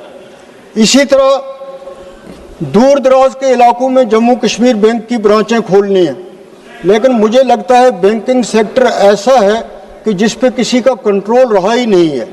तो मैं ये चाहता हूं कि गवर्नमेंट ऑफ इंडिया हो, इनका फाइनेंस डिपार्टमेंट, सर मुझे 2 मिनट तो चाहिए, मुझे बोलना है। मैं तो अभी तो मेरे टूरिज्म सेक्टर पे आया नहीं, तो उस पर कुछ भी नहीं हो रहा है। हमारे जम्मू कश्मीर बैंक से लोगों को कोई फ़ायदा नहीं हो रहा है। उनकी ब्रांच जो हैं वो रूरल एरियाज़ में नहीं खुल रही हैं, तो उससे कोई फ़ायदा हमें नहीं रहा। जहाँ तक हमारा टूरिज़्म सेक्टर है, ख़ासतौर पे जम्मू कश्मीर में, तो टूरिज़्म सेक्टर का इस बजट में भी जिक्र किया गया है। लेकिन टूरिज्म सेक्टर की जो आमदनी बाहर से टूरिस्ट आ रहा है उसकी इस देश को आमदनी है, हमारी रियासत को उसकी आमदनी है, लेकिन उसके लिए इंफ्रास्ट्रक्चर नहीं बनाया जा रहा है। इसमें इन्होंने जिक्र किया है इसमें अपने बजट में कि नेशनल इंस्टीट्यूट ऑफ हॉस्पिटलिटी जो है उसको ये बना रहे हैं। नहीं सर, अभी मुझे बोलना है। One more speaker from your party. नहीं सर पार्टी की बात है, लेकिन आप सबको आपने टाइम दिया, 2 मिनट टाइम दे दिए, मैं करूंगा कंक्लूड करो ना। लेकिन वो अगर इतना बड़ा एक सेक्टर है टूरिज्म का जो जम्मू कश्मीर क्या पूरे हिंदुस्तान में एम्प्लॉयमेंट का एक बहुत बड़ा जरिया है, लेकिन उसके लिए ट्रेनिंग के लिए अच्छे इंस्टीट्यूट नहीं है हिंदुस्तान में। जिस तरह इन्होंने एक इंस्टीट्यूट का जिक्र किया, यहाँ दर्जनों होने चाहिए, और नॉर्थ में भी होने चाहिए, साउथ में भी होने चाहिए, कश्मीर जैसी जगह में भी होने चाहिए, तब जाके लोगों को उनका फायदा पहुंचेगा। यहाँ एग्रीकल्चर सेक्टर का जिक्र किया है, शीप का जिक्र किया, एनिमल हस्बेंड्री का किया। हमारे कश्मीर में हॉर्टिकल्चर इंडस्ट्री जो है, सेब जो है, या शीप की बात है, एनिमल हस्बेंड्री की बात है, जब तक उसको इंश्योरेंस कवर नहीं देंगे, क्रॉप इंश्योरेंस नहीं होगी, खास तौर पे हॉर्टिकल्चर सेक्टर के लिए, कश्मीर में एग्रीकल्चर सेक्टर के लिए, तब तक उस इंडस्ट्री को कोई फायदा नहीं हो सकता, क्योंकि वहाँ पे जब भी कभी आंधी आती है, तूफान आता है, तो लोगों के लाखों रुपए के तबाह हो जाते हैं। इसी तरह एनिमल और शीप हस्बेंड्री का सेक्टर। सर एक मिनट, एनिमल और शीप, गरीब लोगों की बात करने दीजिए, जो उनके लिए उस लाइफ स्टॉक को इंश्योरेंस कवर मिलना चाहिए। गरीब लोग जो हैं उनका गुजारा इसी पे है। धन्यवाद। अमीर के लिए नहीं। श्री सौगत राय जी, लास्ट सेंटेंस देखिए, हम दिन में इसीलिए बैठे रहे यहाँ पे, हमें 2 मिनट नहीं, आप मुझे बोलने ही नहीं देते तो मैं क्या कहूँ। Yes, Saugata Roy ji please. Thank you sir. मैं आपको सर इनको बैठेंगे, मैं तो एक मिनट से कंक्लूड करो। आपने कंक्लूड करूंगा ना, मैं कंक्लूड करूँ। 1 मिनट से कंक्लूड करो। मैं कंक्लूड करूंगा, मुझे कंक्लूड करने दीजिए, एक हमारा गुलमर्ग टूरिस्ट स्पॉट है, बहुत फेमस स्पॉट, वहाँ लीज का मसला है, उस पर कुछ नहीं हो रहा है। ट्राइबल्स का बड़ा जिक्र किया गया है इस बजट में, लेकिन ट्राइबल्स के लिए कोई प्रोग्राम नहीं है, कोई प्लानिंग नहीं है, उस पैसे की कोई मॉनिटरिंग नहीं हो रही है जो हिंदुस्तान में ट्राइबल्स को दिया जा रहा है। उसके कंट्रोल करने के लिए, उसको स्पेंड करने के लिए कोई तरीक़ेकार नहीं है। ये मैं आपकी नोटिस में भी लाना चाहता हूँ। वो सिर्फ पब्लिसिटी की हद तक है, इसके अलावा sir Saugata Roy ji. Sir, I rise to speak on the budget. Abhishek Banerjee has already, भाई अभी तो रुकिए, बहुत 1 मिनट तो बहुत बार। नो, आप Saugata Roy ji please. Saugata Roy ji please. Sir, I rise to speak on the budget. Abhishek Banerjee has already spoken on behalf of our party on the budget. Without repeating him, I want to point out that this budget shows that the finance minister is cruel towards West Bengal. I remember last year when Bihar elections were there, she gave all the projects to Bihar and then to Andhra Pradesh. This time, the budget does not find mention of West Bengal at all, excepting about a freight corridor that is to happen from Dankuni to Gujarat. I strongly oppose this. The finance minister has been practically cruel on Bengal. 1,90,000 crores of money due to West Bengal has been held up, both on the behalf of MG NRGA and the Prime Minister Abbas Kejriwal. I demand again that the Prime Minister, the Finance Minister, revise her position in this matter and do proper justice to Bengal. Sir, speaking on this budget, I feel ashamed as an Indian because this budget is not made by the government of India. It is made by Mr. Donald Trump, President of the United States. 2 days after the budget, we had this so-called Indo-US trade agreement. How? Our tariffs were reduced to 18%, but our exports were made free by America. This is the cruelest blow on Indian agriculturists, who are our bread givers.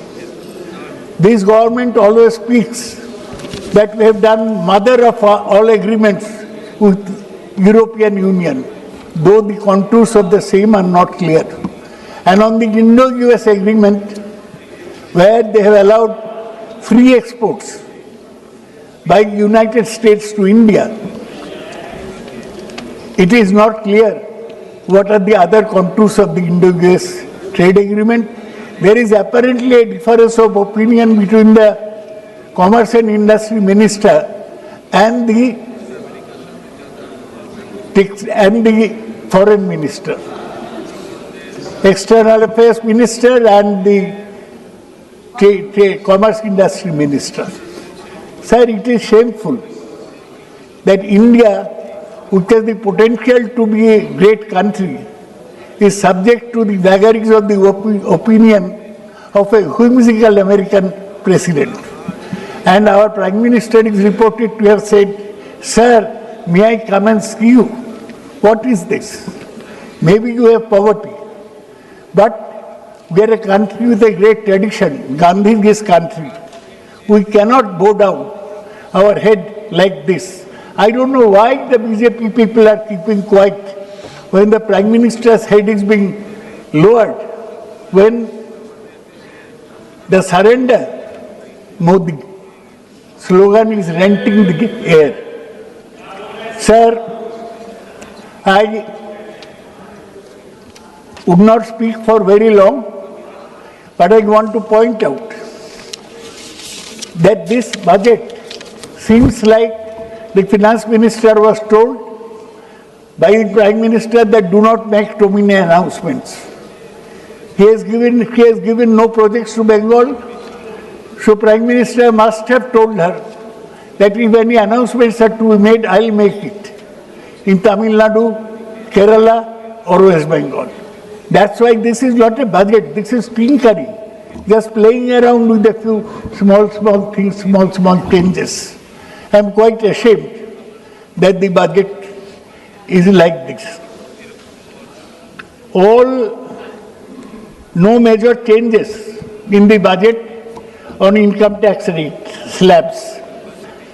Implementation of new IT Act will be from April 2026. Only small tinkering, doubling of electronic manufacturing outlay to be by 10,000 crores. The 17 cancer drugs are waived duties. Sir, 1.34 lakh crores for education, which is almost the same as last year. So what is this budget for? You could have kept every figure the same. Sir, you'll notice only for defense there is a 15% jump and some mention of high-speed rail. When they will be implemented, nobody knows. So you'll be surprised. You are from Kerala, you know. Kerala has got nothing from this budget, not even in the matter of national waterways. So subsidy for food, fertilizer and fuel will decline by 4.47%. Only textile, leather, seafood will gain has received a boost from budget proposal that cuts customs duty on scores of inputs. Sir, Indian IT, India's 7.4 million MSMEs will soon be beneficiaries of 10,000 crores advance. So deficit is pegged at 4.3% against 4.4% last year.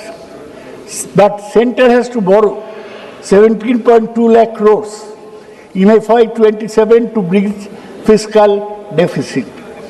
The state share remains at 41% after the Finance Commission recommendations have come. Budget fails test of economic strategy. Sir, impact of US tariffs on exporters has to be declared by the government. Protracted global trade deficit is an important factor. China has forbidden export of rare earths to India. They are not allowing tunnel boring machines into India. So they are at loggerheads with US and the China. Where is our foreign policy? We are losing on every count. Sir, the widening trade deficit with China is a big problem. Sir, there is low gross capital, fixed capital formation of around 30%. The worst is this government is a great champion of the private sector. It's called Adani Ambani government. Now, the private sector is not investing at all. What is the proposal to the industry from the finance minister? Sir, there is distress among MSMEs. Their widespread closures are taking place. Unemployment among youth is a big problem. Deteriorating urban infrastructure amid rapid urbanization is a big problem for the country. Sir, government every year announces new schemes. There are 24 such schemes which have not been seen the light of the day. Now, instead of announcing so many schemes, the finance minister could have tried to complete the existing schemes. They did not. So today we face youth without jobs, failing manufacturing, investors not putting out capital, tax exempted, only one human step, tax exempted for motor accident compensation.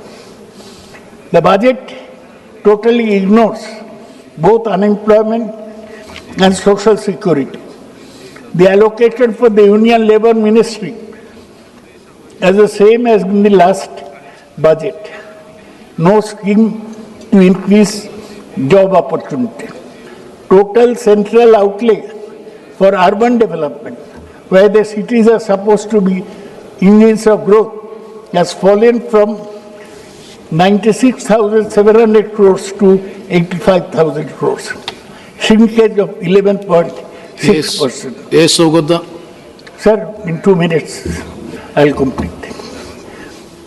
India's long-term economic security arrangement with Russia has gone.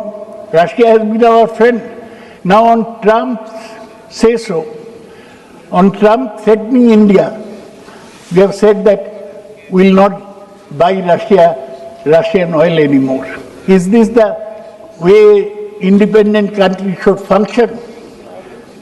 India's long-term economic security arrangement with Russia are not there. Another European Union ke saath, mother of all unions, nobody knows what that European Union free trade agreement holds. So there is a difference between the foreign minister and the commerce and industry minister. The finance minister is saying deregulate, simplify and reduce business friction.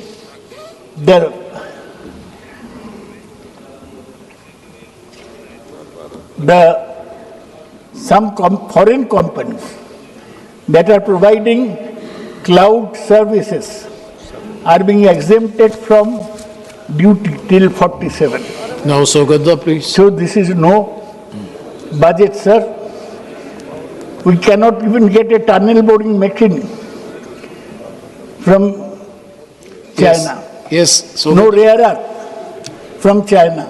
And lastly, I must say that the finance minister should admit, but finance minister is not here. His minister of state is constantly conversing on Uttar Pradesh politics with his friend. Yes. So what to speak to him? No. So he is not listening, he is not interested. He will go back to... Sir, three signal Yes, Sogadda, please. projects Please. of the government. Now the time to Then you are conclude. not concerned. He is. Yes, Sogadda. Last sentence. Make in India has failed. Atmanirbhar Bharat has failed. Production-linked incentive scheme has failed. Yes. India Sri Captain needs to Viricho encourage Fernandez. investment. Sir, this is a bad budget. 1 second. 1 second. Minister has presented the budget with her hands tied behind her back. On the one hand, Trump is pulling at her hand. On the other hand, Modi is pulling at her hand. I am ashamed. Thank you. That's Thank such you. a Mr. Captain. Thank you, Chairman, sir. Thank you for allowing me to speak on the budget session.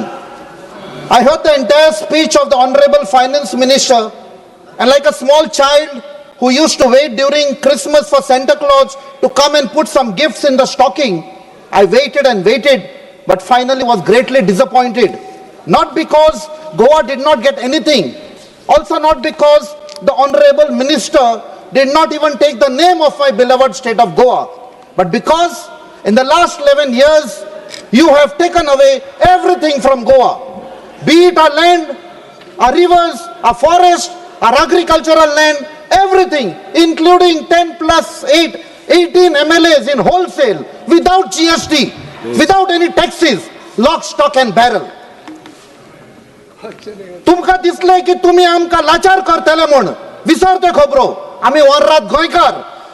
We are people with great heart. We know to fight a battle. Now coming to the budget, sir, the government has run out of ideas.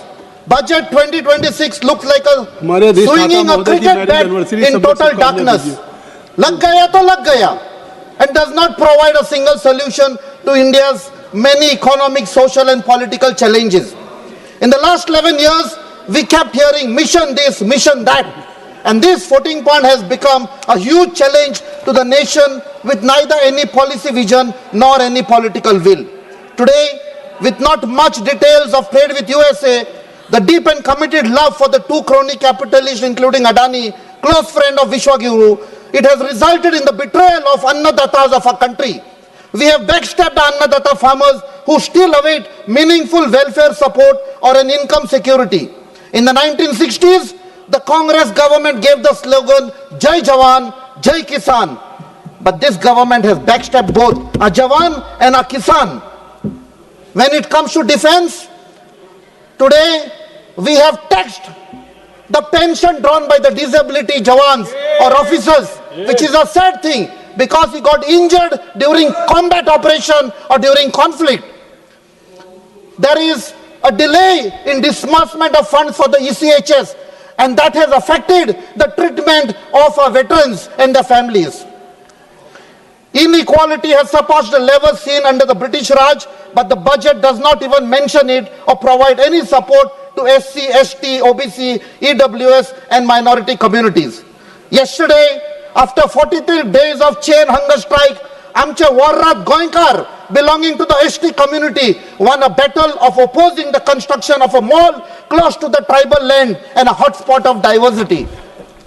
As far as health is concerned, the South Goa District Hospital is having shortage of doctors, nurses, equipments, and most cases are shifted to GMC, putting a huge burden on the doctors and staff of Goa Medical College. There is need to equip our primary health centers. There are funds needed to augment the water requirement, but the government is only giving approval for mega projects with swimming pools. The money bags from Delhi have marginalized Amche Goinkarang. Faulty infrastructure and corruption has led to repeated expenditure by the state government. The job scam of massive proportion has shattered the dreams of the Goan youth. The emerging scam in handing over garbage handling plants to favored corporates, be it in Chikalim or Sankwald, has led to wastage of public money with no desired results. This requires an investigation by the central government. Today, Goa government is known as the event management government by spending crores and crores and has led to a loan of over 35,000 crores. Aaj je burge goyan zalman eta te apnache takler almost 2 lakh loan given zalman eta for no fault of the child. I feel sad to state that today Goa has turned into a crime capital of the country, a drug capital, unemployment capital. Arpara tragedy which has just happened, sir, has resulted in the loss of life of 25 innocent tourists and staff. There were no licenses of the excise department, no fire clearances. There's a total law and order failure. The only focus of center is to turn Goa into a coal hub with double tracking, expansion of roads and other destructive projects meant to help Adani, who is transporting coal from Goa to other states. There is a drop in the budget for education with implementation of NEP is suffering badly. Teachers are on contract or lecture basis. Today, the exams of the 12th standard have commenced in Goa, sir. The teachers who are on contract or lecture basis, they are not sure that after this academic year, whether they will get a renewal of their contract. Kindly conclude, please. Sir, I have just started, sir. You have taken 5 minutes. The 12th standard, even staff working in various departments are having temporary jobs. The then Congress government in Goa had given Bal Rath buses to ensure that poor students from remote areas come to the school. Today, those buses need replacement. I have been trying to meet the requirement through MP-led funds, sir. Please as far as... Make it brief. I'm concluding, sir. The Finance Commission, which had visited Goa, is living in bliss, providing absolutely no relief to Goa, which is under severe financial stress due to faulty policies. There are no jobs for the youth, employment of a youth or increasing participation of women in workforce. What is the outcome of internship or skill development scheme, sir? Poor and middle class, there is no relief from inflation, saving and rising debt. Instead of focusing on actual infrastructure in Goa, we are demolishing religious places. Shri Vijay Kumar Hansdagi. Sir, I'm concluding. Last word. Sir, we need a special status for Goa for a sustainable development council. This is the only solution for my beloved Goa. Nane amche goy je odilani samadun dawalla te kabar zatle sir. Kodi dur chela. Koi kar kabar zatlo. Thank you. Jai Hind, Jai Goa. Shri Vijay Kumar Hansdagi. धन्यवाद chairman sir. Budget पे बोलने के लिए मुझे मौका अपनी party JMM की तरफ से देने के लिए धन्यवाद। झारखंड बजट में हमेशा थोड़ा सा पीछे रहता है क्योंकि जो जीएसटी इनपुट के साथ साथ आपका जाकर के जो हमारे यहाँ माइनिंग की रॉयल्टीज वगैरह सब वो समय पे नहीं मिलने पे बहुत सारी परेशानियां खड़ी होती हैं। सरकार के इस बजट में स्टेबिलिटी, फिस्कल डिसिप्लिन और सस्टेन्ड ग्रोथ की बात की गई। कॉन्ट्ररी उसके अगर हम देखें, जो इन्फ्लेशन अभी आया है, ग्लोबल मार्केट में जिस तरह से रुपया का जो भाव गिरा है आपका जाकर के, और गवर्नमेंट अपनी गलतियों को कहीं भी एक्सेप्ट नहीं कर रही है, वो लगातार फेलियर्स पे भी अपने पीठ थपथपा रही है। Domestic manufacturing capacity, energy security, reduced critical import, ये सब बड़े बड़े शब्द यहाँ पे दिखाए जा रहे हैं। इन 12 सालों में कितने आपके छोटे और बड़े उद्योग जो है बंद हुए, कितने आपके जो है मिलियनियर्स और बिलियनियर्स हमारे देश को छोड़ के चले गए, कितने जॉब्स आपके जो है लोगों ने खोया, और उन जॉब्स ना होने की वजह से कितने लोगों ने अपनी जान दी। ये सभी चीजों पे कोई भी डाटा आपका जाके सरकार पेश नहीं कर रही है।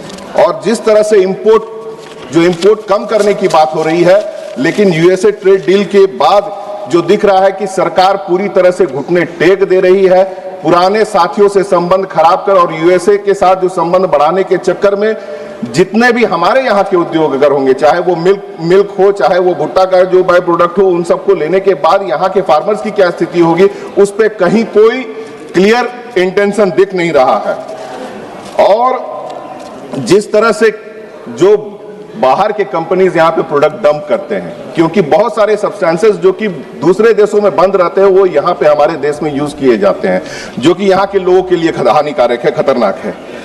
हाई ग्रोथ ऑफ 7% और पॉवर्टी रिडक्शन की बात की गई है, जबकि मैं कह सकता हूं ये पूरी तरह से असत्य है। आज जिस तरह से गरीबी है, महंगाई बढ़ी हुई है और जिस तरह से आपका जाकर के राशन दिया जा रहा है 80 करोड़ लोगों को, तो किस तरह से कहा जा सकता है कि आपका जाकर के गरीबी से लोगों को बाहर निकाला गया है। पहले गवर्नमेंट जो है एक बहुत बढ़िया डाटा देती थी कि हमारे मिनिस्ट्रीज ने क्या क्या काम किया और कितना काम किया। अभी डाटाज छिपाए जाते हैं, डाटा छिपाए जाते हैं, दिखाए नहीं जाते हैं और लोगों को भ्रम में डाला जाता है। और जिस तरह का हाईएस्ट टैक्स पेइंग सिस्टम है, सिर्फ डायरेक्ट टैक्स की हम बात नहीं करें, हर एक व्यक्ति इस देश में जो भी चाहे वो छोटा से बड़ा, आपका किसान से लेके गरीब कोई भी है, सबको ये अपना टैक्स देता है हर एक चीज खरीदने पे।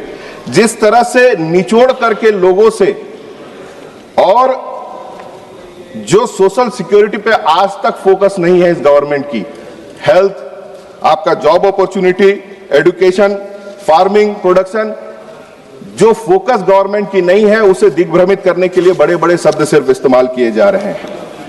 आज बुद्धिस्ट सर्किट की बात हो रही थी नॉर्थ ईस्ट में, जिस तरह से इस पूरे देश में जो आपसी सद्भाव, आपसी प्रेम, जाति धर्म का जो एक सुंदर माहौल, उसे इस सरकार के लोगों द्वारा लगातार चोट करके जिस तरह से बिगाड़ा जा रहा है। आज मणिपुर में जो हुआ और इस सरकार ने जिस तरह से बैकफुट में रह करके वहां पे घटनाओं को आगे बढ़ते रहने दिया, ये यहाँ के सरकार की मनसा को दिखाता है।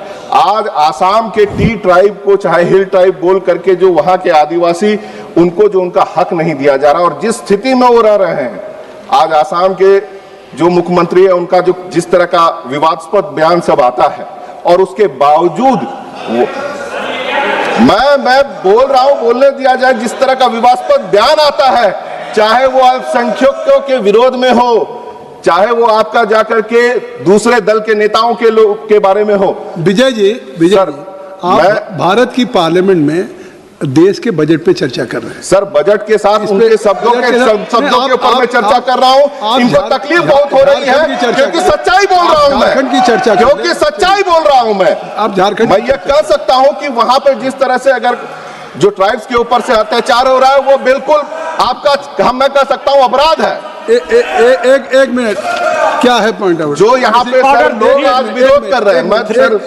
बहुत ज्यादा लंबा समय नहीं हमारा, मैं टाइम वेस्ट नहीं करूं। 353 सर, चलिए, क्या है व्यवस्था? वो ये कहता है कि जो भी इस सदन के सदस्य नहीं है या अपने को डिफेंड करने के लिए यहाँ मौजूद नहीं है, उसके बारे में किसी प्रकार की कोई चर्चा नहीं हो सकती है। इसीलिए असम के मुख्यमंत्री के बारे में जितनी बातें कही हैं उसको एक्सपंज करिए सर। ये कृपया जो नियम 353 है सर, जो व्यक्ति सदन का सदस्य नहीं है वो आप बैठ जाइए, जो स्टेटमेंट इंडिया के लोगों के सामने है उसे झुटलाया नहीं जा सकता है। एक बात सुन लीजिए, आप यहाँ पे एक बात सुन करके बात हम इस पे व्यवस्था दे दे, इस पे व्यवस्था दे दे जो निशिकांत जी ने उठाया। सर, मैं अपनी बातों को समाप्त करूंगा। हम ठीक है, कृपया जिस व्यक्ति को, सर, आप लोग की बात को पूरी तरह से सुन रहा हूं। जिस व्यक्ति को सफाई देने का अवसर यहाँ नहीं है, उसका कृपया नाम या उसको लेकर नहीं। मैंने नाम बिल्कुल नहीं लिया सर। अपनी चर्चा समाप्त करें। और लगातार इस देश की जो व्यवस्था खराब होती चली जा रही है, मैं यहाँ के सदन के नेता की ही बात करूंगा जो शायद डिफेंड कर सकते हैं, कि हमारे चौकीदार की तरफ से हमने सुना था कि हमारा क्या है, हम तो झोला उठा करके लेके चले जाएंगे। लेकिन अब मैं ये कह सकता हूं पूरे विश्वास के साथ कि उनके फकीरी के चक्कर में ये देश पूरा फकीर होने के राह पे चल पड़ा है। बहुत बहुत धन्यवाद। श्री बीरेन्द्र सिंह जी, श्री बीरेन्द्र सिंह जी। धन्यवाद अधिष्ठाता महोदय।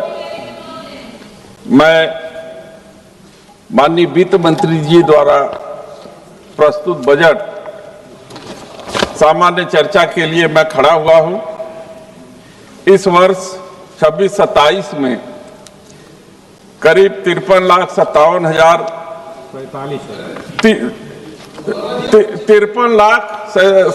साढ़े 53 लाख के करीब 1,000 करोड़ के लाख करोड़ 53 लाख सम हजार करोड़, कुछ हजार करोड़, ये तो मैं कह रहा हूँ, करोड़ के बजट को उन्होंने इस वर्ष रखा है। इतना बड़ा बजट हो गया कि उसको पिछले कहने में दिक्कत हो रही है।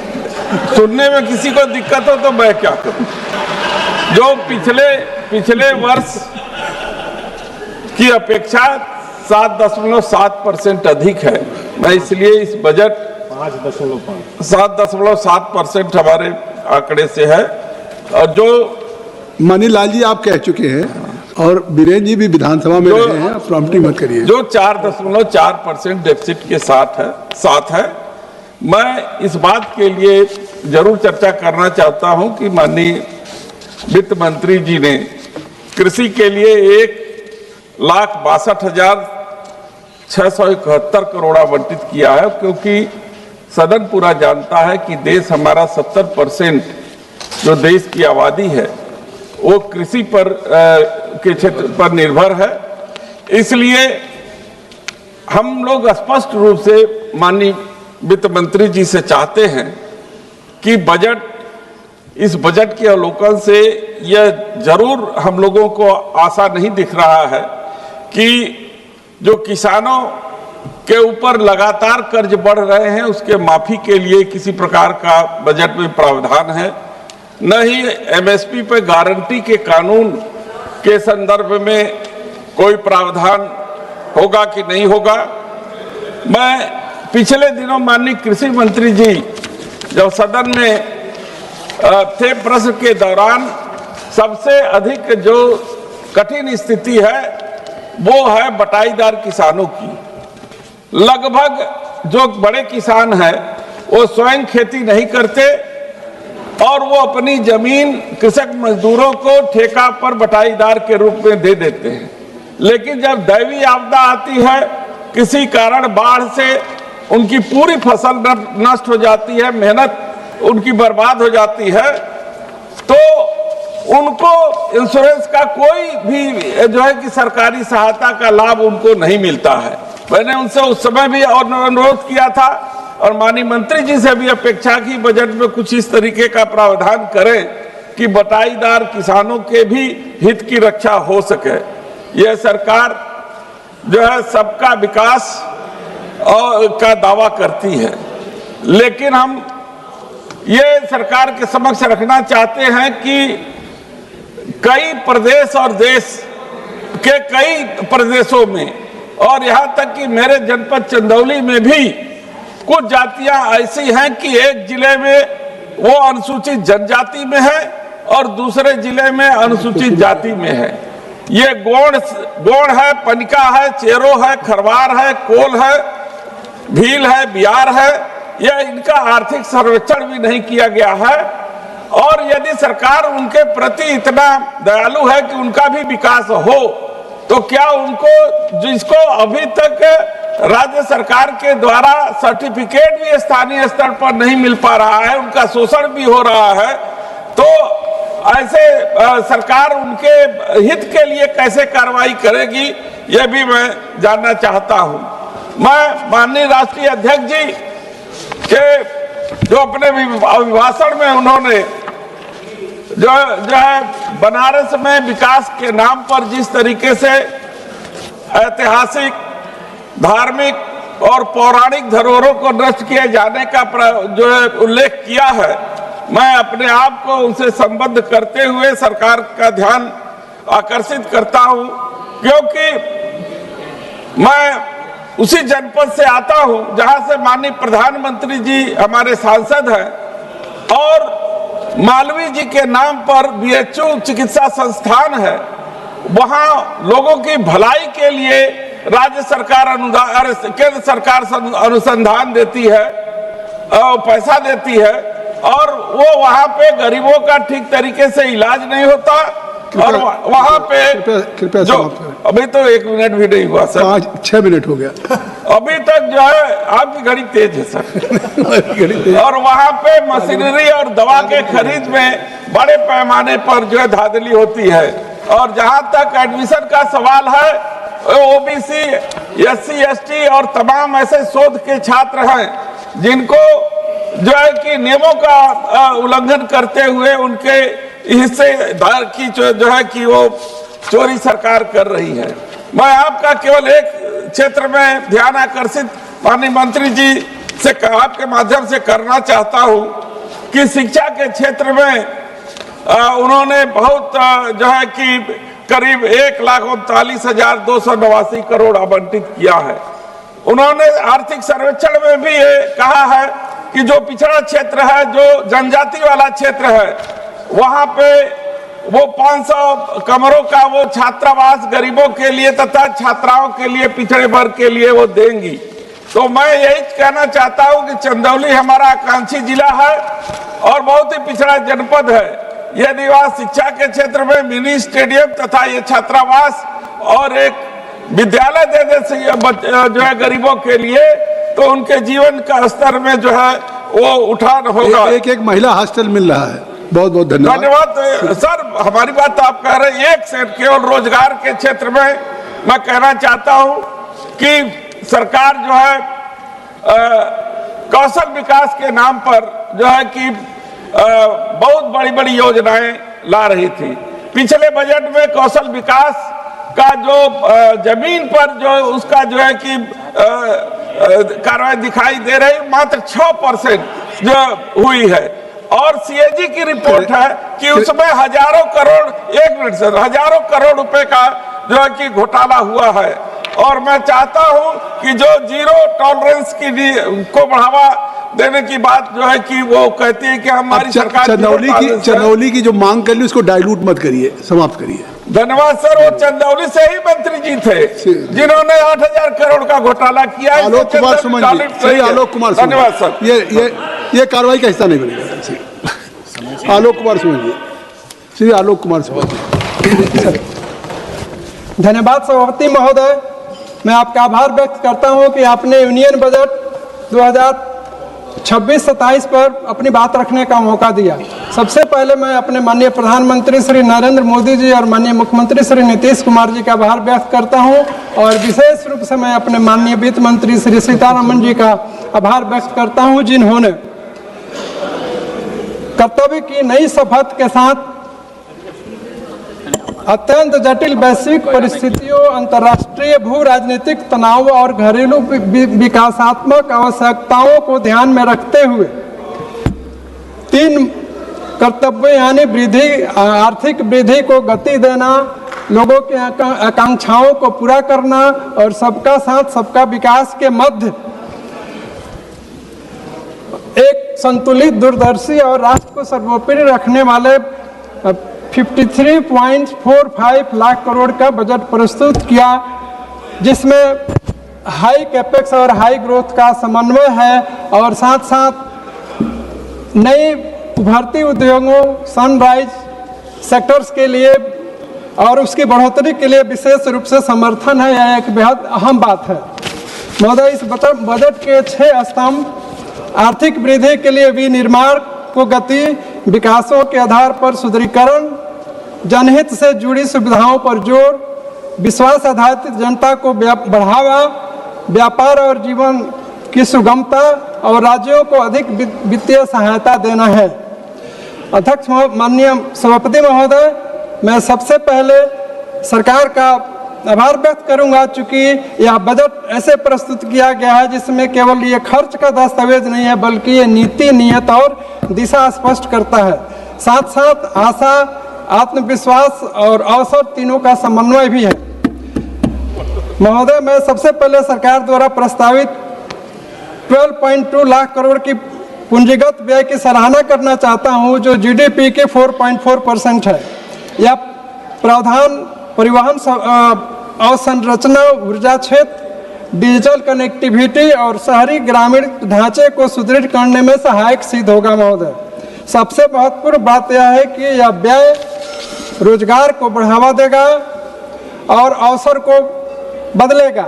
माननीय सभापति महोदय, सरकार ने इस बजट में वित्तीय घाटे को 4.3% जीडीपी तक रखने का लक्ष्य रखा है। यह दर्शाता है कि सरकार विकास भी चाहती है, सरकार कल्याण भी चाहती है, लेकिन भविष्य की पीढ़ियों को कर्ज का बोझ भी नहीं डालना चाहती। आर्थिक विकास महोदय तभी सार्थक है जब हमारे नागरिक स्वस्थ हों। इसी सोच के साथ बजट 2026-27 में स्वास्थ्य क्षेत्र को विशेष रूप से प्राथमिकता दी गई है। मैं बताना चाहता हूं कि सरकार ने स्वास्थ्य क्षेत्र के लिए 1 लाख करोड़ से अधिक का प्रावधान किया है इस बजट, और इस बजट में यह बताया गया है कि 3 नए अखिल भारतीय आयुर्वेद संस्थान स्थापित किए जाएंगे और जिला अस्पतालों में इमरजेंसी और ट्रॉमा सेंटर बढ़ाए जाएंगे। जिला अस्पतालों का विस्तार, आधुनिकीकरण, बायोफार्मा शक्ति की योजना के तहत 10,000 करोड़ की निवेश की बात की गई है, जो बायोलॉजिकल, बायोलॉजिक्स, बायोसिमिलर और बायोफार्मा अनुसंधान को प्रोत्साहित करेगी। इस बजट में स्वास्थ्य पेशेवरों, AHP और क्षेत्रीय चिकित्सा केंद्रों के निर्माण पर फोकस किया गया है महोदय, जिसमें 1.5 लाख केयर गिवर्स को प्रशिक्षण देने का लक्ष्य है। हर जिला अस्पताल में 24 घंटे और 24/7 ट्रॉमा सेंटर केयर स्थापित किए जाएंगे, जिससे आपातकालीन स्थिति 24 घंटे सुदृढ़ होगी और सुनिश्चित होगी। मधुमेह, कैंसर और दुर्लभ 17 बीमारियों की दवाइयों पर सीमा शुल्क में कमी से इलाज की लागत कम और सस्ती होगी। बजट में प्रधानमंत्री जन आरोग्य योजना के लिए 9,500 करोड़ रुपए और राष्ट्रीय स्वास्थ्य मिशन के लिए 39,390 करोड़ रुपए का आवंटन बढ़ाया गया है, जो प्राथमिक स्वास्थ्य सेवा, मातृ शिशु स्वास्थ्य और रोग नियंत्रण को मजबूत करेगा महोदय। MSME सेक्टर भारत की अर्थव्यवस्था की रीढ़ है और सबसे अधिक रोजगार यहीं से आता है। बजट में छोटे और मध्यम उद्योगों के लिए 10,000 करोड़ रुपए आवंटित किए गए हैं। सरकार ने MSME को समर्थन देने के लिए आत्मनिर्भर भारत कोष में 4,000 करोड़ रुपए की अतिरिक्त राशि जोड़ने का प्रस्ताव रखा है। यह बजट वोकल फॉर लोकल को न केवल नारा बल्कि आर्थिक मॉडल के रूप में प्रस्तुत किया गया है। कृपया समाप्त करें। महोदय मैं 2 मिनट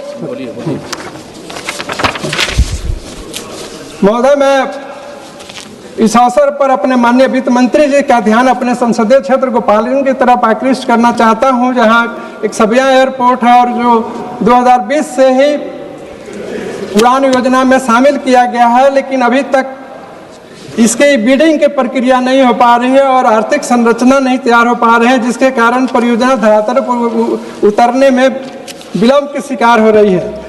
जबकि हमारी सरकार ने 149 हवाई अड्डे बना चुकी है। अतः महोदय आ गई आप। मैं इस सदन के माध्यम से माननीय मंत्री जी से ये विनम्र आग्रह करता हूं कि सबिया एयरपोर्ट के लिए उड़ान योजना की बिडिंग प्रक्रिया के साथ साथ धन एलोकेट किया जाए, ताकि उसकी संरचना और उसकी बिडिंग की प्रक्रिया शुरू हो सके। बहुत बहुत धन्यवाद। श्री राजकुमार, धन्यवाद सभापति महोदय। श्री राजकुमार संगवान जी।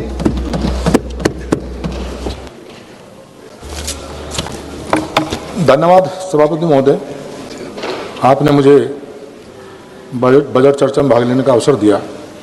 मैं केंद्रीय बजट पर चर्चा में भाग लेते हुए ये कहना चाहता हूँ कि यह बजट केवल आय व्यय का लेखा जोखा नहीं, बल्कि यह उस भारत का रोड मैप है जो आत्मनिर्भर, समावेशी और विकसित भारत के संकल्प के साथ साथ आगे बढ़ रहा है।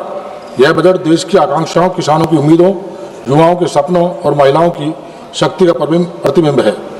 कृषि भारत की अर्थव्यवस्था की रीढ़ है और ये संतोष का विषय है कि वर्ष 24-25 में देश में खाद्यान्न और बागवानी उत्पादन में ऐतिहासिक रिकॉर्ड बनाया है। यह बजट किसानों की आय बढ़ाने, लागत घटाने और जोखिम कम करने की स्पष्ट दिशा प्रस्तुत करता है। तिलहन और दलहन के लिए चलाए गए राष्ट्रीय अभियानों के सकारात्मक परिणाम सामने आए हैं। खाद्य तेल आयात पर निर्भरता कम करने की दिशा में यह बजट एक निर्णायक कदम है।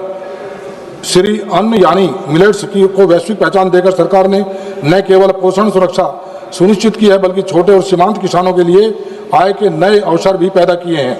आज का किसान केवल फसल उत्पादक नहीं रहा, बल्कि वह पशुपालक, मत्स्य पालन और मधुमक्खी पालन से जुड़कर आय के विविध स्रोत अपना रहा है। वर्ष 24-25 में देश का मत्स्य उत्पादन लगभग 200 लाख टन तक पहुंचना इस बात का प्रमाण है कि ग्रामीण अर्थव्यवस्था मजबूत हो रही है। कृषि के आधुनिकीकरण के लिए इस बजट में इंफ्रास्ट्रक्चर पर विशेष जोर दिया गया है। एग्रीकल्चर इंफ्रास्ट्रक्चर फंड के माध्यम से 1.25 लाख करोड़ रुपए से अधिक का निजी निवेश आकर्षित होना यह दर्शाता है कि सरकार की नीतियों पर भरोसा बढ़ा है। भंडारण, कोल्ड चेन और लॉजिस्टिक जैसे विस्तार से किसानों को उनकी उपज का बेहतर मूल्य मिल रहा है और ग्रामीण युवाओं के लिए रोजगार के अवसर बने हैं। ग्रामीण रोजगार और विकास के क्षेत्र में सरकार ने पारदर्शिता और जवाबदेही के साथ सुधार किए हैं। 125 दिन का रोजगार, डिजिटल भुगतान और सामाजिक अंकेक्षण से न केवल भ्रष्टाचार पर नियंत्रण होगा बल्कि गांवों में क्रय शक्ति बढ़ेगी। यह बजट ग्रामीण मांग को मजबूत करने वाला बजट है।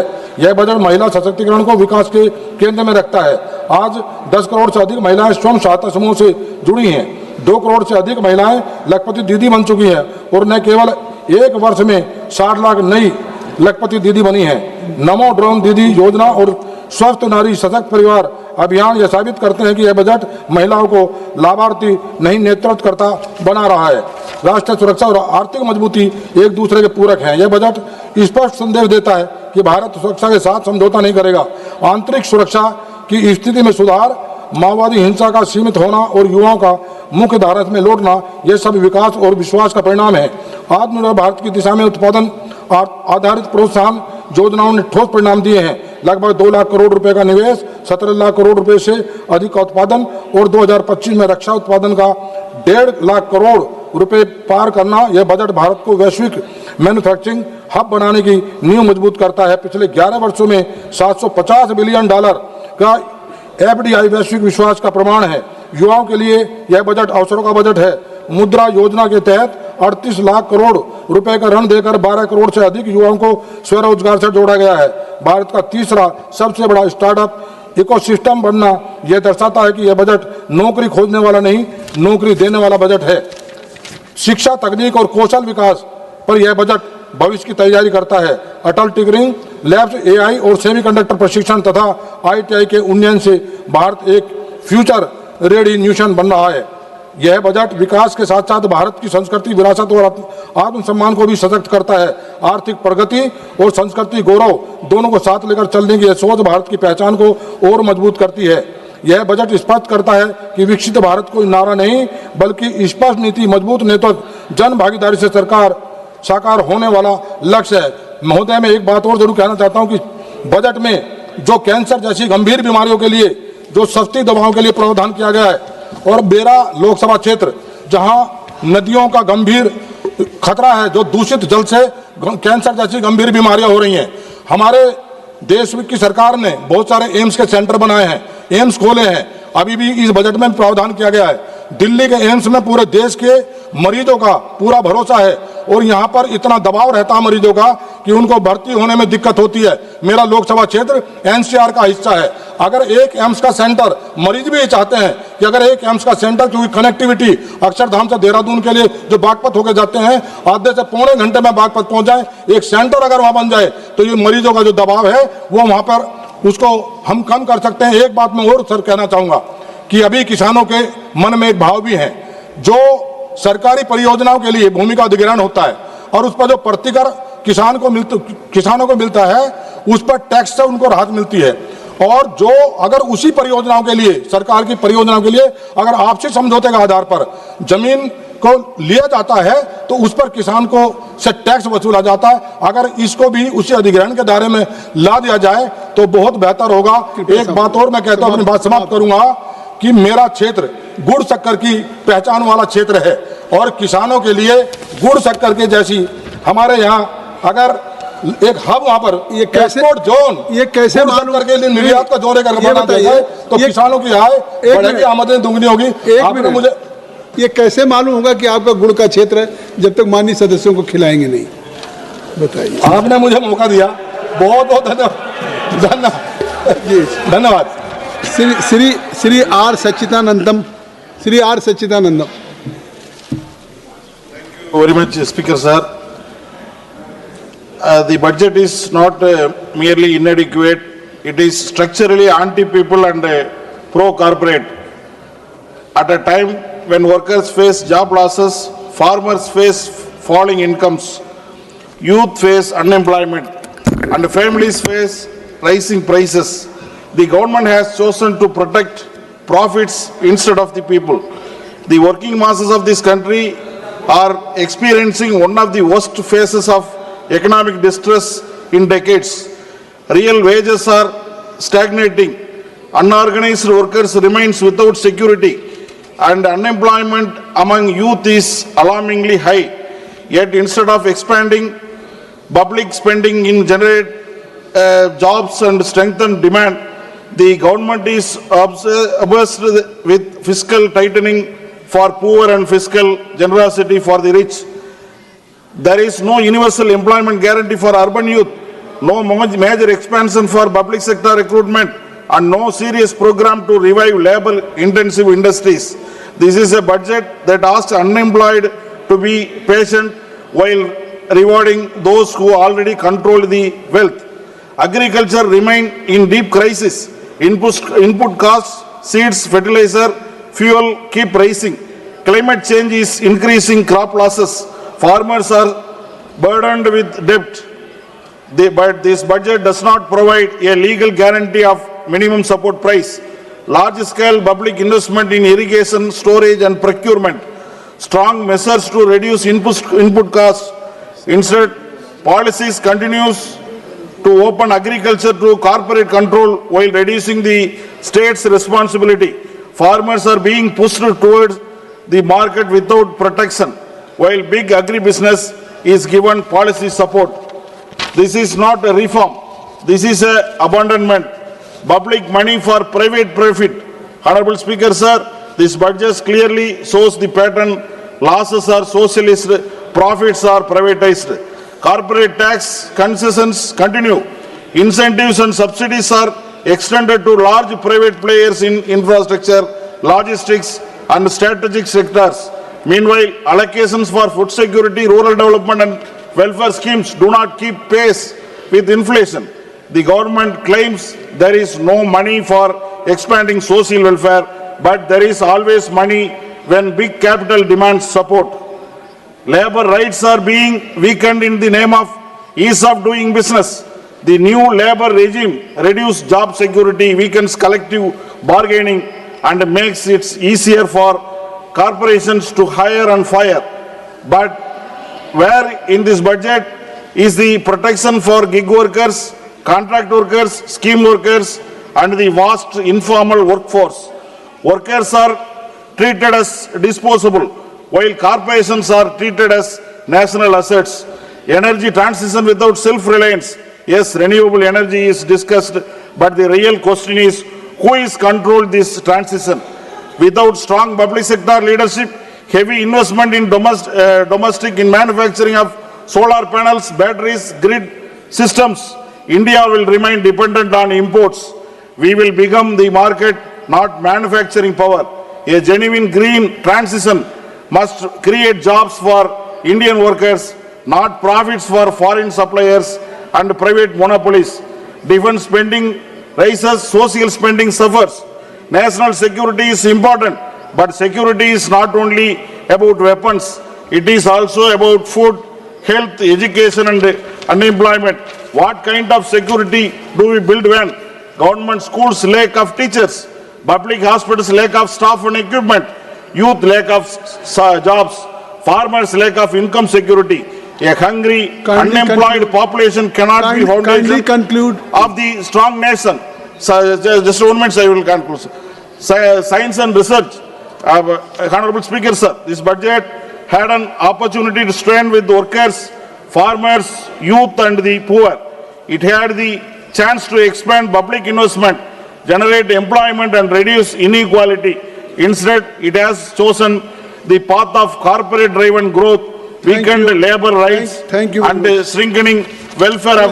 We believe in the different vision of India, an India where public investment creates jobs, where farmers receive guaranteed remunerative prices, where health and education for rights, not privileges, where workers have dignity and protection, where economic policy serves the many, not a few. The budget fails that vision. Therefore, we strongly oppose this anti-people, pro-corporate budget. Thank you very much. Sudama Prasad ji, आप सुन नहीं रहे सुदामा प्रसाद जी, आप disturb कर रहे हैं उनको।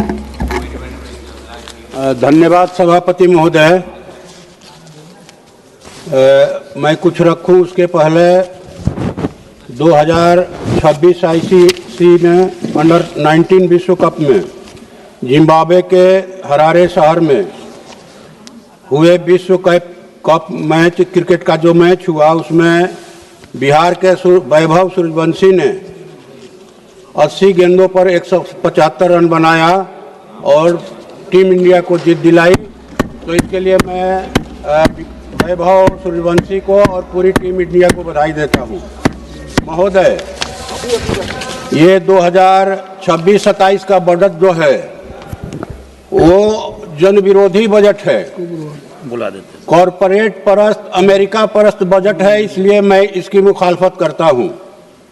महोदय, बजट का पैसा कहां जा रहा है? बजट का पैसा कहीं देहाती इलाकों में दिखाई नहीं पड़ रहा है। न नली गली बन रहा है, न पुल पुलिया, न ग्रामीण विकास का कोई काम हो रहा है। और हम लोगों को मिलता है 5 करोड़, हम लोग के करीब 100 करोड़, 125 करोड़ का योजना भी आ गया है। तो हम लोग क्या करें?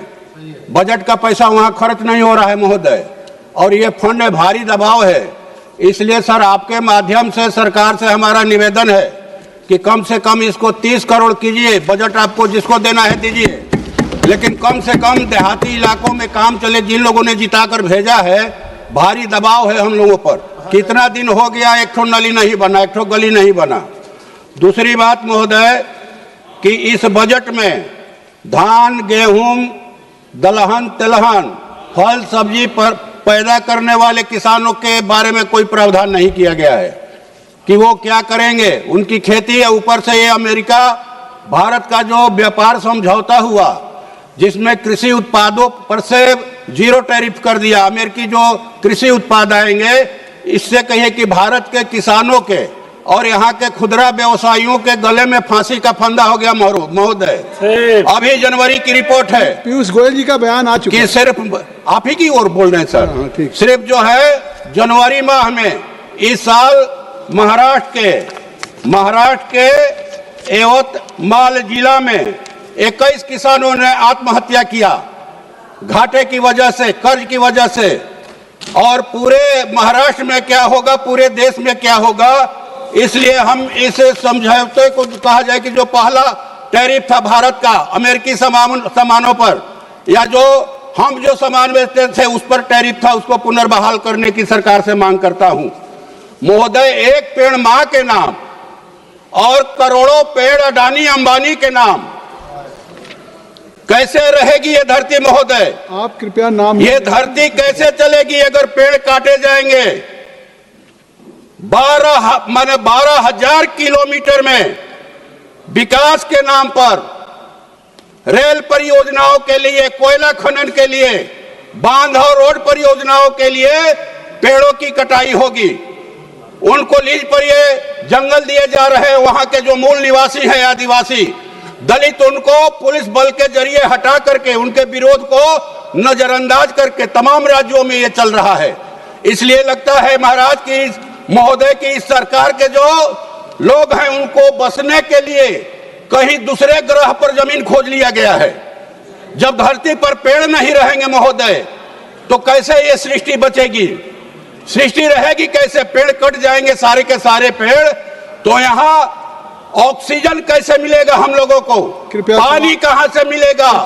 खेती कैसे होगी महोदय? इसलिए हम लोग मांग करते हैं कि इस सृष्टि को बचाने के लिए सबसे पहली जरूरत, तमाम यहाँ कोई भी पार्टी तभी रहेगी जब ये धरती रहेगी महोदय, जंगलों की कटाई पर सख्ती से रोक लगाई जाए। और एक बात ये महोदय कि यहाँ पीरपैंती में 1050 एकड़ जमीन अडानी को पावर प्लांट के लिए दे दिया गया, उसको रद्द किया जाए 1 रुपये के लीज पर। और महोदय समाप्त कर रहे हैं महोदय, ये मनरेगा को खत्म करके ये जो जी राम जी योजना लाई गई है, इसे ग्रामीण भारत के मजदूरों, खेत मजदूरों को जो काम का अधिकार मिला था वो अधिकार खत्म कर दिया गया, इसलिए इसको बहाल किया जाए। महोदय, दूसरी बात की 4 लेबर कोड के जरिए जो मजदूरों के हितों की रक्षा के लिए ये 4 श्रम कोड, ये 44 श्रम कोड थे, उनको खत्म करके 4 लाया गया है। फिर से पुराने को वापस लाया जाए, नया को खत्म किया जाए। और तीसरी बात महोदय, एक मांग हमारे इलाके का है, सुन लिया जाए सर, जो है सोन नदी जो है वहां जलाशय की मांग, हम लोग उसमें निर्माण की बात कर रहे हैं कि अगर वो जलाशय बन जाता है तो मध्य बिहार के 8 जिलों की 42 लाख एकड़ जमीन की सिंचाई होगी महोदय, और सोन नहरों का आधुनिकीकरण किया जाए। ये हम आपके माध्यम से सरकार से मांग करते हैं, और भोजपुर में एक स्टेडियम का सरकार निर्माण करवा दे महोदय। अभी ढेर चीज बोलना है, कहें आप तो इसको हम भिजवा देते हैं। आपकी सब बात आ गई, धन्यवाद, बहुत बहुत धन्यवाद। श्री जुगल किशोर शर्मा जी। धन्यवाद सभापति जी।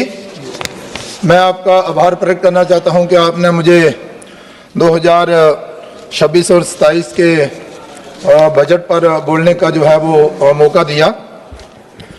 महोदय, मैं आभार प्रकट करना चाहता हूं अपने देश के प्रधानमंत्री नरेंद्र भाई मोदी जी का और वित्त मंत्री निर्मला सीतारमण जी का, जिन्होंने देश के प्रधानमंत्री जी के नेतृत्व में 2026 और 27 का बजट जहां पर प्रस्तुत किया।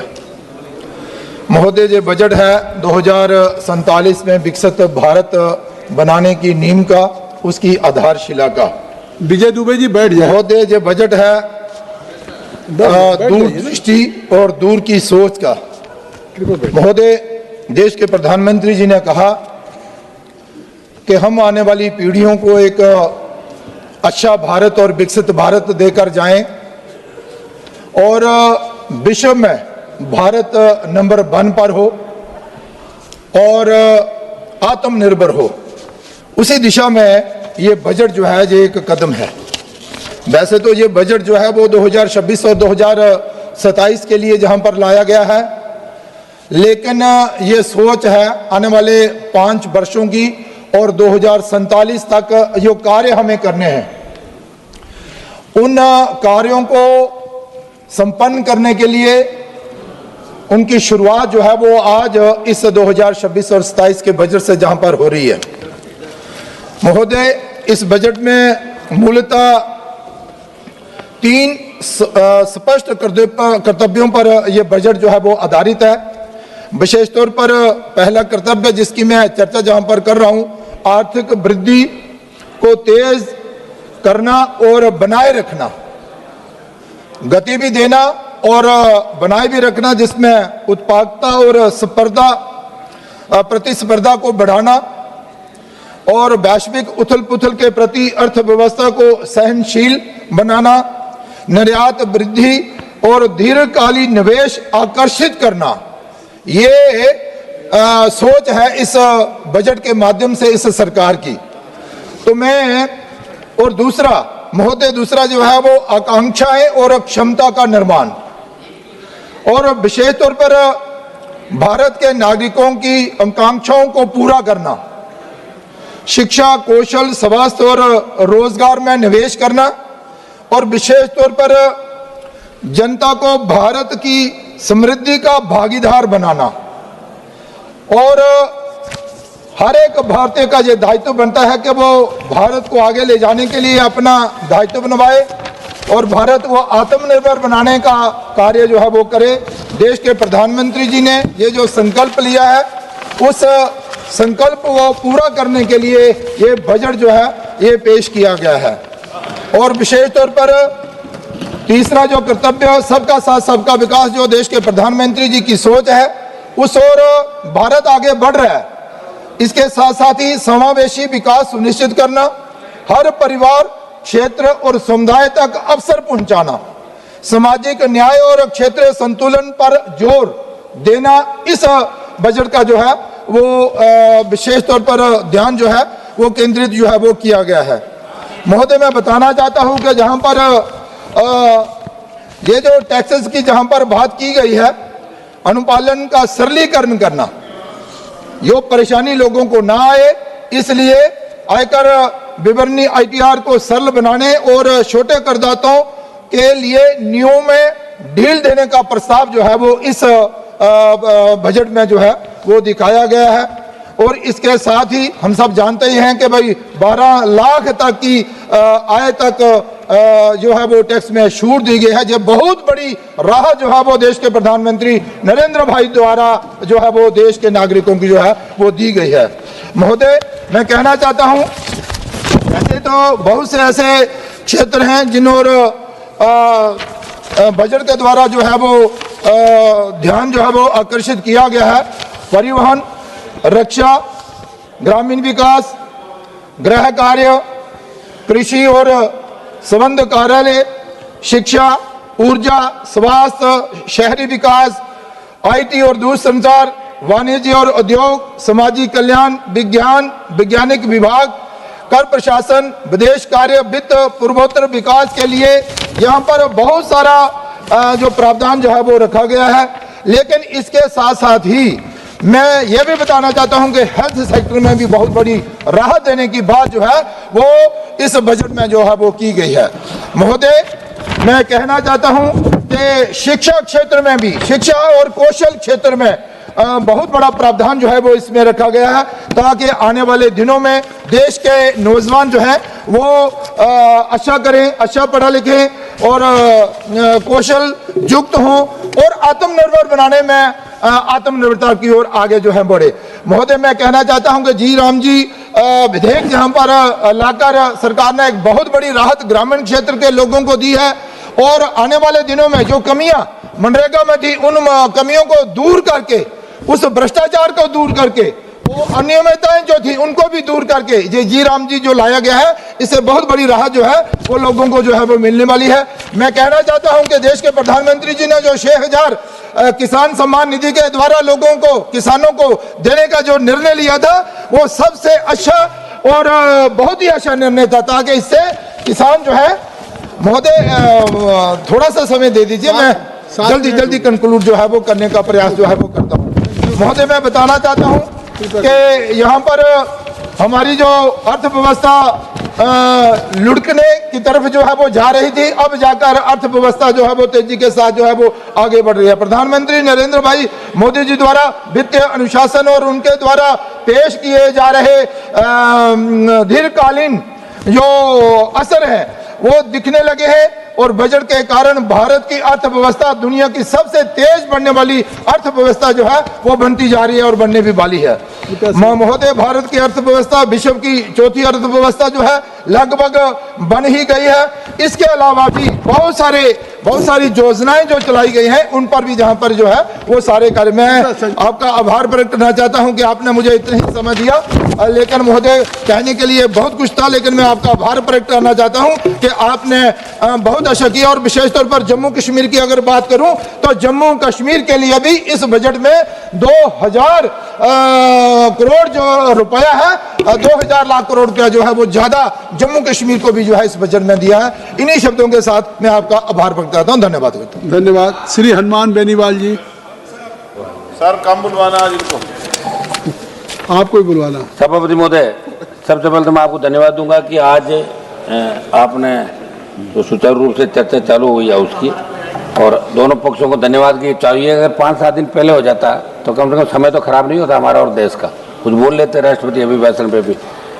सभापति महोदय, जो आम बजट आया केंद्र सरकार का, इसके अंदर गरीब, किसान, मजदूर, युवा और मध्यम वर्ग, बजट जब आता तो उम्मीद रखता देश का प्रत्येक वर्ग कि अब बजट आएगा, कुछ विशेष रूप से हमें सौगात मिलेगी।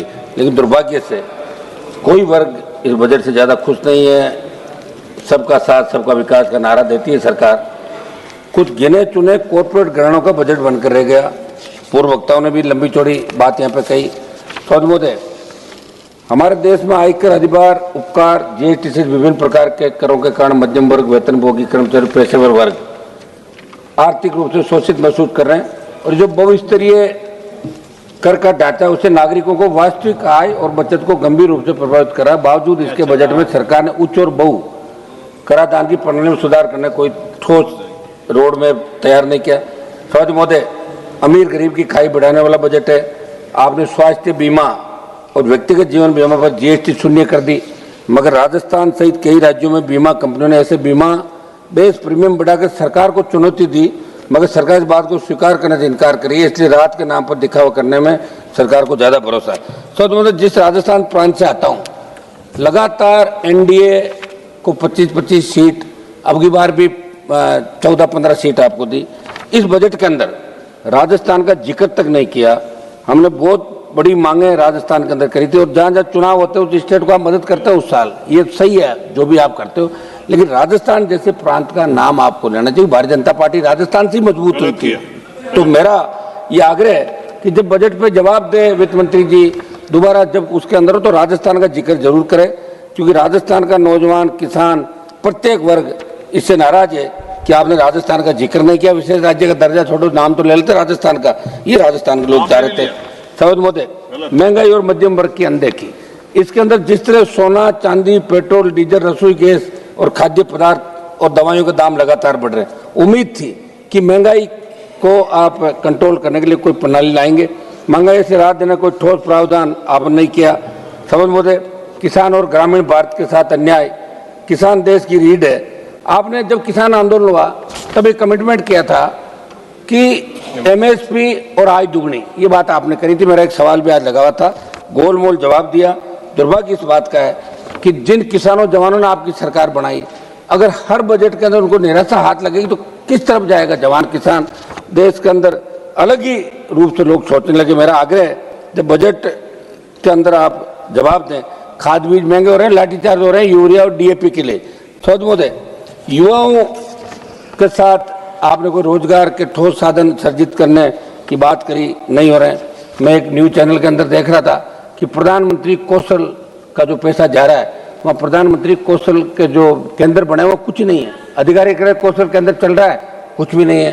कहीं तो लोगों ने अपना घर बना रखा, कहीं दूसरा कोई गौशाला बना रखी, कहीं बकरी पालन हो रहा है। ये प्रधानमंत्री कौशल योजना वैसे चल रही, भ्रष्टाचार। और यहाँ से ये हमारे मंत्री जी बैठे, मंत्री जी आप जान दें, टीम भेजें राजस्थान के अंदर, जहाँ जहाँ गड़बड़ी हो रही है उन लोगों को गिरफ्तार करें, सीबीआई जांच कराएं। एक मैसेज आपको देना चाहिए, आपको अधिकारी सही बात नहीं बताते, ये बहुत बड़ा दुर्भाग्य है साहब। ये एक मिनट सर, एसएससी जैसी परीक्षाएं, पेपर लीक, भर्ती में देरी, कोई रोड में राजस्थान के तो सारे पेपर आउट हो रहे हैं। ओएमआर सीट, उससे पहले आरपीएससी घोटाले, ऐसा ही भर्ती।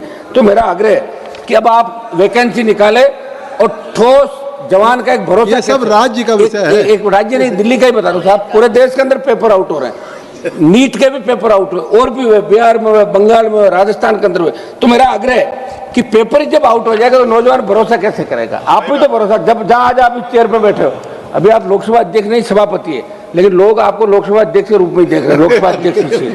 अच्छा क्या बात है, सही है साहब। और आप मुझे बैठा दो, मैं एक दिन में इसके पावर बता दूंगा आपको एक चक्कर के अंदर। तो जो बैठा है वही राजा है। और आप तो एक दिन के मुख्यमंत्री रहे, जब आपके नाम की मूवी बनी थी, नाइक फिल्म आई थी, देखिए आप।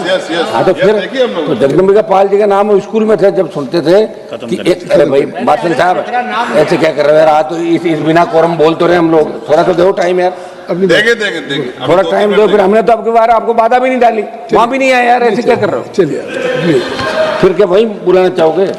शिक्षा स्वास्थ्य केवल घोषणाएं, शिक्षा और स्वास्थ्य के अंदर आप देखिए अस्पतालों के अंदर डॉक्टर नहीं है। और हमारे केंद्रीय जो केंद्र से संचालित विद्यालय हो रहे हैं स्टेट के अंदर, तो वहाँ स्टाफ कैसे लगे ये आपको ध्यान देने की आवश्यकता। मैं जल्दी जल्दी कर रहा हूँ सर। सीएसआर की राशि के व्यय के लिए ठोस सीएसआर, जहाँ से आप बाड़मेर, जैसलमेर, जालोर, जोधपुर से देश के तमाम जगह जहाँ माइनिंग हो रही है, दूसरा काम हो रहा है, वहाँ संबंधित एमपी को कोई नहीं पूछता। निशिकांत जी दुबे को पूछ सकते हैं, हमें नहीं पूछते, क्योंकि ये कागज के अंदर निकाल लेते हैं। अब हमें पढ़ने का समय थोड़ी है, ये पढ़ पढ़ के इतना करके रहते हैं कि हर लोग जवाब देते हैं हमारे को कि साहब निशिकांत जी के वहाँ तो काम हो रहा है। अरे भाई हमारे भी करो कर, निशिकांत जी काम थोड़ी चलेगा। मेरा आग्रह है तो आप भी एक मिनट, आप भी निशिकांत जी के साथ आ जाइए, आप निशिकांत जी के साथ आ जाइए।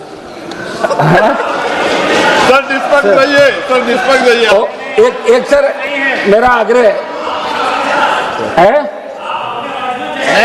मैं फिर आ जाऊंगा तो आपको दिक्कत होगी। मैं तो चाहता हूँ आप भाषण देने के बजाय मंत्री बनो, भाषण ही देते रह जाओ पूरे जीवन। हम आगे लाना चाहते हैं, जितनी तैयारी के साथ जितना भाषण दोगे उतना ही मंत्री बनो, नंबर लेट आएगा आपका। समझ मोदे कृपया एक मिनट सर सुनो, कुछ जल्दी ओपीएस बहाली की मैं मांग कर रहा हूँ मोदे। एनपीएस मोदे, एनपीएस को सरकार सुधार बता रही, लेकिन सच्चाई है कि इसने कर्मचारियों की रिटायरमेंट सुरक्षा को जुए में डाल दिया।